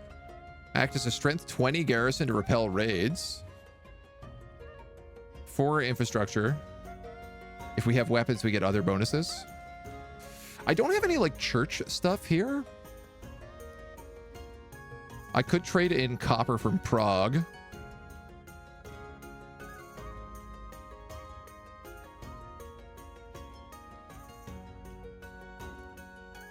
I really don't understand what the astronomer's study is good for, though. It seems like a very costly, not good thing.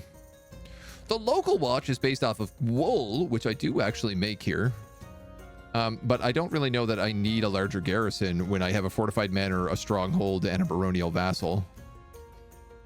Like, this already has a massive garrison.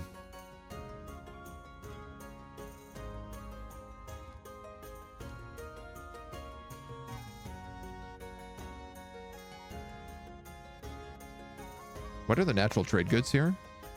Wool and wild beasts.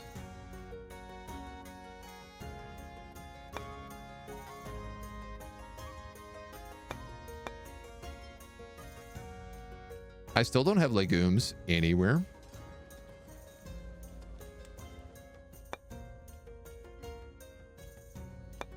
But there's like so many buildings I have not even seen.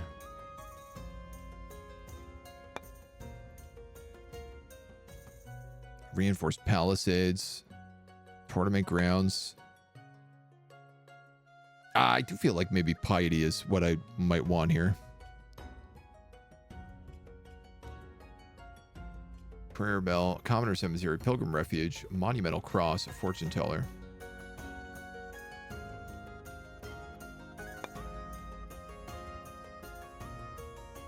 Religious craftsmanship. Bonuses to money, but that actually saps our piety.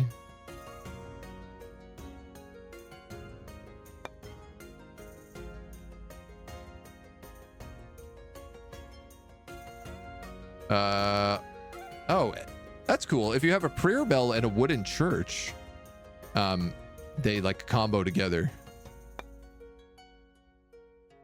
Health bonus and piety. A cemetery could be actually a good idea. It would give us some health. It would give us piety. It would give them some place to work. A loyalty bonus. Not that we really have a problem with that, though.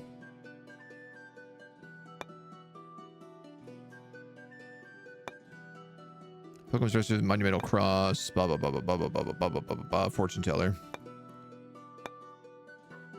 Maybe, honestly, maybe we just build the astrolab just to see what it's like.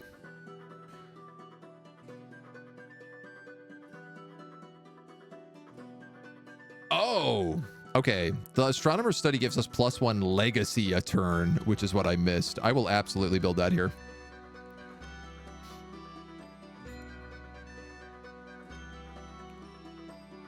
Millstone, can we build them?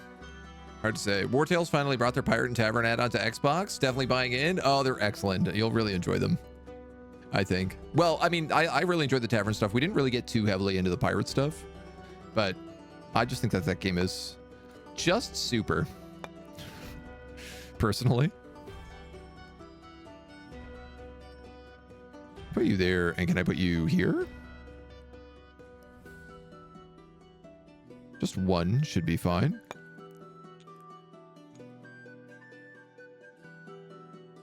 Candle maker requires honey and wax. I should be making wax back in Prague. Money and piety.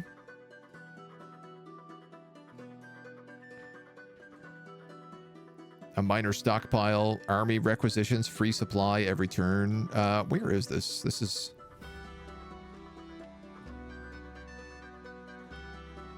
I wanted these two provinces to feed military stuff into Liberec.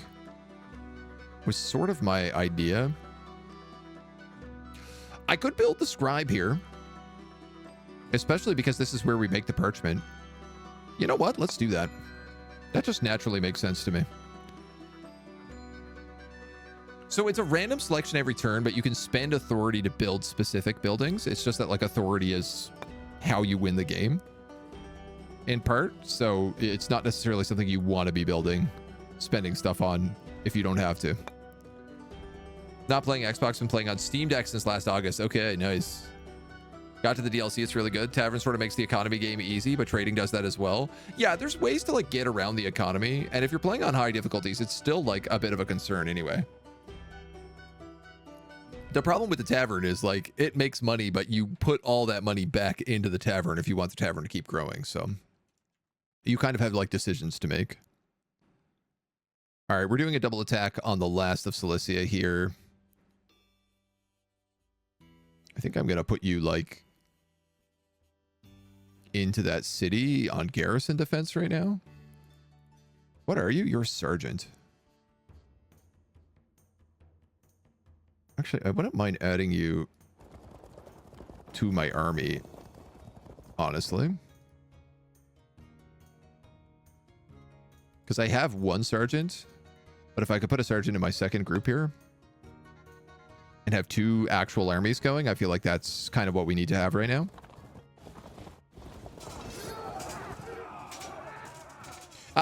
Okay. So if I click view battle, you can see Silesia versus Bohemia. Uh-oh.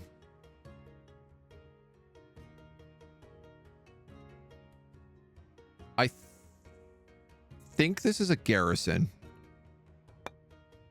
Range phase.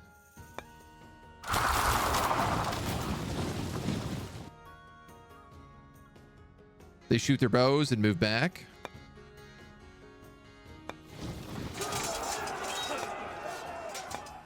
And then basically all these guys start charging in. Most of my guys fall. They pursue us. They win the battle.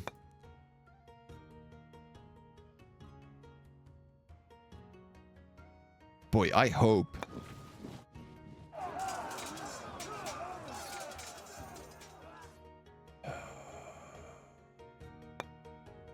Shoot. I did not need to watch that.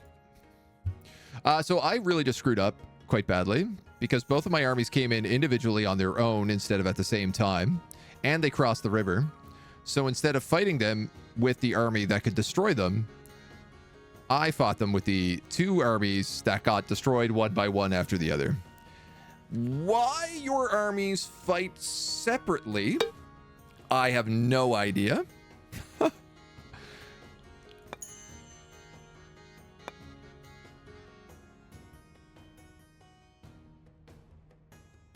Concessions 500. What is concessions? Money? Counter proposal.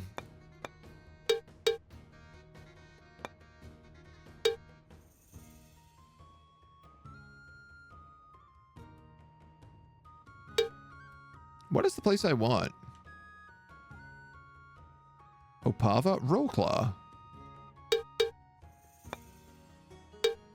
Why is the score for this place so bad?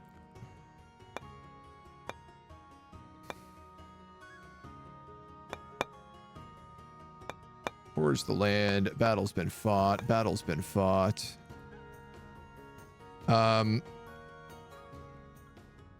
Wow, I would love to know how they came back so brutally just then.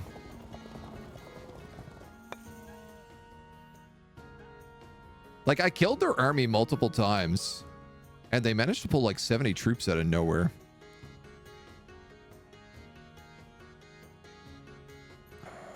I can't draft until we get closer.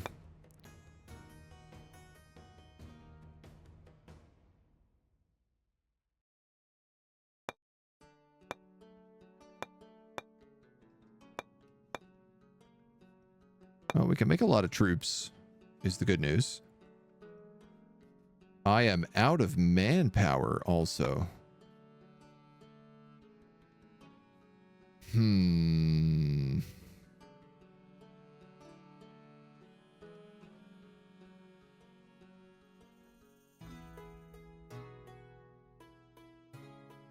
Poland is sieging Moravia.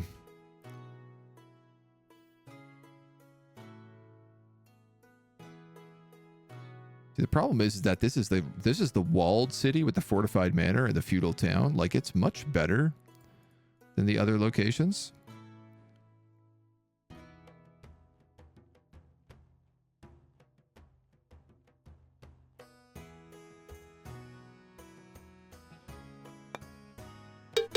What if? Would you give me Legnica? No, 33% chance.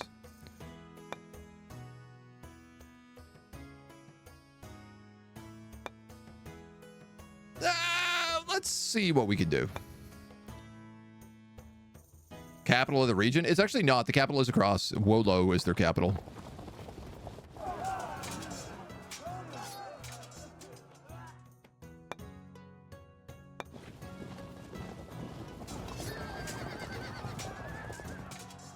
They're beating up a lot of my guys here. Those are just peasants.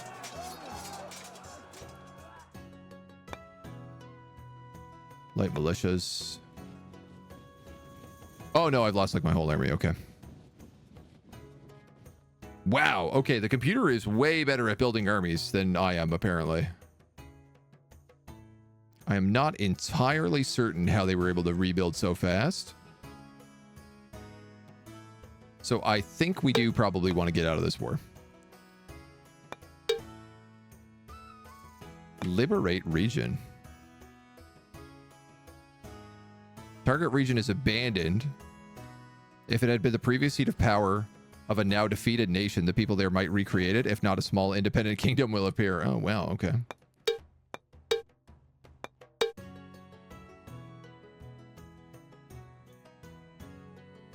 BRNO.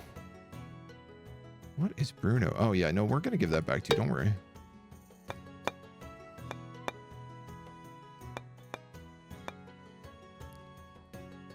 So I was only able to make 30 combat power in a turn, which feels pretty low.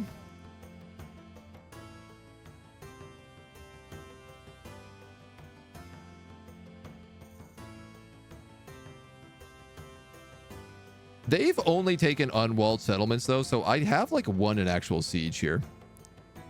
Hemorrhaging troops, yeah. That double attack here, I just had no idea that they would split the army like that. I assumed if you were attacking both at the same time, it would be different.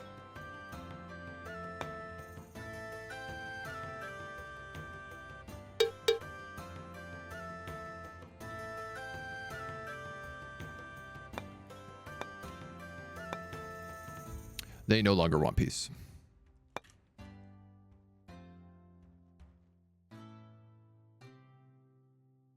To be a friendly leader in the region. It must have 3 peasant population. Okay, if I put a leader in here. Siege expert, personal retinue.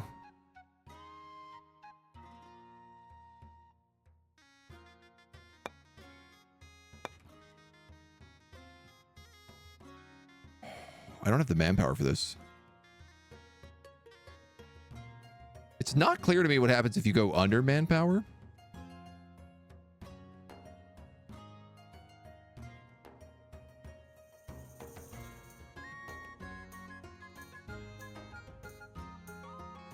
But let's do that, and let's draft levies.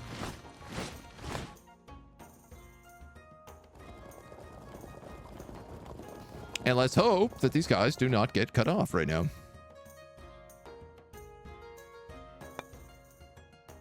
Not really spearmen.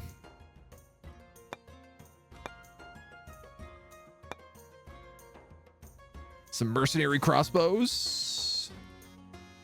I'm going to need that, actually.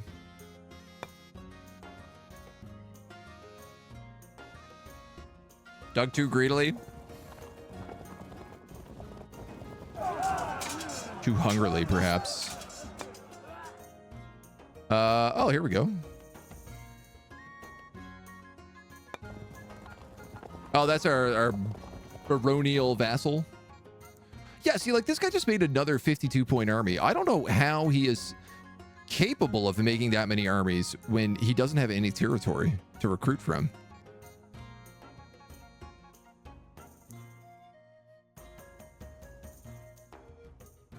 This is very clearly like a winnable war, but... All right, we need to merge all of these together. Now we have lots of troops.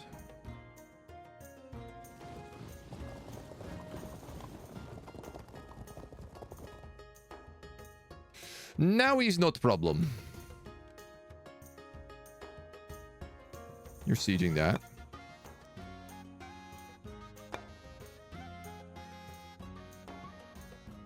Whispers of our desire for Libiche reach the ears of Bohemia, sparking a conflict over ownership.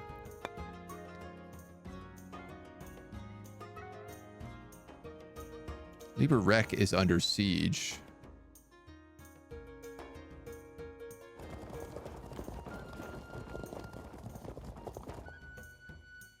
Polish mercenary archers. Who am I sending in here? Sergeants, and spearmen.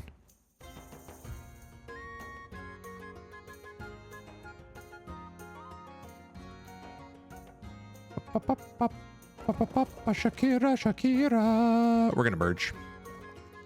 And we'll sort it from there.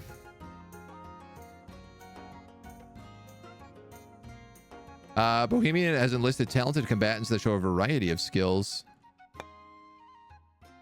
We have some nice other things happening. I'm sure we are getting raided. It's very hard to defend your territory.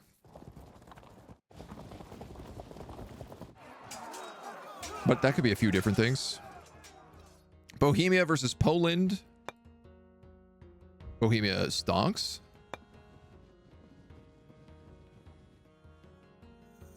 We're going to crush this Poland army over here right now, too.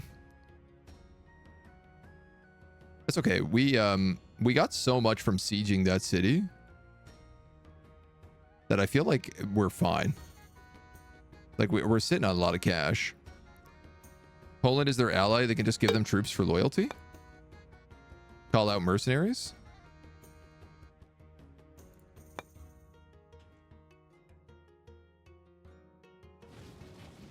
Where we stomp these guys. Yeah, Moravia, I'm happy to give this province back to you.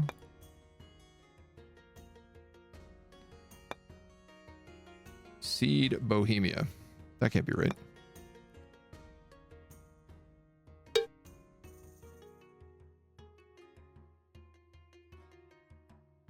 $20 bargaining points. Can you send me 2 heavy crossbowmen for that? Can you send me 3 heavy crossbowmen for that?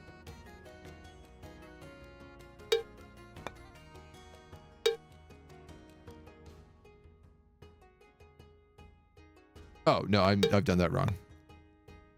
Send units. Light archers.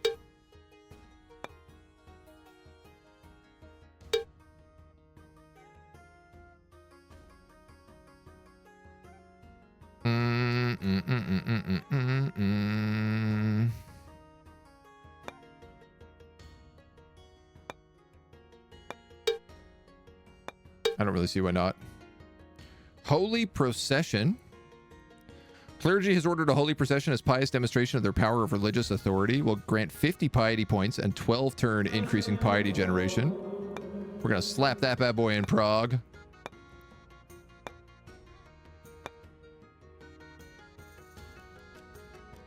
All right, let's keep going.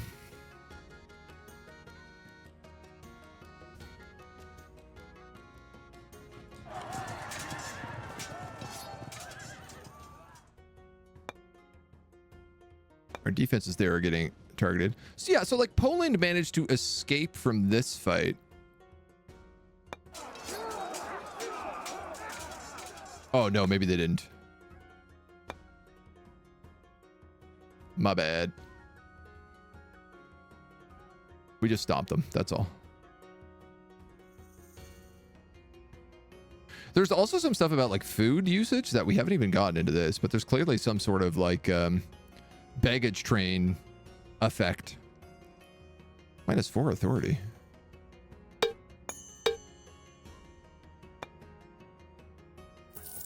You want to buy flax fields. Here you go, buddy. Poland wants peace. What are they offering?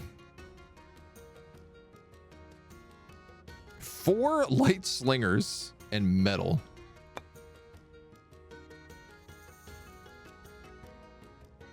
Why is this an 18% peace chance, but this is what they're offering? I want...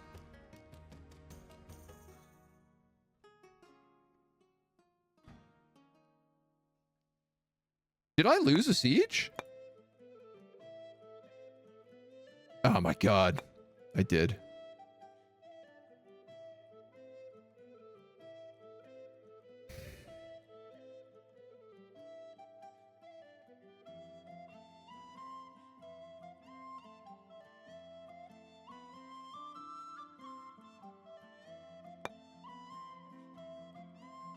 Yeah, see, Kingdom of Poland's gotten really big here. I feel like I need to destroy this army so that I can fold back on Silesia.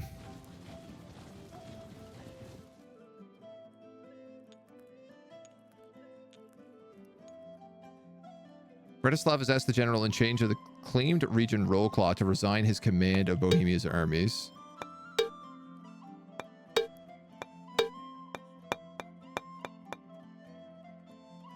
Did I get another Holy Procession unlocked? I did. Where is making a lot of piety?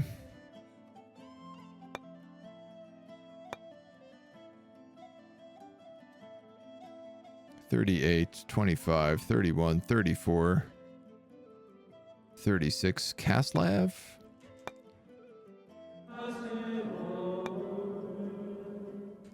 Praise be to our Jesus. I guess. Secure the southern flank, raise a second army, start going north. We can't raise a second army because we don't have the manpower for it.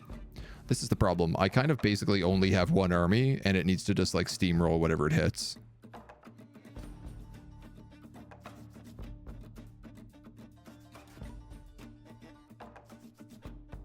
All right, we're going to swap a few things around here a little bit now that we have the exchange post going.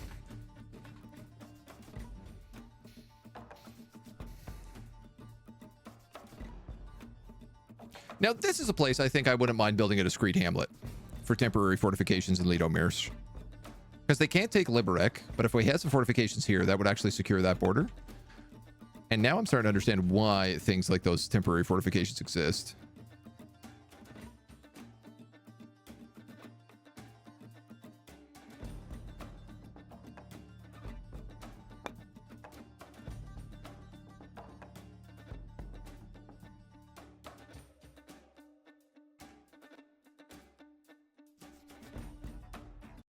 No. We hit the end of that playlist. And I don't know if that song is DMCA free. I imagine it's probably not. This is a big battle. 85 versus 156. They actually have more troops than us, but we have better troops, but they have a better general.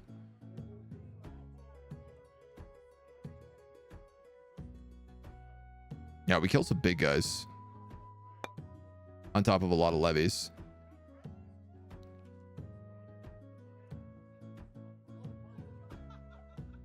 Always asking you for stuff. I don't mind, man. If the vassal's asking me for stuff, like, well, what else do I have money for? If not to help him build things that get stronger, give me more troops. He should be building up an army right now to help me out. That is what I would really like for him to do. Lausitz is asking for an alliance. Oh, well, that's beneficial to us.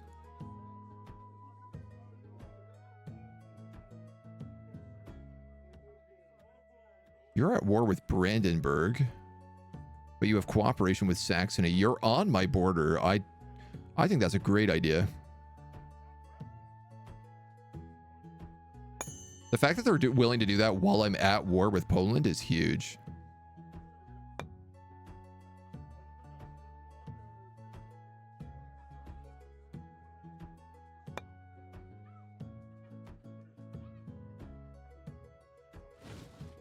All right, we're going to move back up here and we're going to take Roll Claw. That's the goal. Unable to draft. I can forge more claims.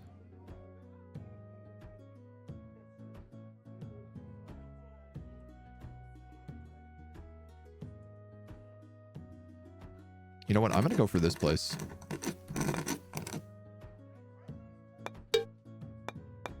Battles have been fought. Forging claims. Rising up. I need to also then give these guys Piranov, which is theirs anyway. In exchange, could you guys give me some manpower?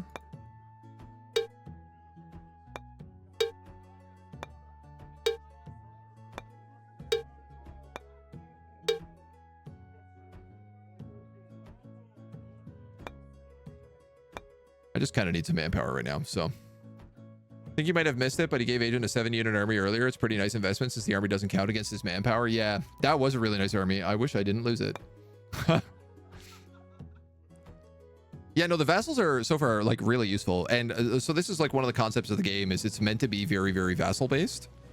And you're kind of meant to have a lot of vassals who are meant to hold a lot of territory for you. Like quite deliberately so. Ideally, you only want to have your prime territory and then everything else is meant to be vassalization. Oh man, we have dropped so low into authority. We're almost in the orange. We got to do something about this. From Lesser Poland, if Laos is allies with you, they are making a great mistake. You cannot be trusted.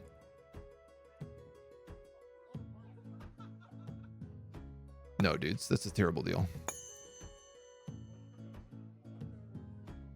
We are helping Lausitz against Brandenburg, but they are also, I guess, helping us against Poland.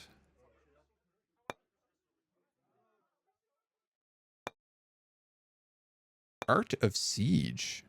The art of besieging, as ancients name it, is known by the best generals, and when besieged, it's useful to resist the enemy for as long a time as possible. This decision will assist the besieger or the besieged, depending if you play offensively or defensively, with several possible effects. Cool. A toll bridge has also been set up in Prague. Trade acumen for my capital is maybe not good.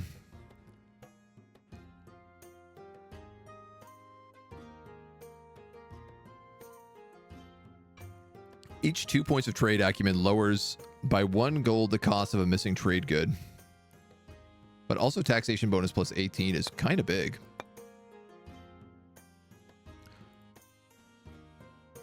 Oh, this city also has besiegement. You know what? I don't want this city. I want this city.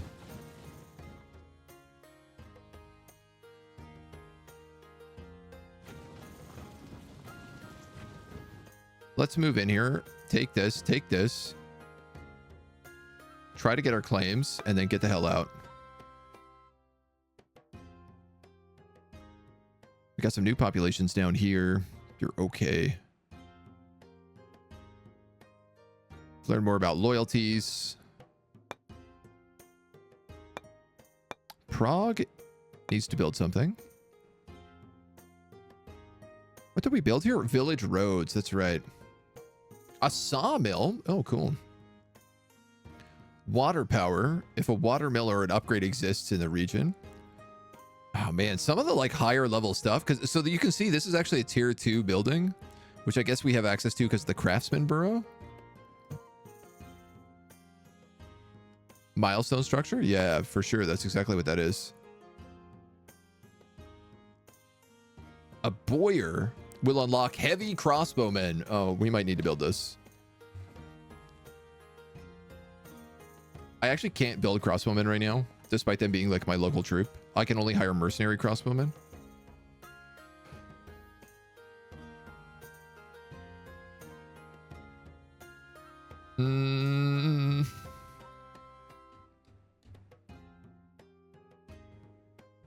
We could also get the manorial domain here.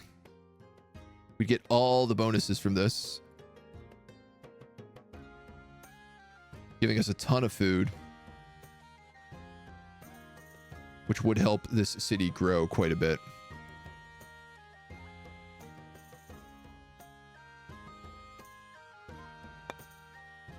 I think maybe. Lausitz, on the other hand, they could trust you. You know, all these untrustworthy guys.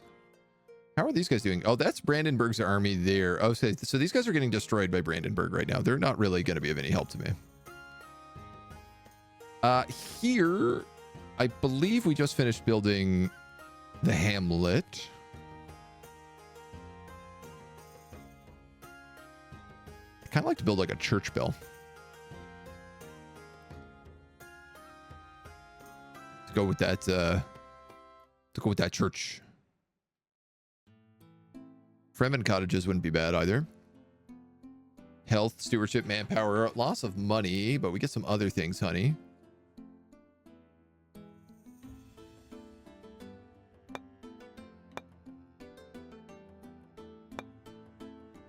So a prayer building gets an estimated extra 4 piety if the wooden church or an upgrade is here.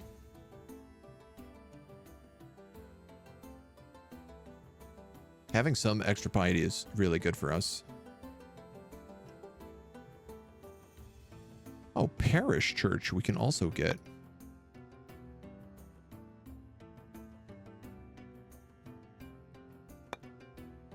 The wooden church or an upgrade. I'm assuming the parish church is like an upgrade.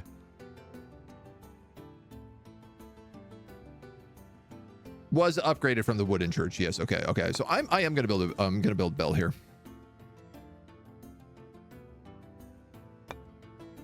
All right. And then we gotta get out of this war.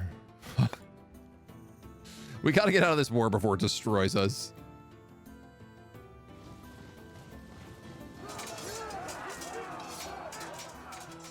What is this? Poland has marched out of its castle and gotten itself killed. Okay.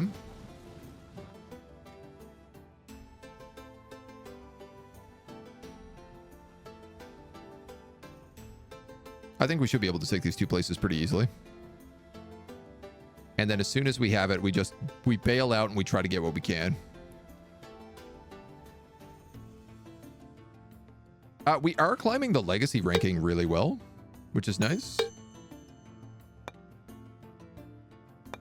We gave them back their territory.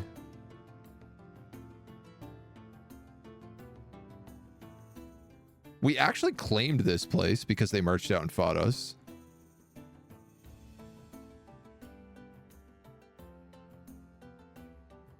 This is not breached walls, but we outnumber them by a significant amount. The embezzlement trial is finally up and running. We know our guy has been embezzling.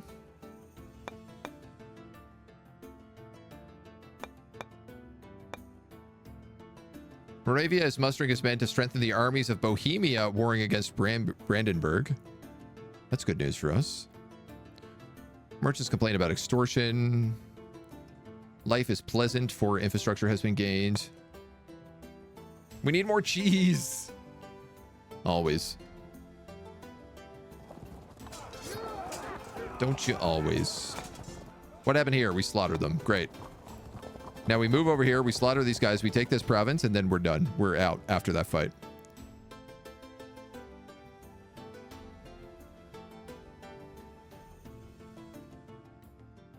That should, hopefully, give us enough war score. He says.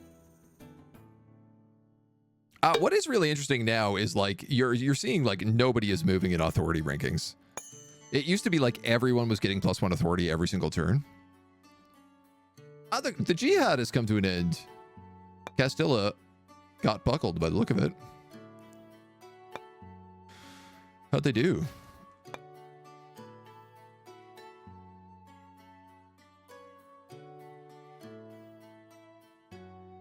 Berber independent petty chieftains. I guess all of these independent chieftains probably broke away from Castilla.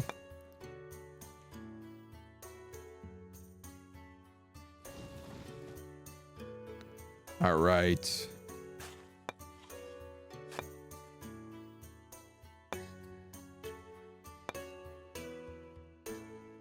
Tell me why.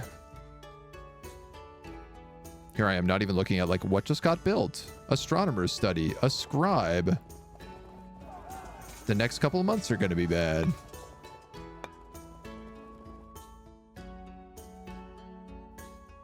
This is what I would like to do. I would like to capture this like chunk south of the river. And then maybe even if we could vassalize Lieblitz. Like, I don't know if our alliance can change that kind of way, but it would be pretty nice.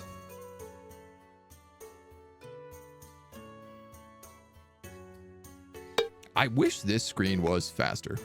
The end turn is still like pretty chunky.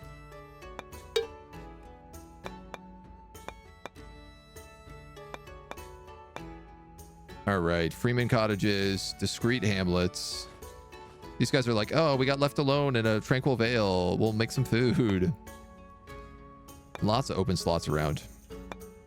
Castlev, you've got another poacher? Are you for real? That's the second time we've gotten a poacher here.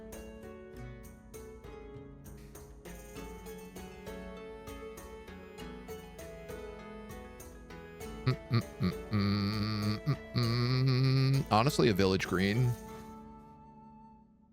Not a bad choice. Food and money. Loyalty. Food kept in reserve after pop growth. Let's take it.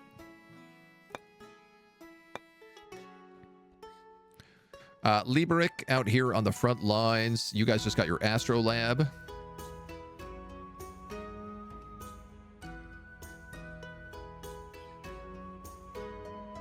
A levy camp might not be bad for you.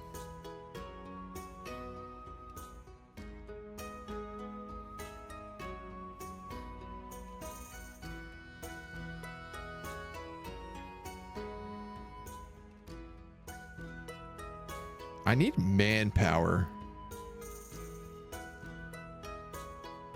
This would give me money.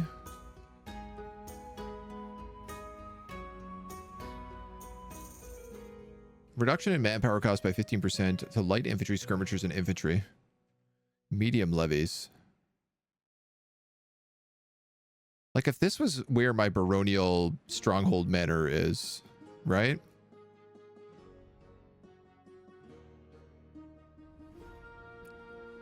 It would give me additional equipment as well. We don't have the amount of animation work to also handle. Don't have the amount animation work to also handle. Newton, no, I don't know what you're saying there, bud. You lost me. We have a scribe. We built a scribe here? Weird choice. All right, I have no economical buildings here.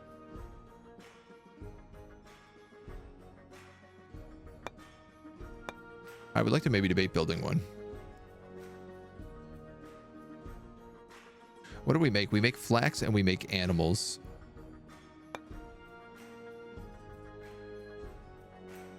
Tannery needs livestock and produces leather. It also makes stuff from wild beasts.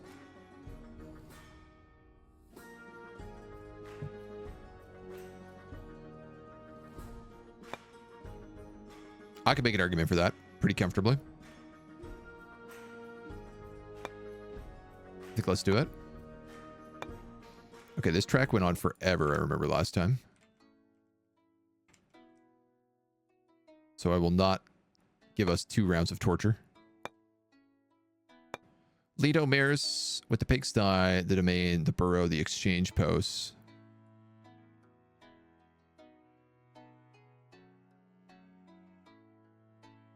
Local watch and a stronghold. Oh. Is that's a temporary stronghold, right?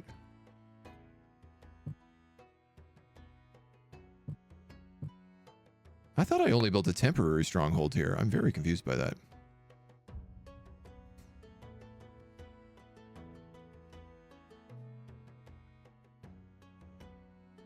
Easy to work with. Reduction in infrastructure cost by 12%. Conditional to some categories. We don't have a chalk quarry anywhere.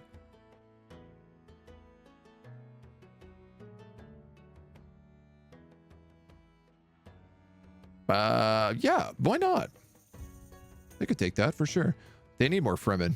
They also need some nobles, maybe. All right. That's all juiced up. Let's see if we can't get out of this war. Ask for peace. I would like the regions that I have a claim to. Legnica?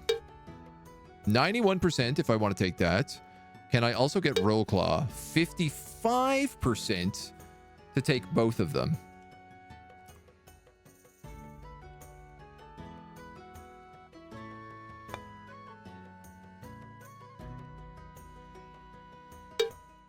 Become vassal.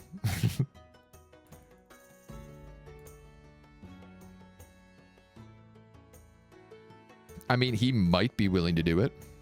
I am overstretched now. You're overstretched. I'm doing relatively okay.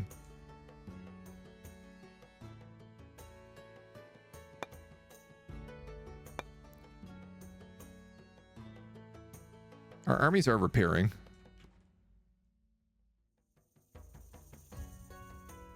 I mean, I could make a play towards Cilician, one of these Cilician towns. Though I kind of feel like maybe we should just try to recoup ourselves first. This is a fortress. This is a fortress. This is a fortress. This is a fortress. We've got like lots of fallback territories. The computer doesn't have to graphically show AI turns. Oh, it's faster versus medieval Total War where you watch the AI move. Okay, yeah. You don't have to go through the animations of every other faction. I understand now. It's just kind of like the PowerPoint of it. They can do more background calculations, might be able to improve later down the lines. If you get the region, I think you can make it a vassal straight away to get rid of overstretching. Yeah, that's exactly what I'm planning to do. You want to increase the power of royal courts in our vassals' lands.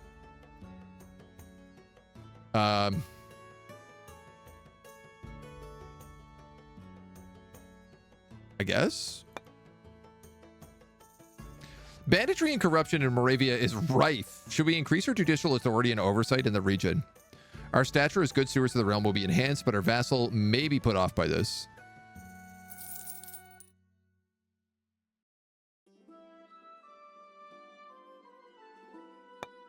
Yeah, we'll do it. We didn't manage to forage. Ennoble a petty landowner. Among the freemen, a few now hold a decent parcel of land that can be ennobled into minor nobility. Promote a freeman into minor nobility. Oh, hell yeah, dudes. Okay, I actually quite like how much this game gives you in terms of like tall building. Net income stewardship and equipment. But we're missing a lot of stuff out of that. This place gives us storyteller and manpower. I guess if I got a second noble, I could put him perhaps in a place like the local watch or the spear maker. Heavy levy improvements.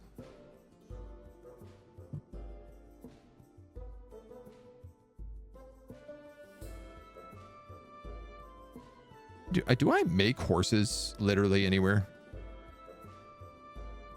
I make cattle.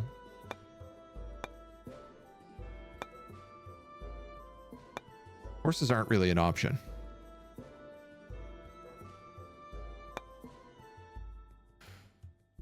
And are not naturally gained in any of this territory around us, so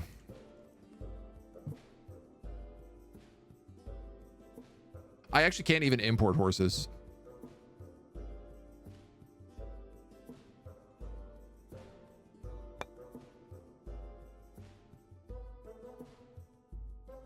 Up.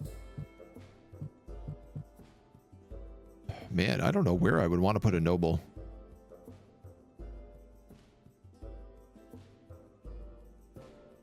If that's the local watch. These guys have a hamlet and a storyteller. I guess putting one in my capital probably makes the most sense. Ba, ba, ba, ba. Which also makes me feel like I probably should be getting more priests.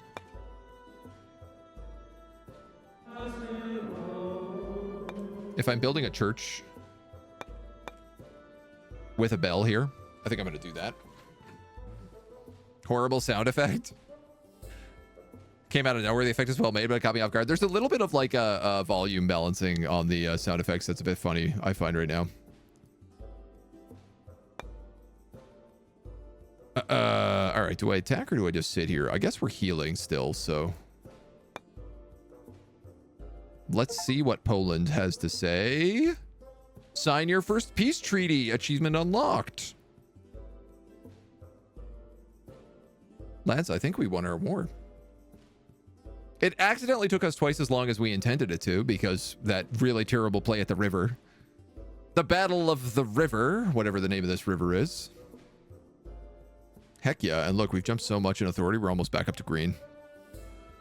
24th rank in legacy. Franconia. Ooh. That sounds big. After laying waste to many towns of Poland, you propose peace as a veil for your brutality.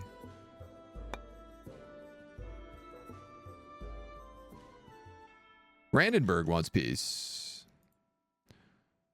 They would like to give me money.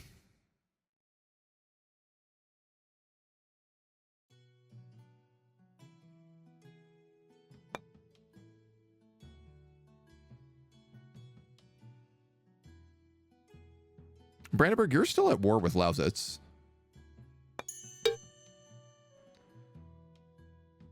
With the passing of Bretislav, the Bohemian Achilles has been chosen to take up the mantle of leadership in Bohemia. Oh my god, our king died. Given the legitimacy of the new ruler, the nobility has some hope the realm will be well administered. Strong heir and middle progress tier, resulting in moderate authority gain. Big nose Leos.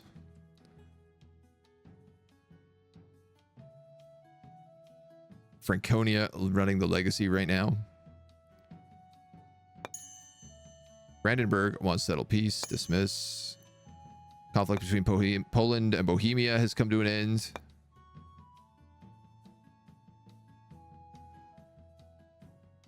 We met our end tragically during a ceremonial procession through the heart of the capital. Oh my god, I think I was murdered.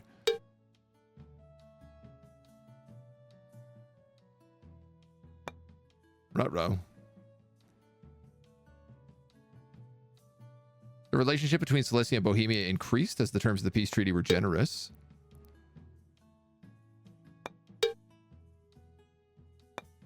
That's nice.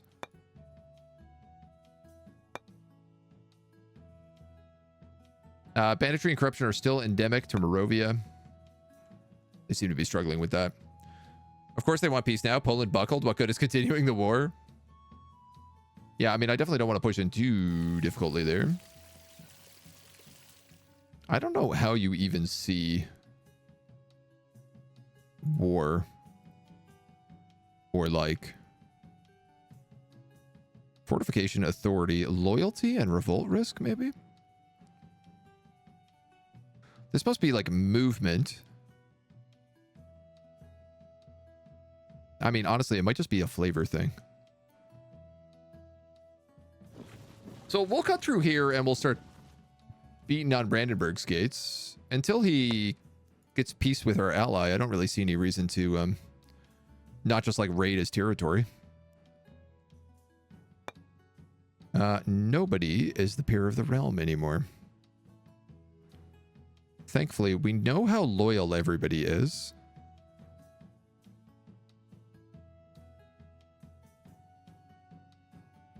Which is not necessarily very much. Infrastructure bonus 20%. Trade acumen penalty of 2. That would basically mean I cannot trade anymore. Stewardship penalty of 10. But food kept in reserve. That's not a terrible choice.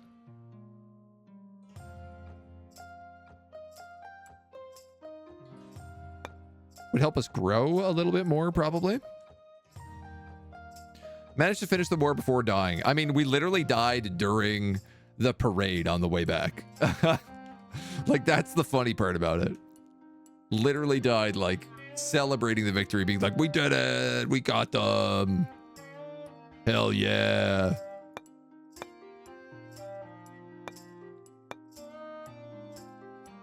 Legume farm.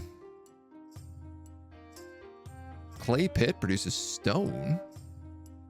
I don't think we have legumes literally anywhere right now.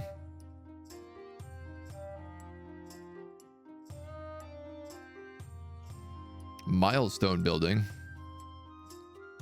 Inflexible rule. The manor of a local lord or mesne lord will rule over his domain made up mostly of peasants bound to the land and craftsmen plying their trade. A few freemen, some merchants, and few civil servants. Structure is a mandatory building to access the second part of Tier 1 stewardship structures, which provides more population management tools. Now, I gotta get legumes. We need them. We have 2 clergy here as well.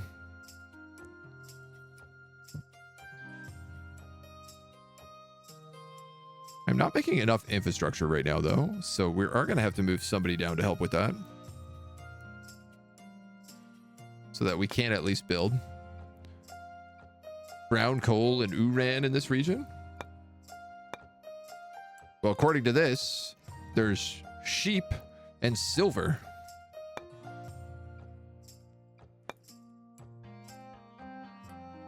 Kind of similar. I don't know what Uran is. That is literally a word I've never seen before. I would guess maybe some type of vegetable. But then again, I feel like if it's a vegetable, I would have tried to eat it by now.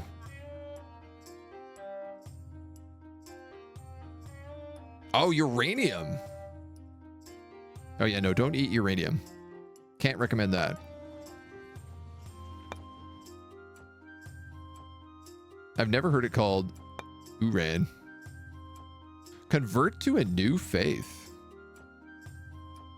Convert a population of the target region to the religion of your nation. Oh, this is because we have a heretic. Or because of the Jewish freemen?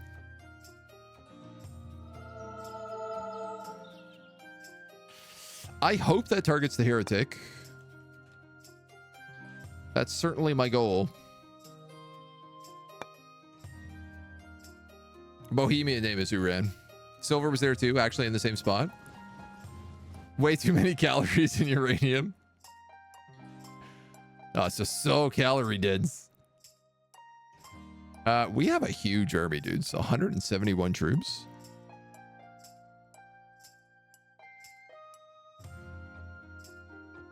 I see now why we're getting so stonks. It's German for uranium as well, and we are kind of in Germany. Czechia, but... Yay! Bohemia managed to convert a heretic population back to its own faith.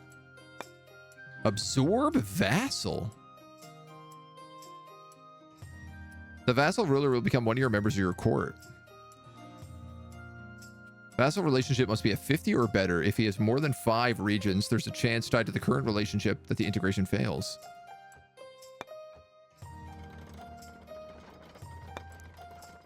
What's our relationship? Cordial.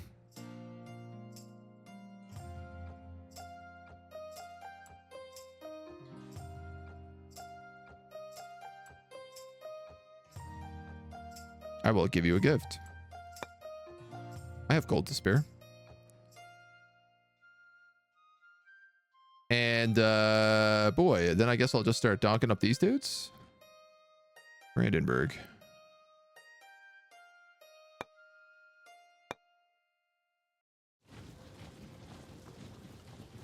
I suppose we'll start here. Brandenburg March allows it. Brandenburg March. I'm sorry, is Brandenburg reduced to a single province right now? Lino March has a decent population but a poor health system, increasing chances for an epidemic and slowing down growth considerably. New population here. Up, up, up, up, up, up, up, up, up, up, up. All right, well, I'm going to take that in a note. And I'll work on some health stuff next. I guess. Oh, these guys walked into my army. That's going to be really bad for them. They don't even have a leader. We slaughtered them. Oh, they were trying to meet with their leader. We slaughtered them.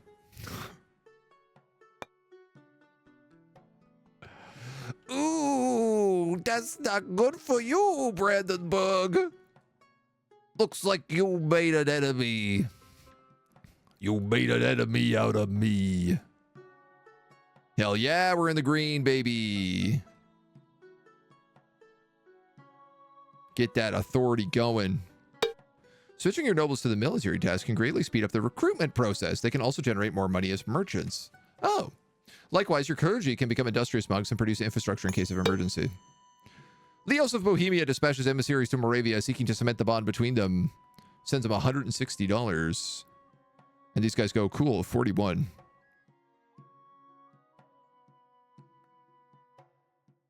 And then I do it again. Our tech is progressing. Top tier.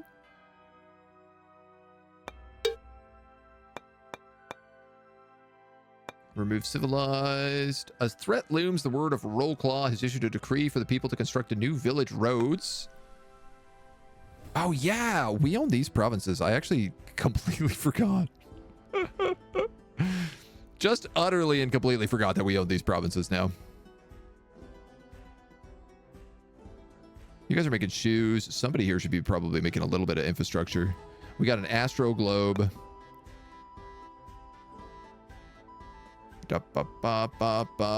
You need leather. You get bonuses from wool. So if I actually build you a shepherding house, that's probably a good idea.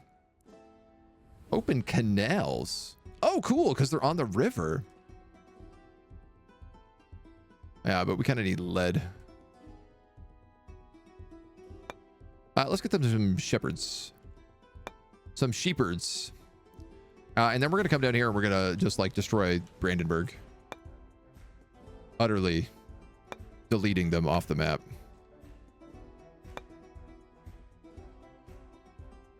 I didn't make a new vassal. No, I decided I was just going to take all this land for myself. Because I have claims on it. Gutted.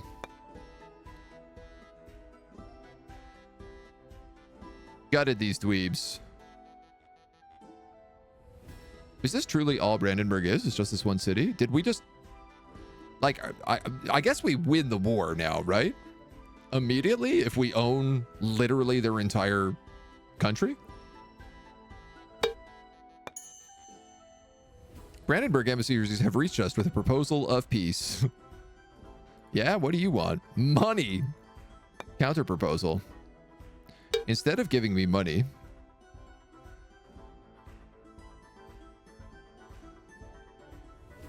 You're already a vassal, so I can't do that.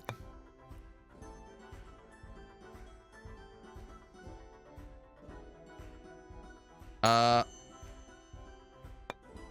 am going to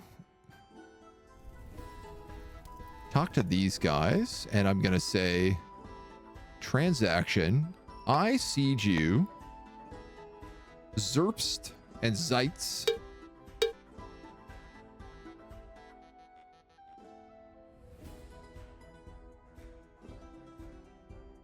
Which just like count as my territory right now. And in exchange, you give me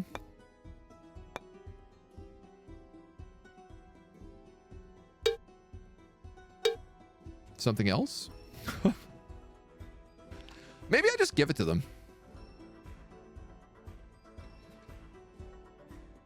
Following limitations considered in the guest, ceding up to 3 regions. Franconia. Oh, this is Franconia up here, is it?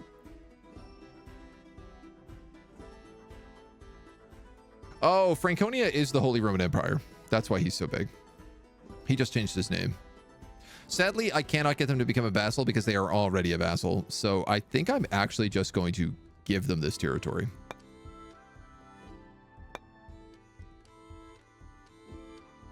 And we're going to just piece the hell out.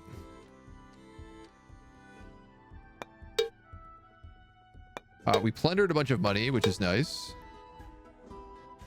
Reinforce our march. A border region, sometimes called the march, will see its defenses strengthened. The effect can vary, but will often include a fortified settlement, if not possible fortification levels. If the population is 8 or more, some peasants will become a militia. I could build a fortified march here, potentially giving walls to this settlement.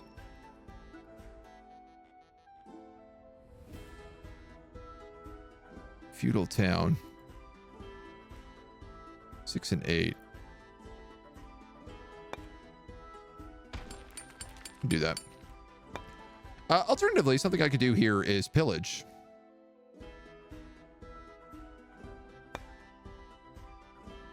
If you have combat units in a disloyal, non-pillaged region. Can we just pillage this place? I guess why not? Why you give the territory? Because he is my ally, and I want him to be able to win this war so that we're just, like, done with it.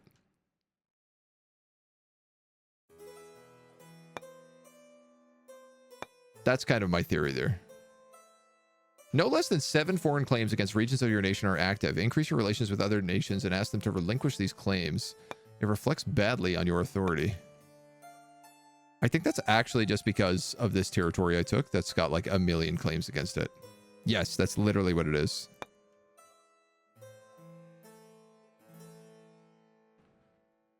Okay, we've got a chalk quarry built here.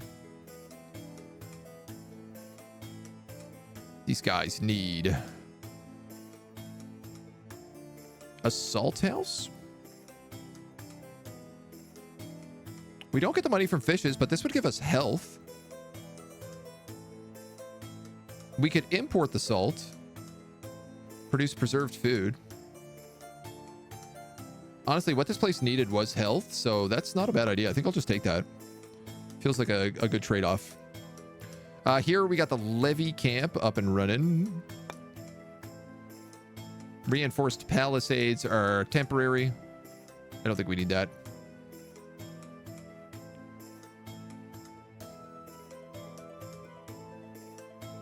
This guy also needs salt, which you would need to trade. Health, money, food. Health, infrastructure, piety. Commoner cemetery. I'll take that. You guys made a tannery.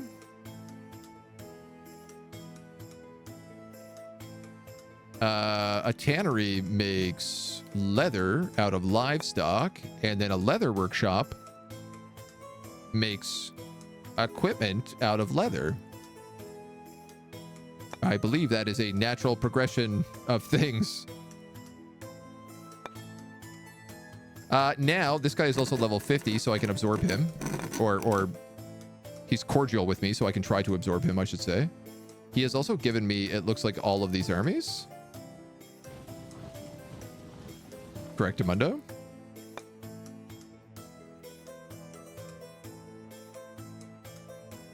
Do love my free armies. Wiki is crashing on you, but it sounds about right. Right after. A German scientist who discovered it was named after Uranus, so it's basically an old Greek name. Correction, right after. It was a German British who found it, and a different German naming uranium. They found the oxide. Read the rest on Wikipedia. The French were also involved.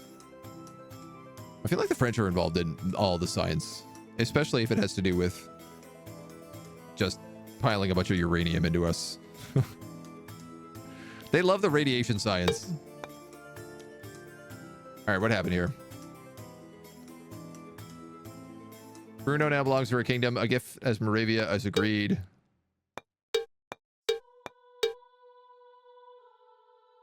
A general let it slaughter the population with impunity. Burn down a farm. We took Moravia. We absorbed a vassal. You have received a regional decision to absorb minor. A region currently owned by rebels or minor independents can be absorbed into your nation. Interesting. They broke off from Poland, I guess.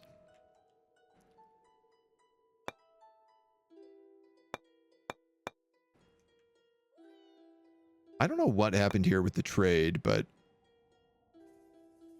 I know I don't want to be in this war anymore with Brandenburg, who just wants to give me money. Can you, I don't know, man, also give me all of your metal?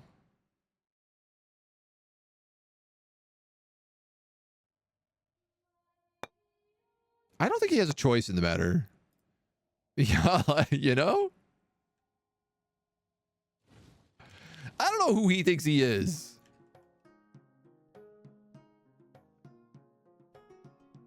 What are you guys? Peasant militia, peasant militia, peasant militia. I'm just going to disband you.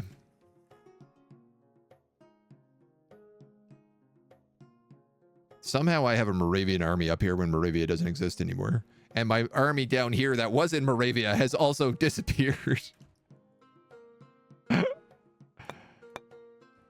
No clue. Oh, interesting, though. It does count as a different area. Does it? Yeah, Moravia. So I have to have, like, a different person put in charge of this place.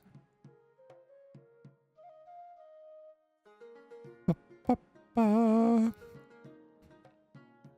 gonna put... I know this guy embezzles, but we're gonna put him in here anyway. Sweet jumping Jesus. This is a mess.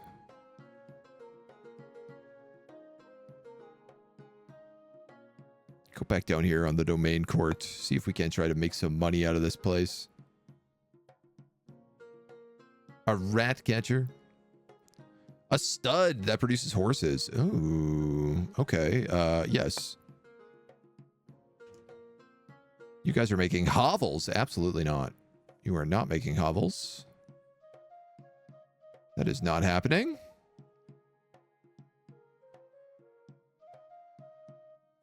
You have legumes, clay pits, and a crude smelter. Man, I don't know. Like a flax field might not be bad. A trader's burrow, a toll bridge. They have no food here whatsoever. I don't know what this guy thought he was building in his provinces, but he did a very, very bad job of it. All right, you like desperately need something like a stone quarry.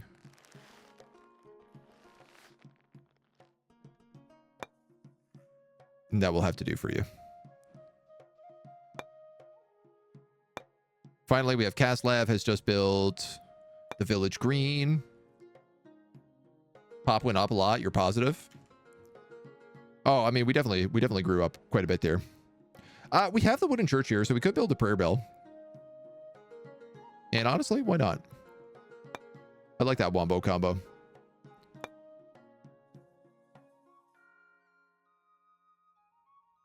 Let's have this piece go through.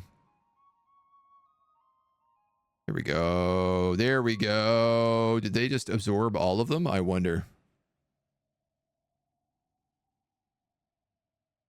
So, like, does Brandenburg even exist?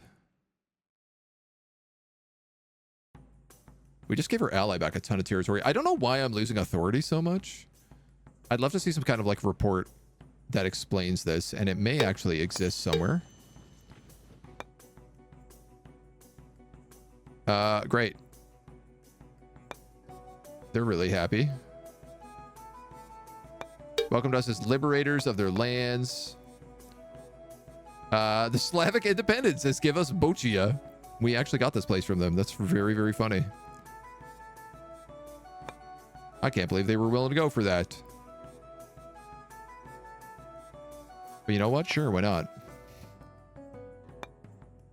We could draft levies. There's all sorts of stuff we could do here. Some guys have been disbanded. These guys are happy. It looks like Brandenburg is no more. Franconia is... Oh, I guess technically owns all of this, including me. We are a vassal of the Holy Roman Emperor, right? Yeah, a vassal of Franconia. That's what I thought. But that's pretty good. Look at this. We got all of this Moravian land. We got this extra place going all the way over to the mountains here into Slovakia. We took 2 territories from the Polish. We created a massive alliance up here with Lausitz, basically forming like a long super country. I would say we doubled our size effectively in this game today. Poland is still there, but I'm less worried about them now. Lovely nature in that area. I bet.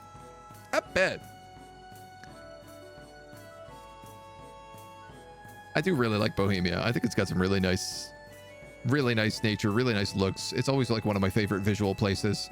My partner went to Prague a couple of years back, and like she has not stopped talking about it ever since. She's just like, it is the most beautiful city I have ever been to. And I understand why. Oh yeah, I just wanted to see authority. -40.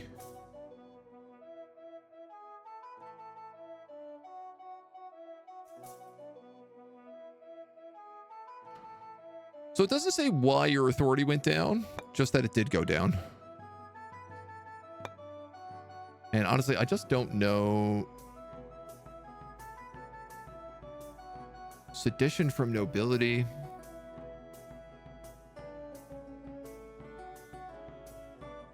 I guess if I looked at this at the end of last turn, I probably would have shown something that said like -3.5.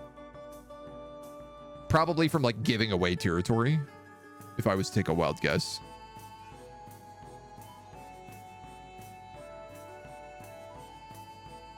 Be my guess. See that? It would affect the resources available in trade. He had no horses because the stables wasn't built. Yeah, so like the trade stuff in this game is really, really cool. And honestly, it's a bit weird that you need to like pay authority to build the things you want. But I like that it sort of forces you to not just hyper focus on one section. Like not just be like, this is going to be my food province. This is going to be my infrastructure province. This is my money province or whatever. The trade system seems really cool. And I feel like I could really like get myself dig deep into this, especially once you start like going up through the levels and finding like tier 2 stuff, tier 3 stuff to tier, I don't even know how high it goes. But we're still in like pretty early days of the game. So, you know, turn 57. But I really like it. This game's got some cool stuff. It took me a bit to figure it out, but now that I've got it, I'm like, okay, I see the appeal of this. I see how this could get really fun. And I still feel like I'm only just like scratching the surface of certain things. She ain't bad. She ain't bad, but she is all we're going to look at for today because that's all the time we've got. Thank you for joining us for our very, very first look at Field of Glory Kingdoms.